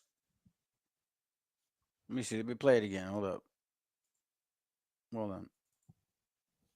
And one that will probably be the most surprising to readers is the one by Harvard historian Taya Miles on settler colonialism, Indian removal, and how the 5 so-called civilized tribes also engaged in chattel slavery. I knew we needed to have an essay that dealt with Indian removal, but we had to find the right one. So. Yeah, so you can hear what she's saying. We had to find the right one. So now, I brought this out to you guys before, and let's start with this here real quick. Where are you? Where are you?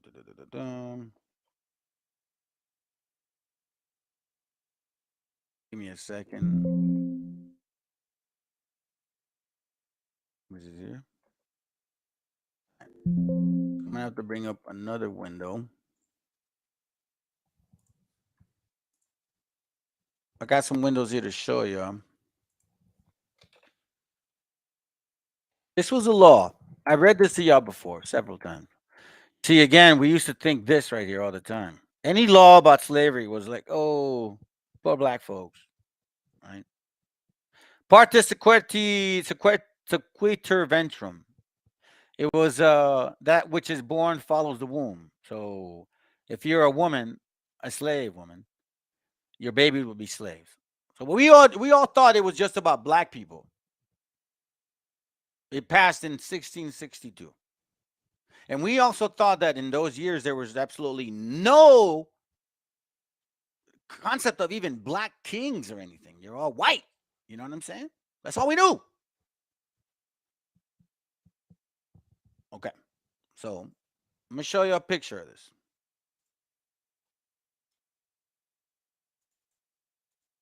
Give me a second, family.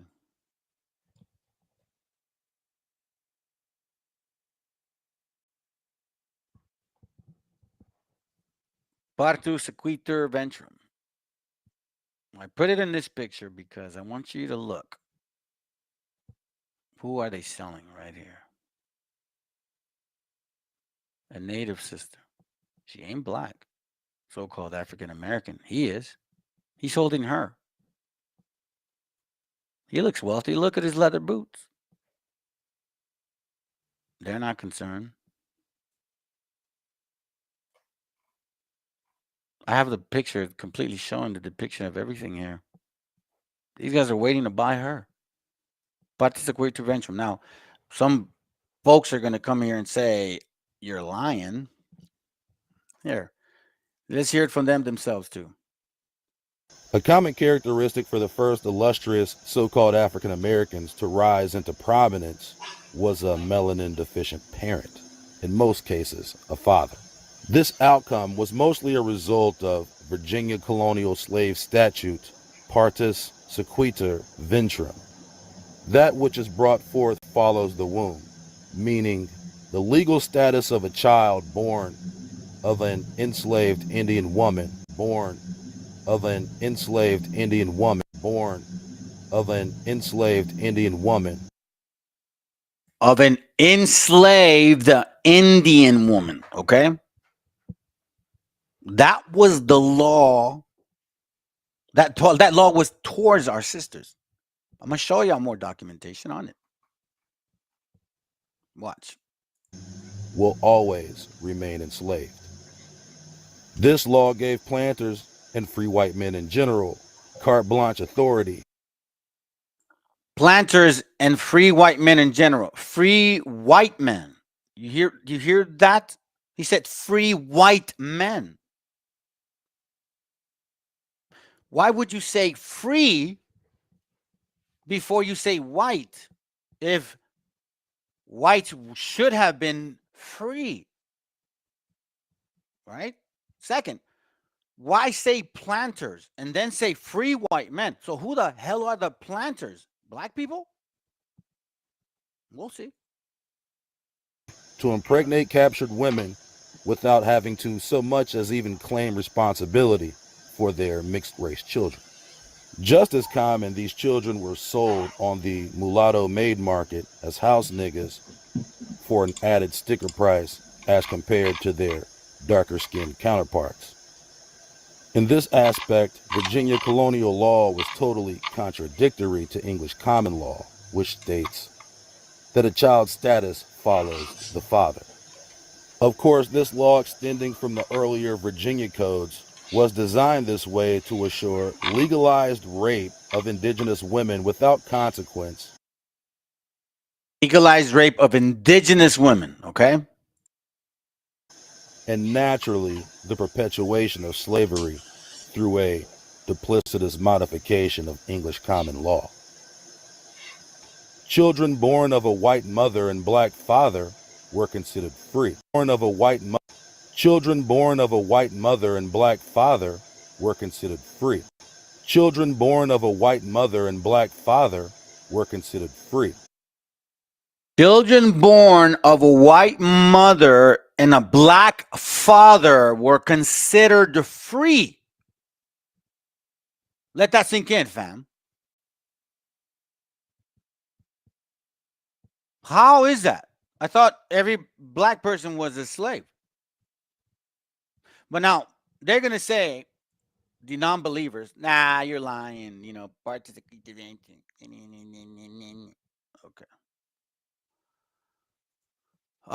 This is from a book I got called The Judicial. Here, hold on a second, family. Give me a second.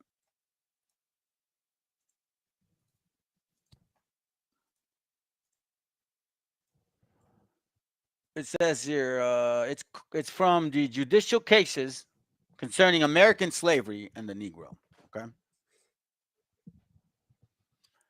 We're going to go to page 53. I'll touch on this in a little bit. Hold up. Let me get to the partus sequitur ventrum part so you don't lose it. Okay.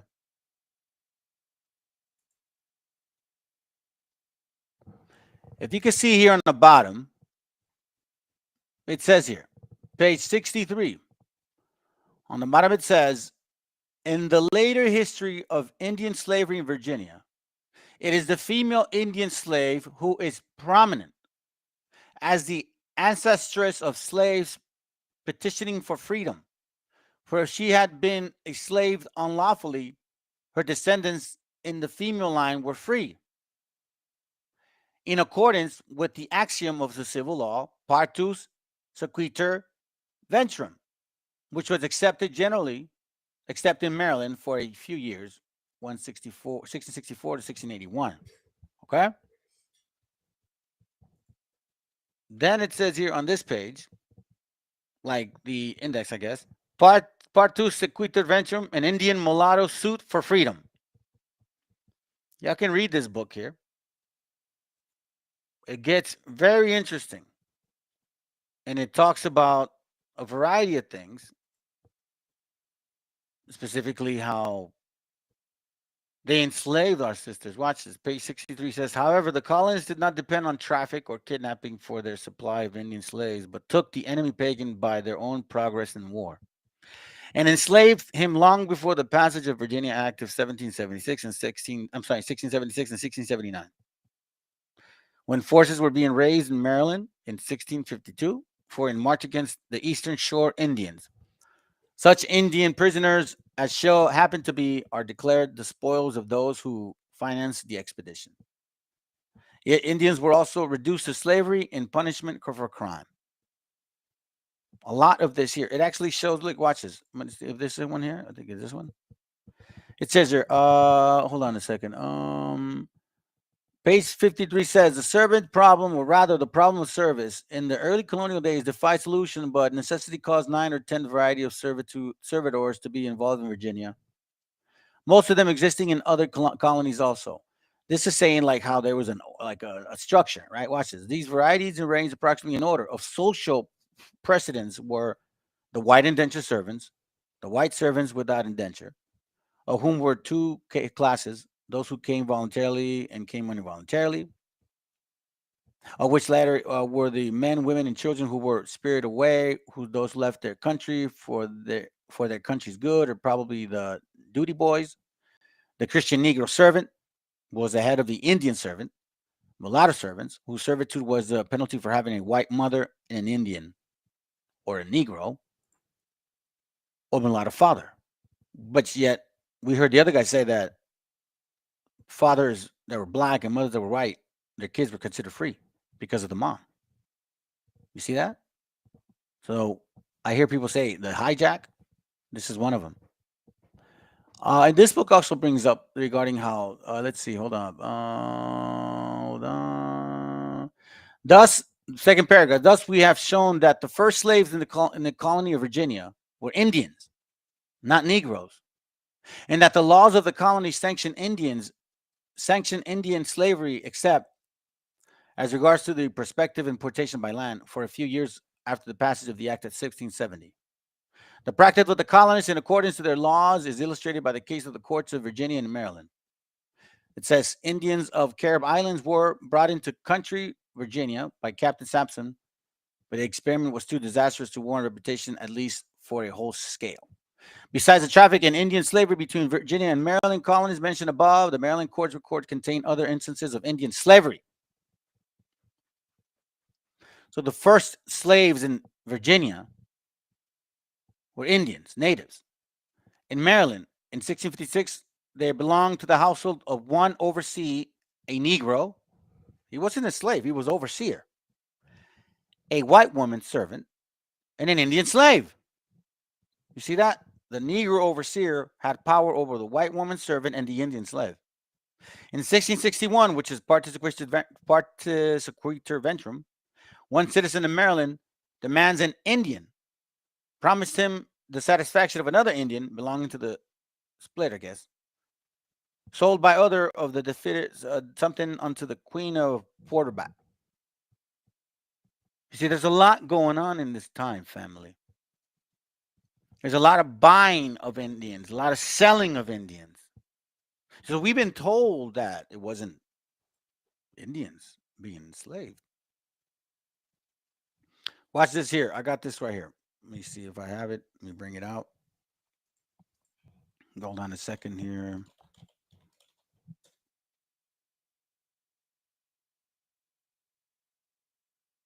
That's what it says in this book. Let the blood stay pure. page, I believe, 70, I think.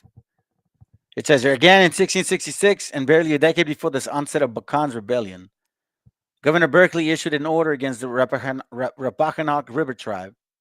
Members of the tribe allegedly murdered some colonists in the section violation of the Treaty of 1646. With 1660 and 1661 Retribution Act in place, the General Court, Berkeley presiding, declared that for revenge, all alleged murders, natives, and for the prevention of future mischiefs towards natives, the tribes would be prosecuted with war, and their women, part 2 sequitur ventrum, and children, slaves, taken and then disposed of according to such instructions as shall be issued from the right honorable the governor.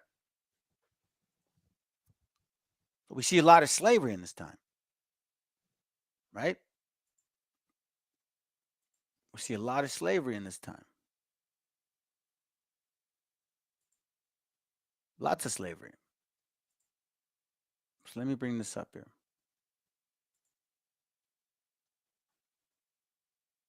Is this it? Let me see.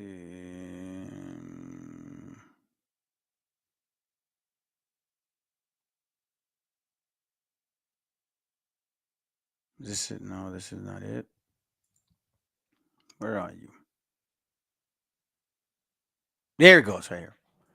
This is from just one page, fam. I couldn't get the book. Free Black Owners of Slaves, a reprisal of the Woodson Thesis. R. Halliburton Jr. Let's see. I'll read second paragraph.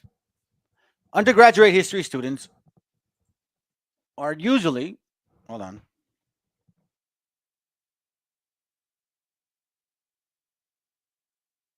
Undergrad history students are usually amazed to learn of the large number of free blacks in the antebellum period. Graduate students are often surprised to learn that some of these blacks owned slaves. Saying so.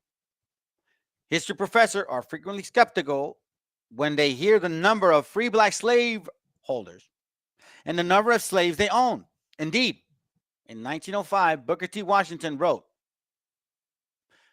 "My own personal recollection brings no case in mind of free black men owning slaves.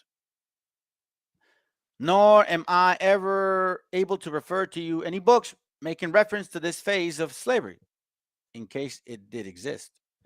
Yet at one time or another, free blacks owned slaves in each of the 13 colony states, and later in every state that countenanced slavery." Where did these free blacks come from? Some had never been slaves. They had been indentured servants who had become free. Some had purchased their freedom. Others were born of free parents, while some were born free by miscegenation, meaning the mixture of white and black people. Slaves were also emancipated for meritorious military duty, of faithful service by the last will and testament, saving a life, advantage age, infirmity, and other reasons. So now we see Booker T. Washington. These guys went to college, right? Oh, I've never found any books that talk about black slavery. Say it ain't so. All right, well, I'm not no Ivy League student, but I found this one.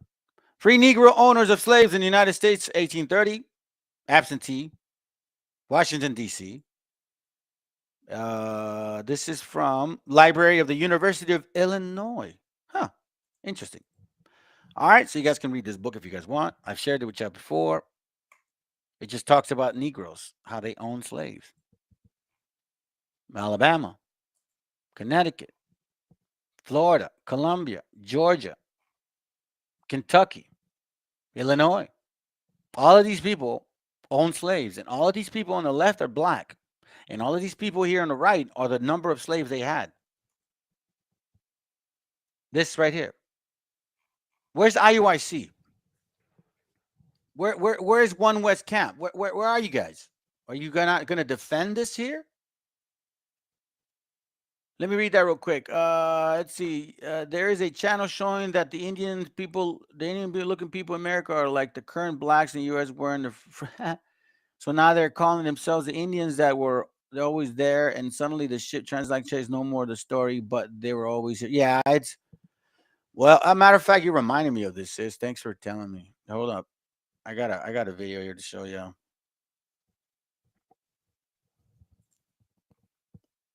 Hold on a second. Hold on a second. Oh, here it goes, right here. To all the non-native folks that like to play dress up with indigenous culture.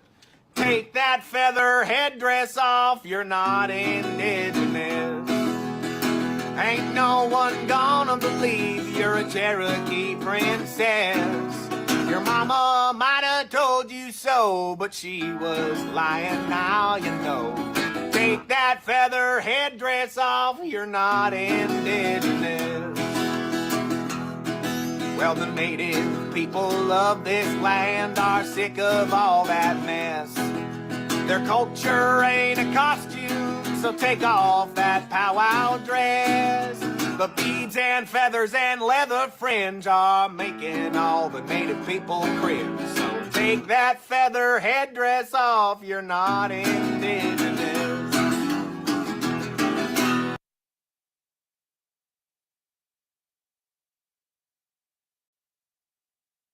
I thought that was funny. I wanted to show you. I thought that was funny.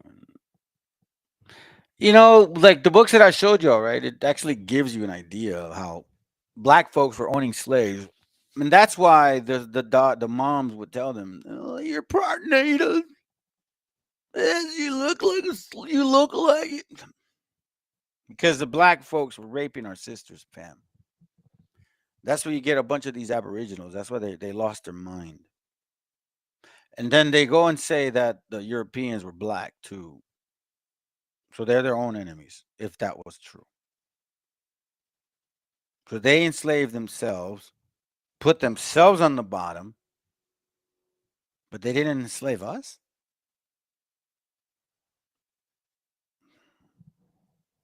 I don't know.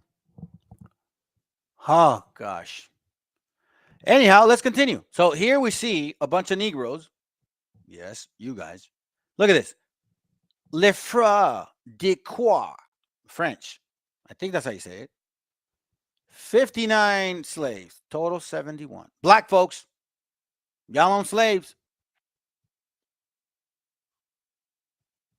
What are you going to say to this? Louisiana. This is all in the South, fam. Black people, all in the South, owning slaves. This is it. This is not a lie, fam. Y'all can get the book. Well, here, I'll show you. Let me get you the link, Six. Hold on. This is you guys right here. Slave after slaves, after slaves, after slaves, after slaves. Not every white person owns slaves. You know that, right? Black folks, slaves. New York, Mississippi, slaves. North Carolina, slaves. Pennsylvania, Ohio. You see, right now, we're now going to have to wonder. No, now we question you. Regardless of, let's just say it don't matter. Well, let's just say we don't know who these people are that you enslaved. Let's say they're white. Fine. We didn't enslave white people. Let's say they're black. Fine. We didn't enslave our own people. Okay. Let's say now that they're natives. Well, now you mofos, now you're going to have to deal with us. You see, whichever way you slice it, y'all effed up. This is why One West is just, I don't know why y'all don't even come bother me. I really don't. I mean, I see video after video. I see my channel fam, and I never get any of these suckers coming over here and saying you're wrong. Those books are wrong. You're making stuff up. This is not a lie. This is just the beginning.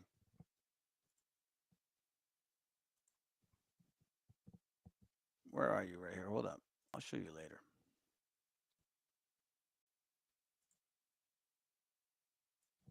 This is from the American Yacht Reader.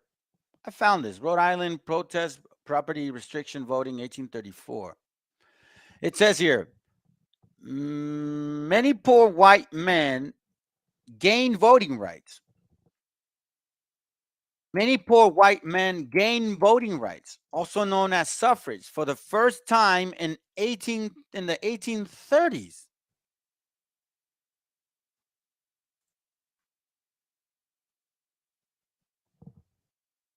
I thought black folks couldn't vote.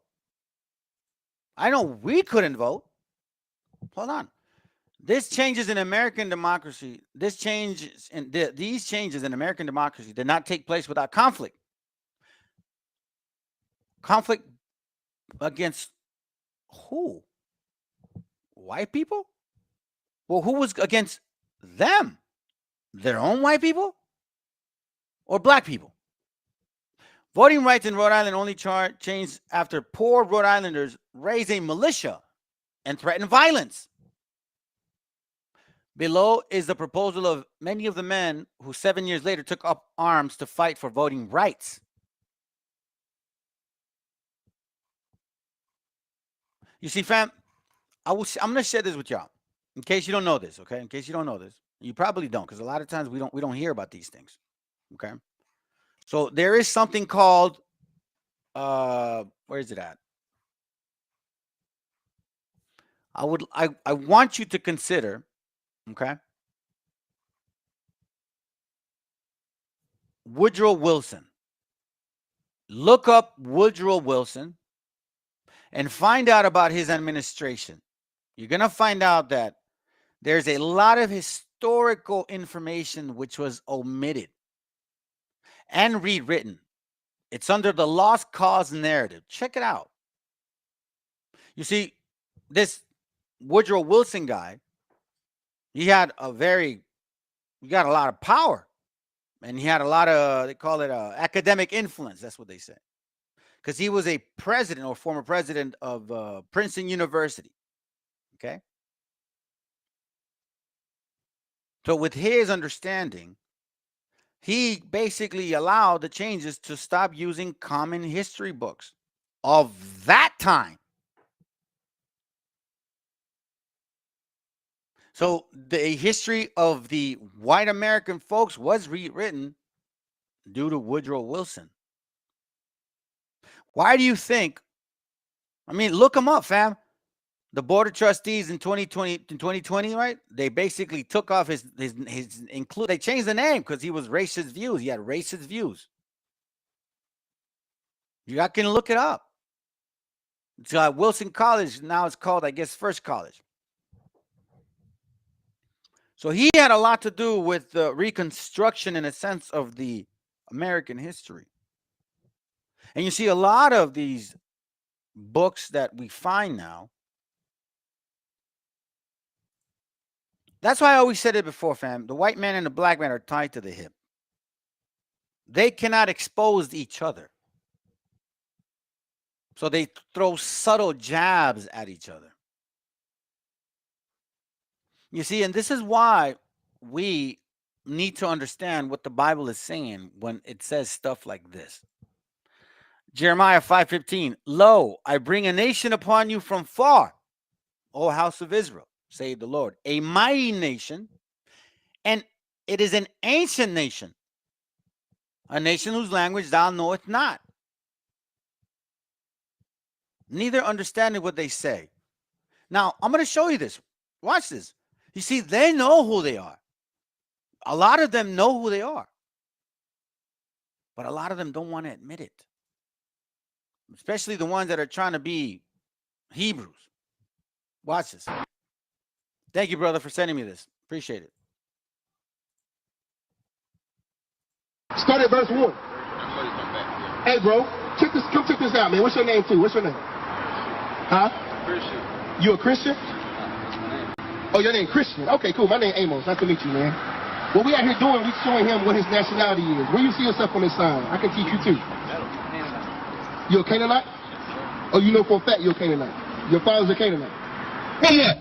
We are Canaanites. Where does it come from? Where does it come from? Brother, read that again. You can overtalk, but the truth remains the same. Read that again. We are not Hebrew Israelites, which we was in Canaan.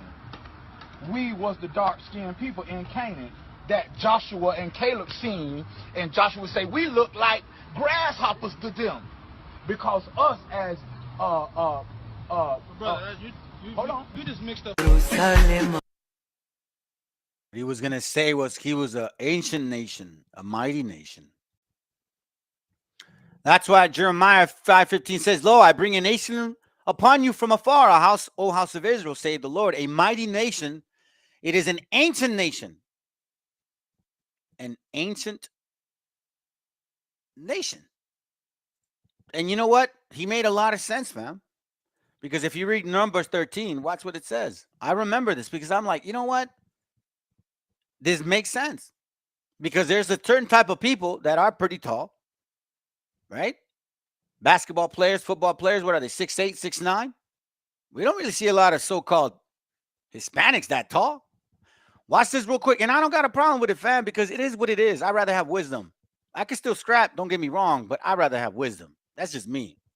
Anyhow, Numbers 13:29 says, the Amalekites dwell in the land of the south, and the Hittites, and the Jebusites, and the Amorites, they dwell in the mountains, and the Canaanites dwell by the sea, and by the coast of Jordan. And Caleb stilled the people before Moses and said, let us go up at once and possess it, for we are able to overcome it. But the men that went up with him said, we be not able to go up against the people, for they are stronger than we. And they brought up an evil report of the land which they searched out unto the children of Israel, saying, the land through which we have gone to search it, it is a land that eateth up the inhabitants thereof. And all the people there we saw it are men of great stature. And there we saw giants, the sons of Anak, which come as giants, and we were in our own sights as grasshoppers. So we were in their sights. The scriptures said it themselves. The scriptures said it themselves. Here you go, sis. They don't lie. He said it himself. Right here. Say we look like grasshoppers to them, because of dark-skinned people in Canaan that Joshua and Caleb seen, and Joshua say we look like grasshoppers to them, because us as hold on. You just mixed up. Jerusalem, ikayalami,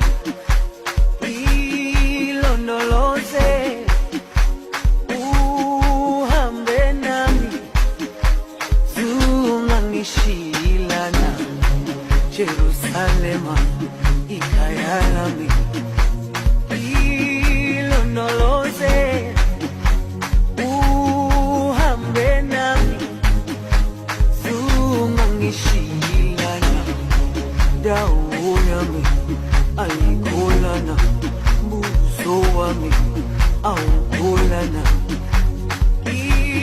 ilondoloze.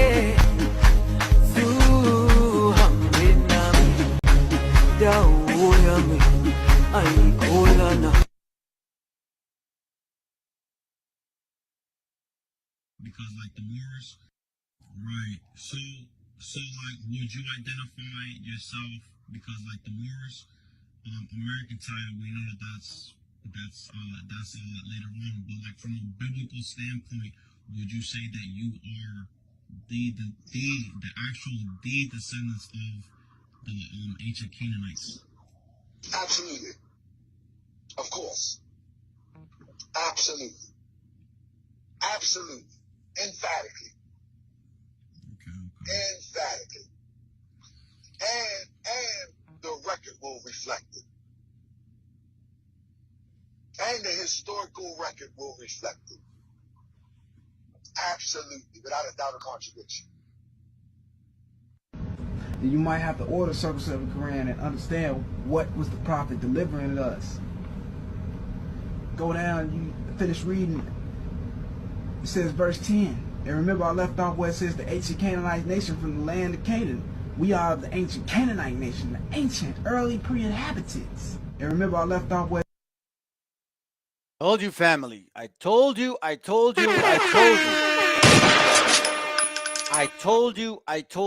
said it before, and I'll say it again. The Bible don't lie. Jeremiah 5:15. This is why God got mad at us and said, lo, I bring a nation upon you from afar.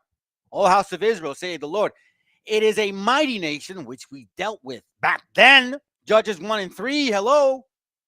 It is an ancient nation. It is an ancient nation, family. A nation whose language thou knowest not, neither understandeth what they say. Because we don't. Even nowadays. So, you know, it's very clear. The Bible don't lie. But people do. People lie. The Bible doesn't lie. People lie. Psalms 10, watch what it says. His mouth, Psalms 10 and 7, his mouth is full of cursing and deceit and fraud. His tongue, and not his tongue, it is mischief and vanity. He sitteth in the lurking places of the villages. In the secret places doth he murder the innocent. By calling them wetbags. By calling them no good kings. By calling them silly doves. His eyes are privily set against the poor. Who are the poor? Us real Hebrews. Because we don't know. A lot of us don't know who we truly are. He lieth in wait secretly as a lion in his den. Who calls themselves lions? Then it says here, verse 10, I'm going to skip all that. He croucheth and humbleth himself that the poor may fall by strong ones. Oh, no, you indigenous brothers, you don't give a damn about our gente, bro. It's in their spirit. Look, I'm gonna show you this right now before I bring this video out. This is from Africa's gift to America. Yeah, I need to get this book too. I'm not here to defend the white man, but you guys got to read this stuff. Especially when you got these Africans claiming that they want reparations. Reparations for what? For enslaving? Because you didn't get your way continuously? This is page 52. It says, it happened too that the first slaves in what is now the United States were white Englishmen. You see, Africans were enslaving white folks for quite some time, fam. That's a fact. Okay? That's a fact. That's it. Act 5, 1680, the laws of Virginia read, for the encouragement of the trade and manufacture, it is provided that all goods, wares, English servants, Negroes, and other slaves imported after September 29, 1681 shall be landed on and laid on shore, brought and sold at a appointed place, at no other place under penalty. They were advertised sales for sale along with Negroes.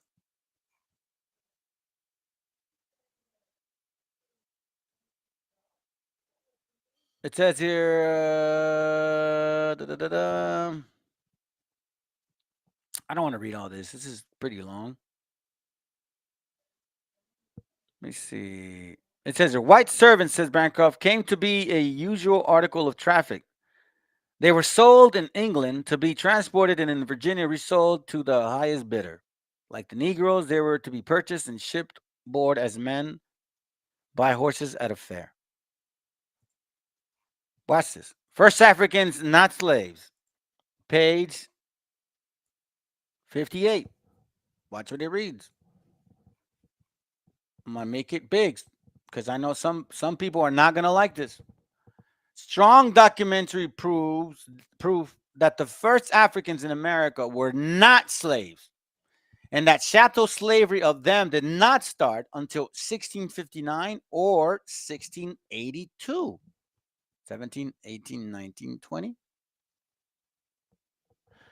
It says here, it is given for competent research, all right, for these people right here. Russell, Mary, Standard, and Helen, whatever. Russell, in his chapter, Origin of the Free Negro Class, calls the belief that the first Negroes were slaves a popular error maintained and supported by a large number of writers. The evidence points to the customary indenture for Virginia archive shows that throughout the second quarter of the 17th century, Negroes were being released at the end of the period of indenture. And I got the book, Virginia, the Old Dominion. I read it. I've showed it to you guys. It actually shows here that there are cases where there's Negroes going to court to put people back in slavery. Slaves for life were white convicts shipped to Europe.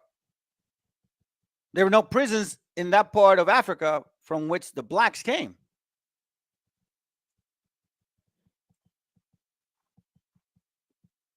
It says here, finally, Negroes bought white people in America as early as 1640. The United States Guide to Virginia says that in the 17th century, Virginia Negroes used to import white servants and receive head rights to land. One of them, Richard Johnson, imported 2 white servants, received 100 acres of land on that Pongotoy River. In 1651, Johnson imported 11 and received 550 acres of adjoining. About 1660, Benjamin Doyle imported 6 and received 300 in Surrey County. That's another black man.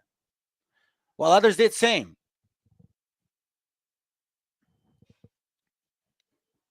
About 1650, when Johnson's house was destroyed by fire, he claimed that he and his wife were inhabitants of Virginia for 30 years, and he was freed from country taxes.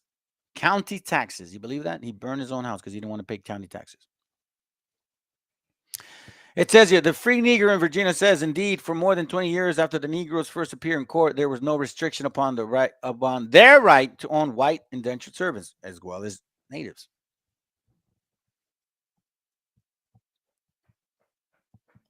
It says the English visitor to America in 1830 mentioned 2 German families who were bought by free Negroes, of which there is a fairly large number in Baltimore.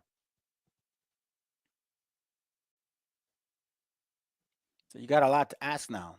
That's why you see a lot of black folks that are real light skinned, because they're white. That's why I keep telling you, man, you got black folks that are white and white folks that are black. I know it sounds weird.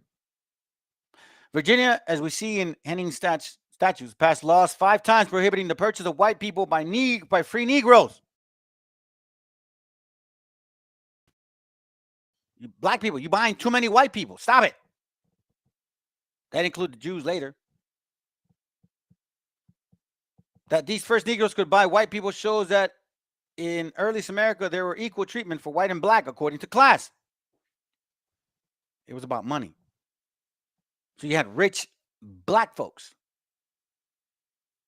as well as rich white folks. And they were European black. That's why I called the class black Europeans. A lot of them called themselves elites. A lot of black people that came from Europe had the European accent. That's why you see miscegenation. That's why you see a lot of mixture. That's why you see a lot of laws against it. The white man was getting tired.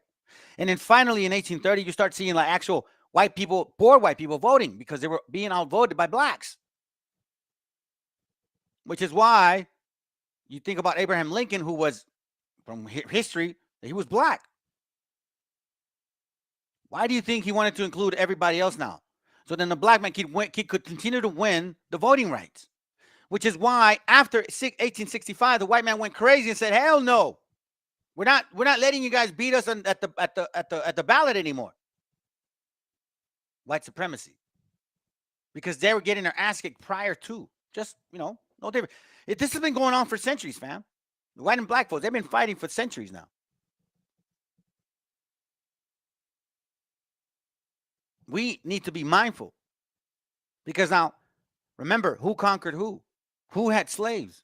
You see, again, we go back to the history of what really is. Remember what it says, Psalms 10, his mouth is full of cursing and deceit. Because this is what we know of this guy. Now he's saying this. That the blacks who were colonized and enslaved are indeed the 12 tribes of Israel, according to the biblical text. There's no biblical text that can prove the Jews in the Bible were Caucasians or are Caucasians. There's no biblical text that says or proves Jesus Christ is a Caucasian or white man. All the biblical texts prove that Christ is black, Moses was black, the Apostle Paul was black, and the 12 tribes of Israel are black. All right, Pan-Africanist. Fine, the white man isn't. That's not them. So now there is texts that show that you Negroes own slaves. So what now? What now? What are you going to say to this?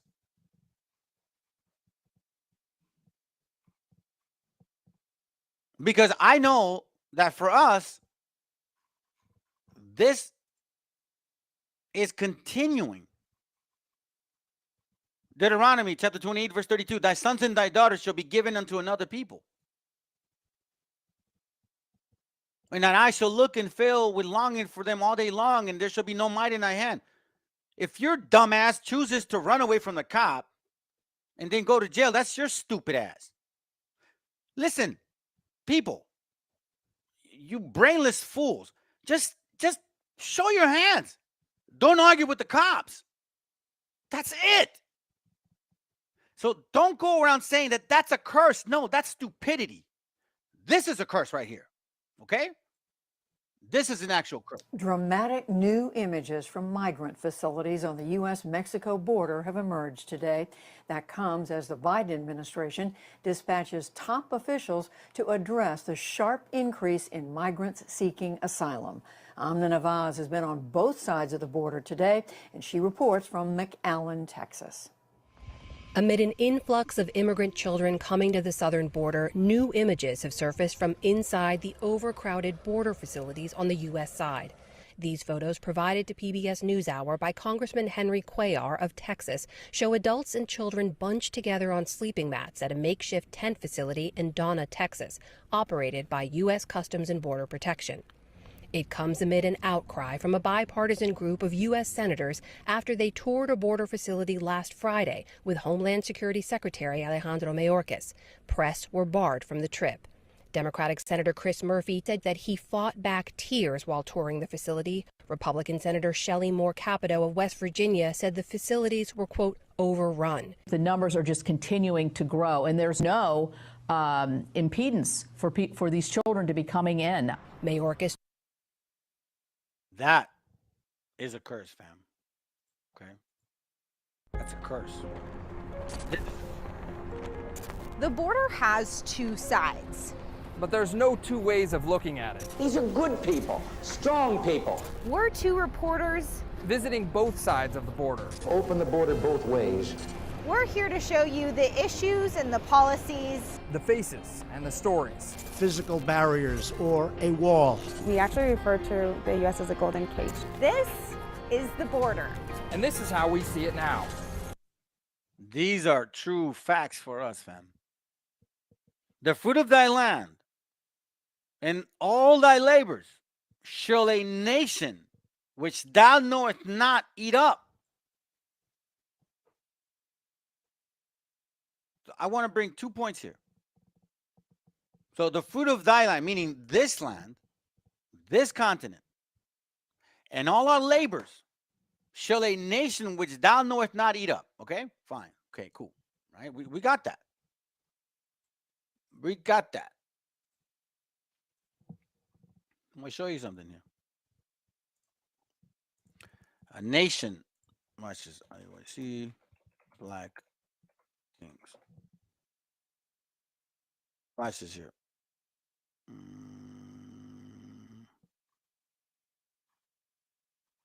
Here.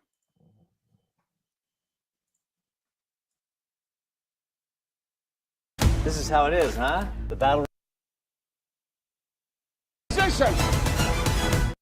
The forecast calls for high electric bills.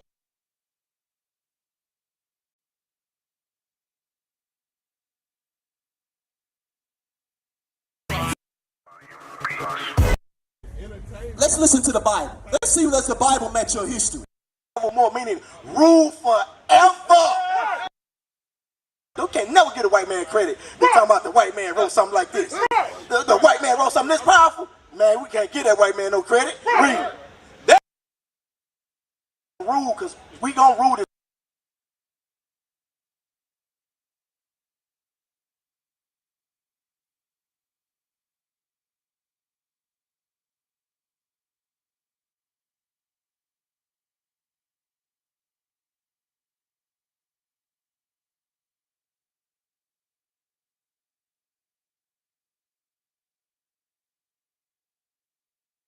I'm looking for a video, fam. I can just show you here. I think this is it.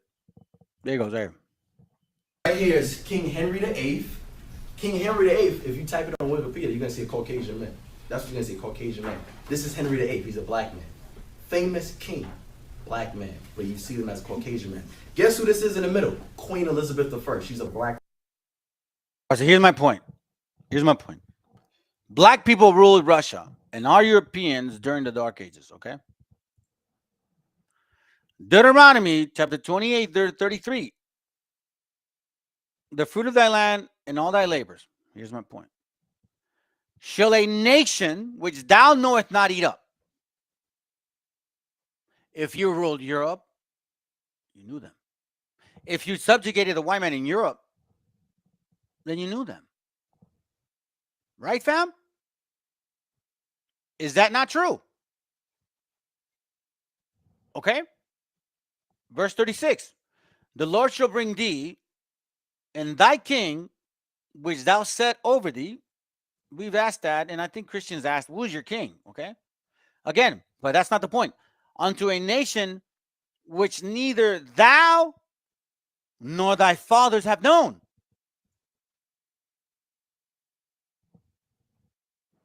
But you just said that black people ruled Russia and all Europe during the Dark Ages.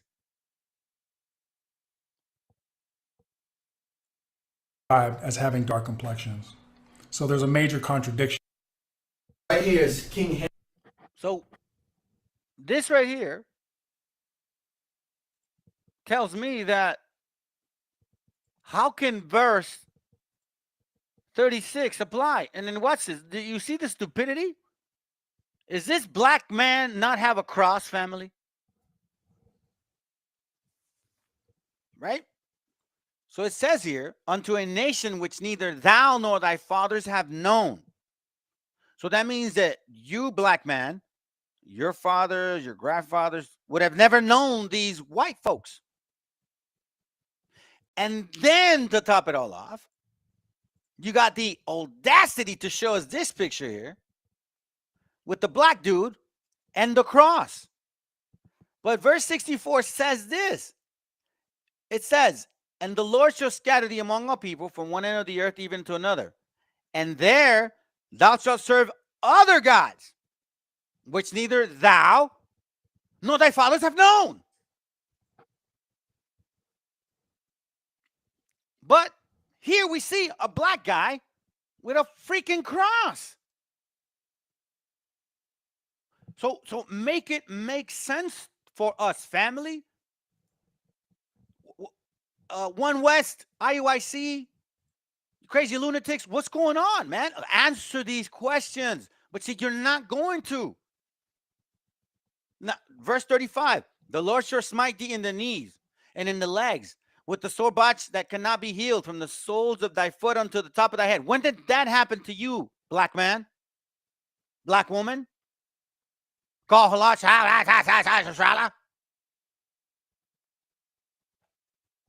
Huh? Verse 44, he shall lend to thee, and thou shalt not lend to him.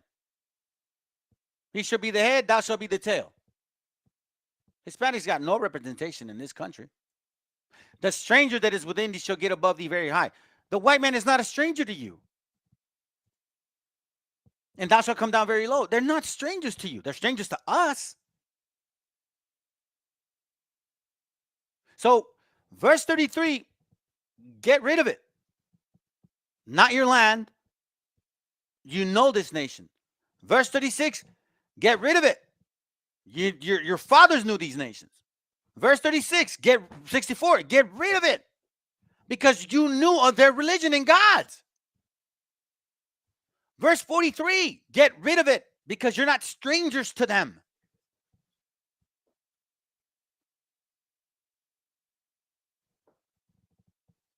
Do you want more? 33, 35. Verse 35, when did that happen to y'all? Verse 38, when is that happening to you guys? I'm sorry, verse 32, my bad. Verse 40, thou shalt have olive trees throughout all thy coast. But thou shalt not anoint thyself in oil, for thine olive shall cast his fruit. For thine olive shall cast its fruit. Where's your coast?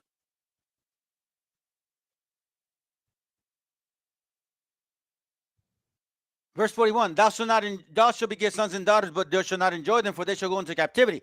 I see you guys in football, basketball, baseball, black colleges, black presidents, black governors, black judges who are taking money from other people,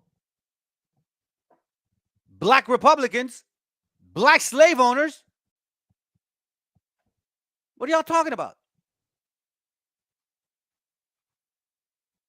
Here, I'm going to show you something I know you don't like. You don't like to listen to your history. You don't like to, I don't know what it is. Be proud of who you are. This is from the Geographical History of Africa by Leo Africanus, an actual black person. Okay? What do you guys want to, I mean, African American, whatever, African, I don't know what you want to call them. It says here.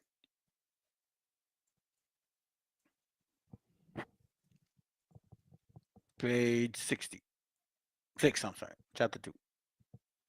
All which opinions and reports are to be understood only of the originals of the Tani people, that is to say, of the Nubians and barbarians. Then it says, for all the Negroes or blackamoors are the descendants of Cush, the son of Cam, who was the son of Noah. But whatsoever difference between the Negroes and the Tani Moors, certain it is that they all had one beginning. For the Negro are descendants of the Philistines, and the Philistines of the Mizraims, the son of Cush. But the Tani Moor fetched their pedigree from the Sabians. It is evident that Saba was begotten of Ramah, which was the eldest son of Cush. Diverse other opinions there be as touching this matter, which because they seem not so necessary, we have purposely omitted.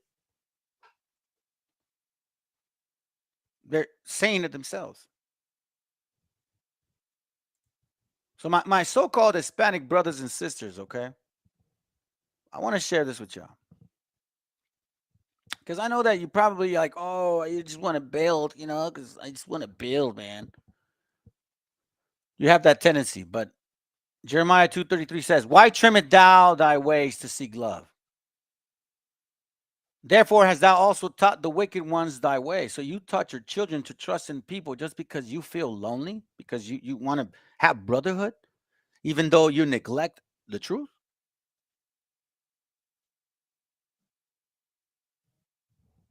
You neglect, like, I mean, come on. Listen, I'm going to show you guys something from a book here. Even the fake Jews know what the real Hebrews look like. And they don't look white. And they don't look black. I'm going to show you something.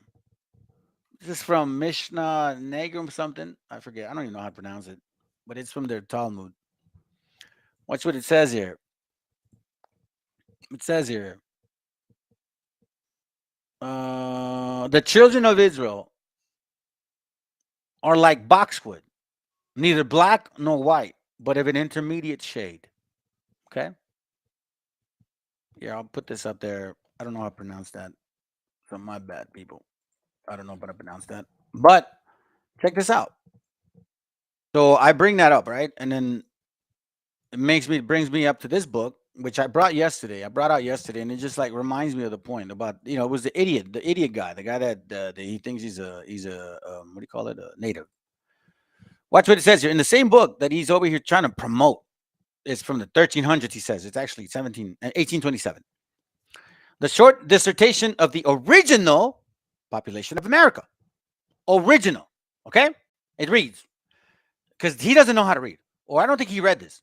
This subject has been discussed by numerous writers, and the result of their labor leaves the reader more perplexed than he was before he persuaded their speculation. In the course of these researches, it has not appeared that when Columbus discovered America, watch this, it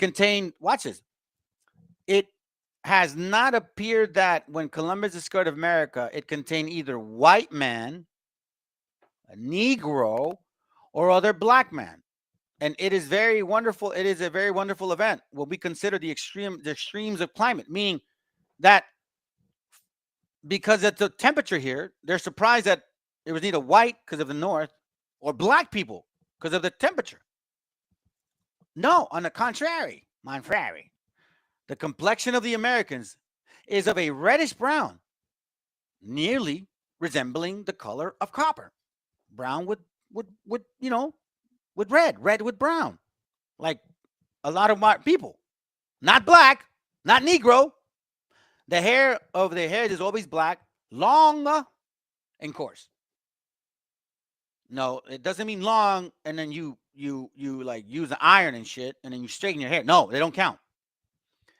They are said to have no beard. Their persons are a full size, straight, and well proportioned. Right? So this is quick. Look at this. The Eskimo are, though swarthy, inclining to the European white, rather to be American copper color. You see that? And the men have beards. Eskimos. They're chalk white individuals, but they are albinos such as accidentally exist in all parts of the world. Watch this. Mexicans are of a good stature, well proportioned. The skin is of an olive color, like boxwood, not black or white, and of a good complexion. The hair is thick, black, coarse, and glossy. Their beard is thin, like mine. Generally, no hair on their legs, like me. No hair on their arms, like myself. And no hair on their thighs, like myself. Many of the young women are beautiful and fair, like my daughters.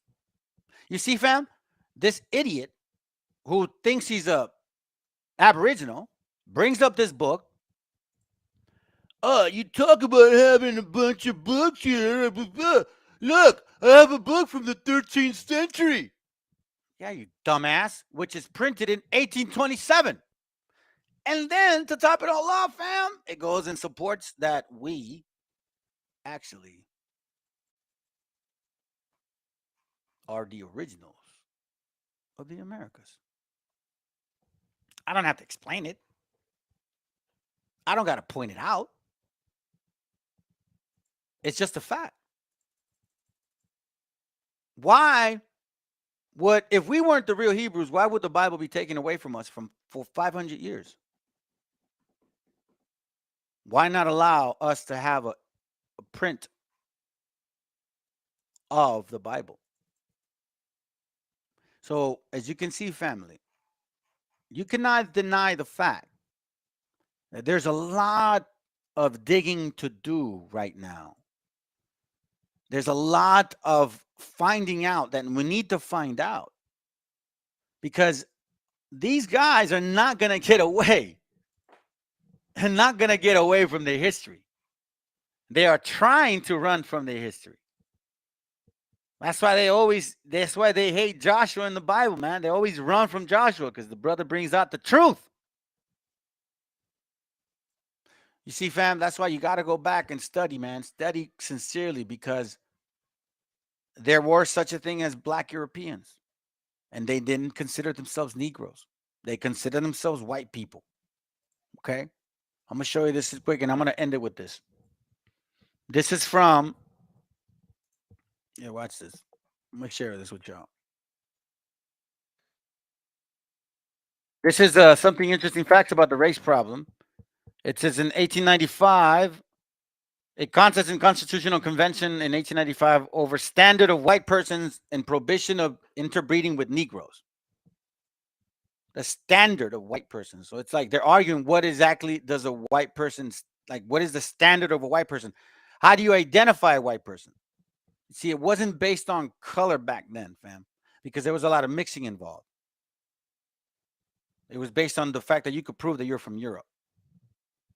And if you were a child of a native, which was enslaved, then you would be a slave. So that's why you see a lot of these black folks who had slaves and they call themselves natives. That's why you Aboriginals have some feather knowledge, because your own people, unfortunately, enslaved your ass too. Yeah. And I showed you the video yesterday and how the brother brings it out.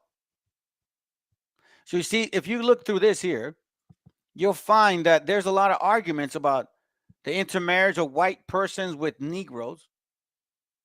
Mulattoes or persons of mixed blood descended from a Negro is prohibited by the state. You see that? But what is a Negro? And what is a white man? Or white standard is called. Not even a white man. Look, provided that this section shall not be so construed as to disqualify from marriage with white persons, any person, or his or her issue, meaning the sperm, this fetus, the child, who shall have had at or before the adoption of this Constitution the status of a white person. So you see this, fam? Let me read this. Provided that this section shall not be construed as disqualify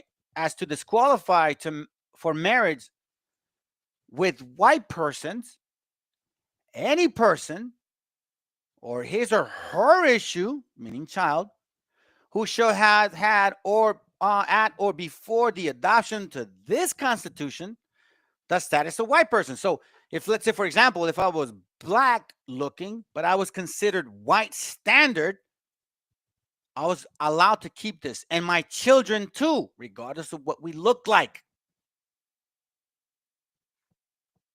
There's a lot of this going on, fam, in the Reconstruction. That's why black folks always argue about that, but they don't tell you the truth about why they're so mad.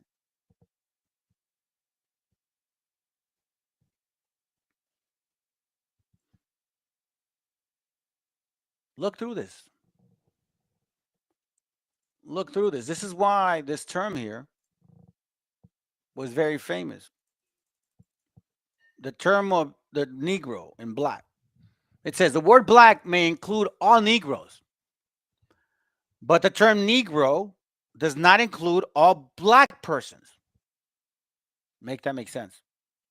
We are the opinion that the word white and Negro, mulatto, and black persons, whenever they occur in a constitution, must be taken in their generic sense. That the words black persons in the 14th section must be taken as contra, distinguished from white, and necessarily increase all races other than the Caucasians. Just think of this. The word black may not include all Negroes, but the term Negro does not include all black persons. So there were black people, like natives, that were not considered Negroes. But there were Negroes that were not considered black. See, the word Negro does not include all black persons. A lot of secrecy in this country, and a lot to digest, and a lot to research.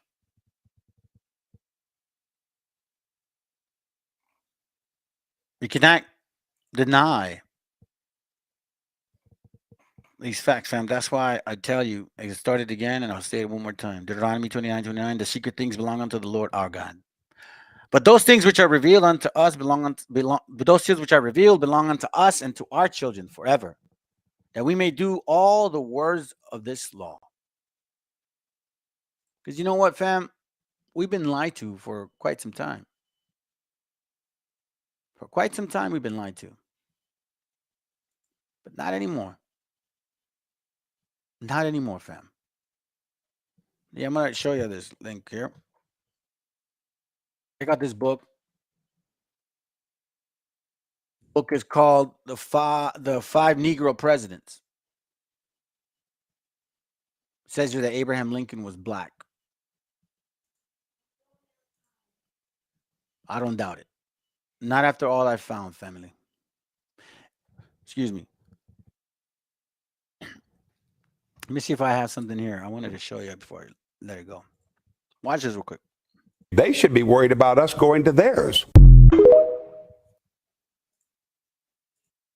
If it was a Muslim or a Mexican doing the shooting, how many new laws and how much money would we spend then to stop the madness? But since it's almost always a white kid, there's just nothing we can do. America has 5% of the world's population and yet 31% of the world's mass shootings. We're worried about people coming to this country. They should be worried about us going to theirs. Yeah, and then this guy right here. I don't know if you guys know this black diaspora. This guy's, look, Latina calls her community for thinking white people would treat us better. Dominican says that she doesn't like black Americans pressuring her to, I guess, that she's black. Latina says Neri Martinez represents someone in their family due to anti-black. Brenda Smith, Lamont defends Afro-Mexicans, calls out Latinos,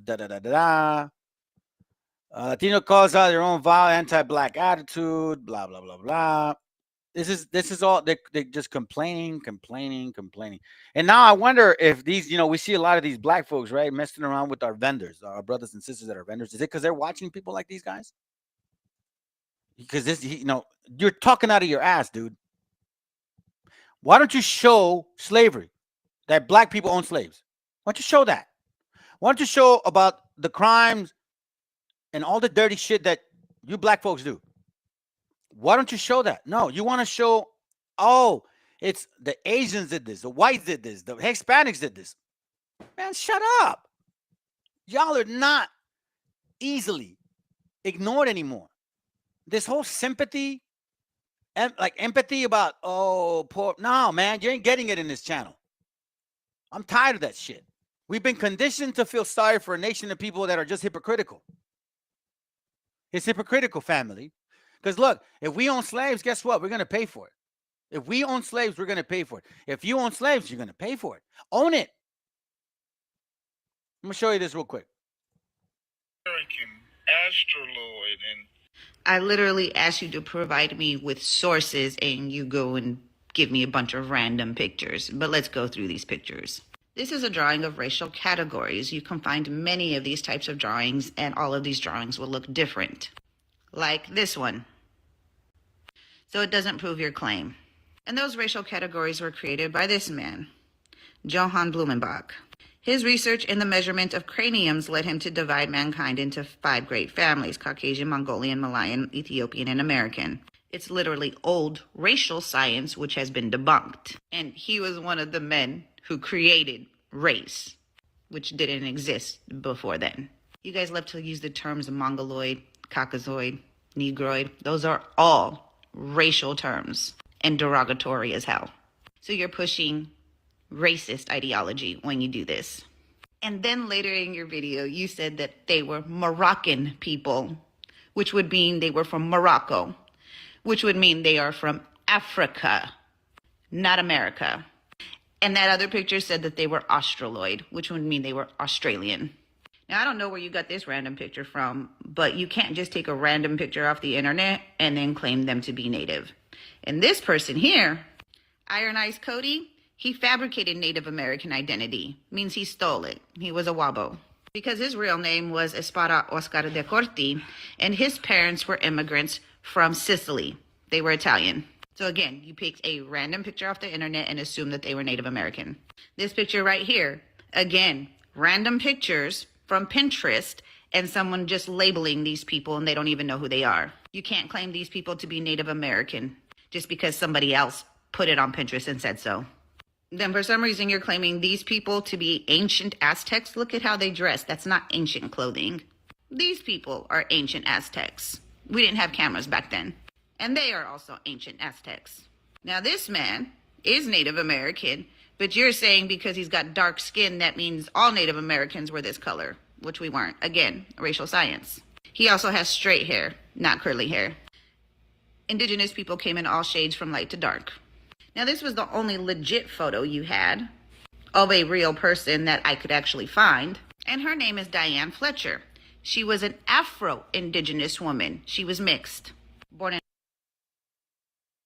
Meaning her mother was a slave and her dad was the slaver. Hello? Dumb aboriginals, man. Y'all, they're just pathetic. I don't even feel sorry for you guys, honestly, man. But let's go. Mixed. Born in Oklahoma, her black father was born in Virginia as a slave. What'd I tell you? What'd I tell you? He ran away to live with the Seminole community. Though still a slave, they treated him better than his former master, and then he married a Seminole woman who died during the Indian Removal Act. Supposedly, right? Supposedly in 1830. But in 1830, white people were barely getting rights to vote. You see how? You see how? Don't forget the hijack. Anyhow, I don't know who this sister is, man, but I appreciate that. Except, well, it's not her fault. I mean, it is because they got her on dysphoria. And they're like, yeah, you see, she's complaining and you kind of measure up to the white man. Listen, I'm measuring up. I don't want to be friends with them. nor do I want to be friends with Canaan anymore. Nah, man, y'all, dude, that's the worst part. We open our doors, we put our guard down. At the end of the day, y'all are effing liars, man. And we know now, just like how the white man likes to maneuver through political realms, now I understand that you Canaanites want to maneuver through the Bible. So just like how you guys are trying to steal our heritage, the white man is trying to steal our land. Check it out.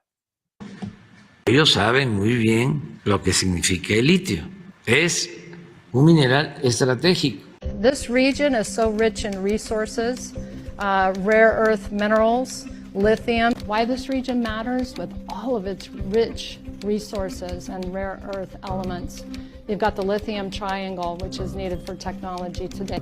We have a lot to do. This region matters. It has a lot to do with national security, and we need to step up our game. You have let your country slide into the hands of narco-terrorists. You're leaving us with no other choice. That's step one. Name them for what they are, terrorist organizations. Step two is give the military the power, as the last resort, if Mexico won't help, to blow these damn labs up and kill the people who are killing us. We need to unleash the fury of the United States. Nosotros no So just like a beast family, like any predator that's cornered up and about to lose, they're gonna go to the last strike. So they know that lithium is one way where America can still gain power. It's gonna get interesting. It's gonna get interesting, family. So we got attacks on both ends. On both ends. Let's see if this one was one of my. I think I was reserving this one for the end. Hold on a second. Let me see.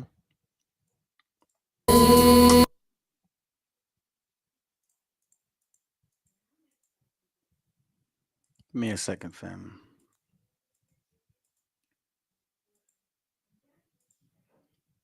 This is just our brother sent it to me, but it's just kind of like pictures and it's stuff that you would have to read. Canaanite cultures, you know, stuff like that. I'll show it another time. Fam. Anyhow, other than that, man, let me see what this one is. Oh, that's right. This one. That's what the one at the end. This is the one at the end. My bad. All right, fam. That's all I got. But I got this video. I want to show y'all real quick. I appreciate you, brother, for sending me that real quick, man. Thank you. Thank you so much. And hey, look, listen. Stay in the fight, fam. Stay in the fight. And if y'all celebrating Passover this month, all praises. Remember, keep in mind that if you were not able to, traveling or unclean, or like in my case, I'm moving, you can celebrate the next month. Okay? You guys got to understand that. Go into numbers. Okay? And it should be able to tell you. Matter of fact, let me see real quick. Hold up. Is it numbers 9 or 13? Yeah, 9. Numbers 9. Is it 13? No, numbers 9. So read numbers 9. Okay. And then you'll show you the next month. If you can't do it, you can follow it on the next month as well. All right, fam. So anyhow, let's go on this real quick. Hold on. This goes for all of y'all confused children.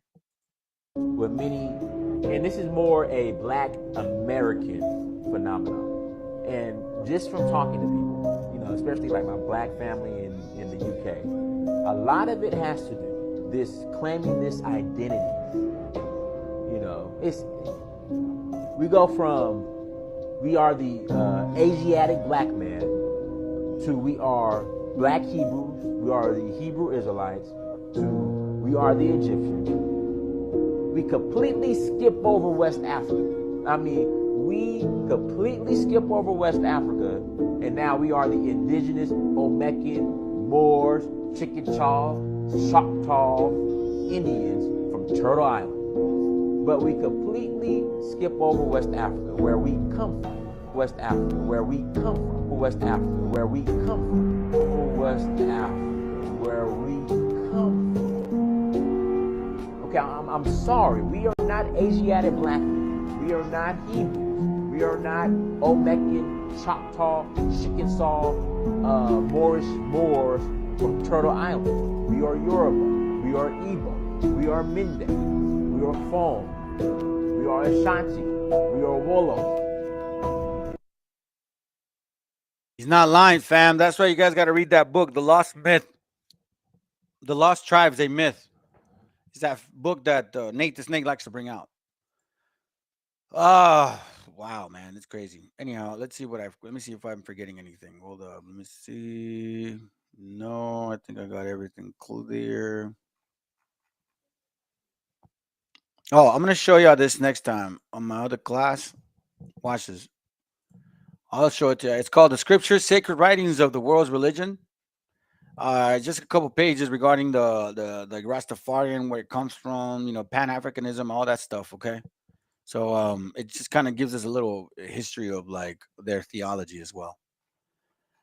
Anyhow, other than that, fam, I appreciate you guys being here, man. I love y'all very much. Appreciate y'all very much. Lord willing, y'all can push this video around, and hopefully your brothers and sisters can actually get to, get proper edification. I'm going to follow up the class with a little bit more on what I've been wanting to get to, 1865. There's a lot to talk about 1865, fam. There's a lot in 1865 that we need to dig and research. Anyhow, other than that, let's see what I got. Nope, I don't. Give me a second here. Yeah, that's right. All right. So anyhow, let me go ahead and end it with this, fam. Give me a second here real quick.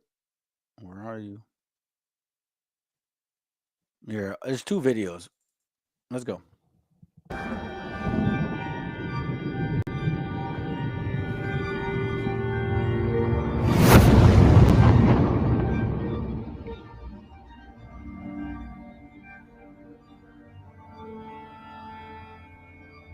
Ical, hijo, abre los ojos.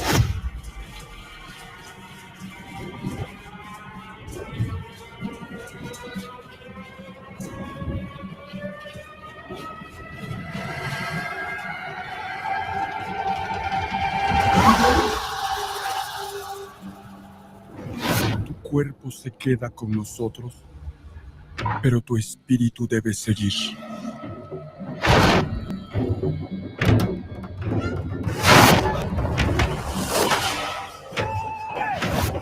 Busca la luz. Aléjate de las sombras. Deja que nuestro dolor sea tu fuerza. Desde aquí iluminamos tu camino.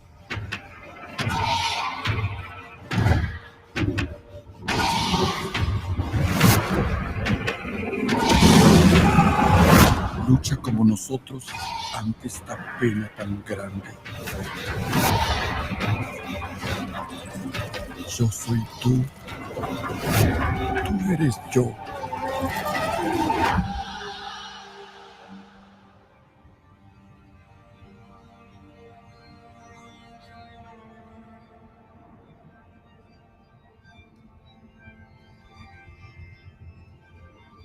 La muerte que hoy nos separa,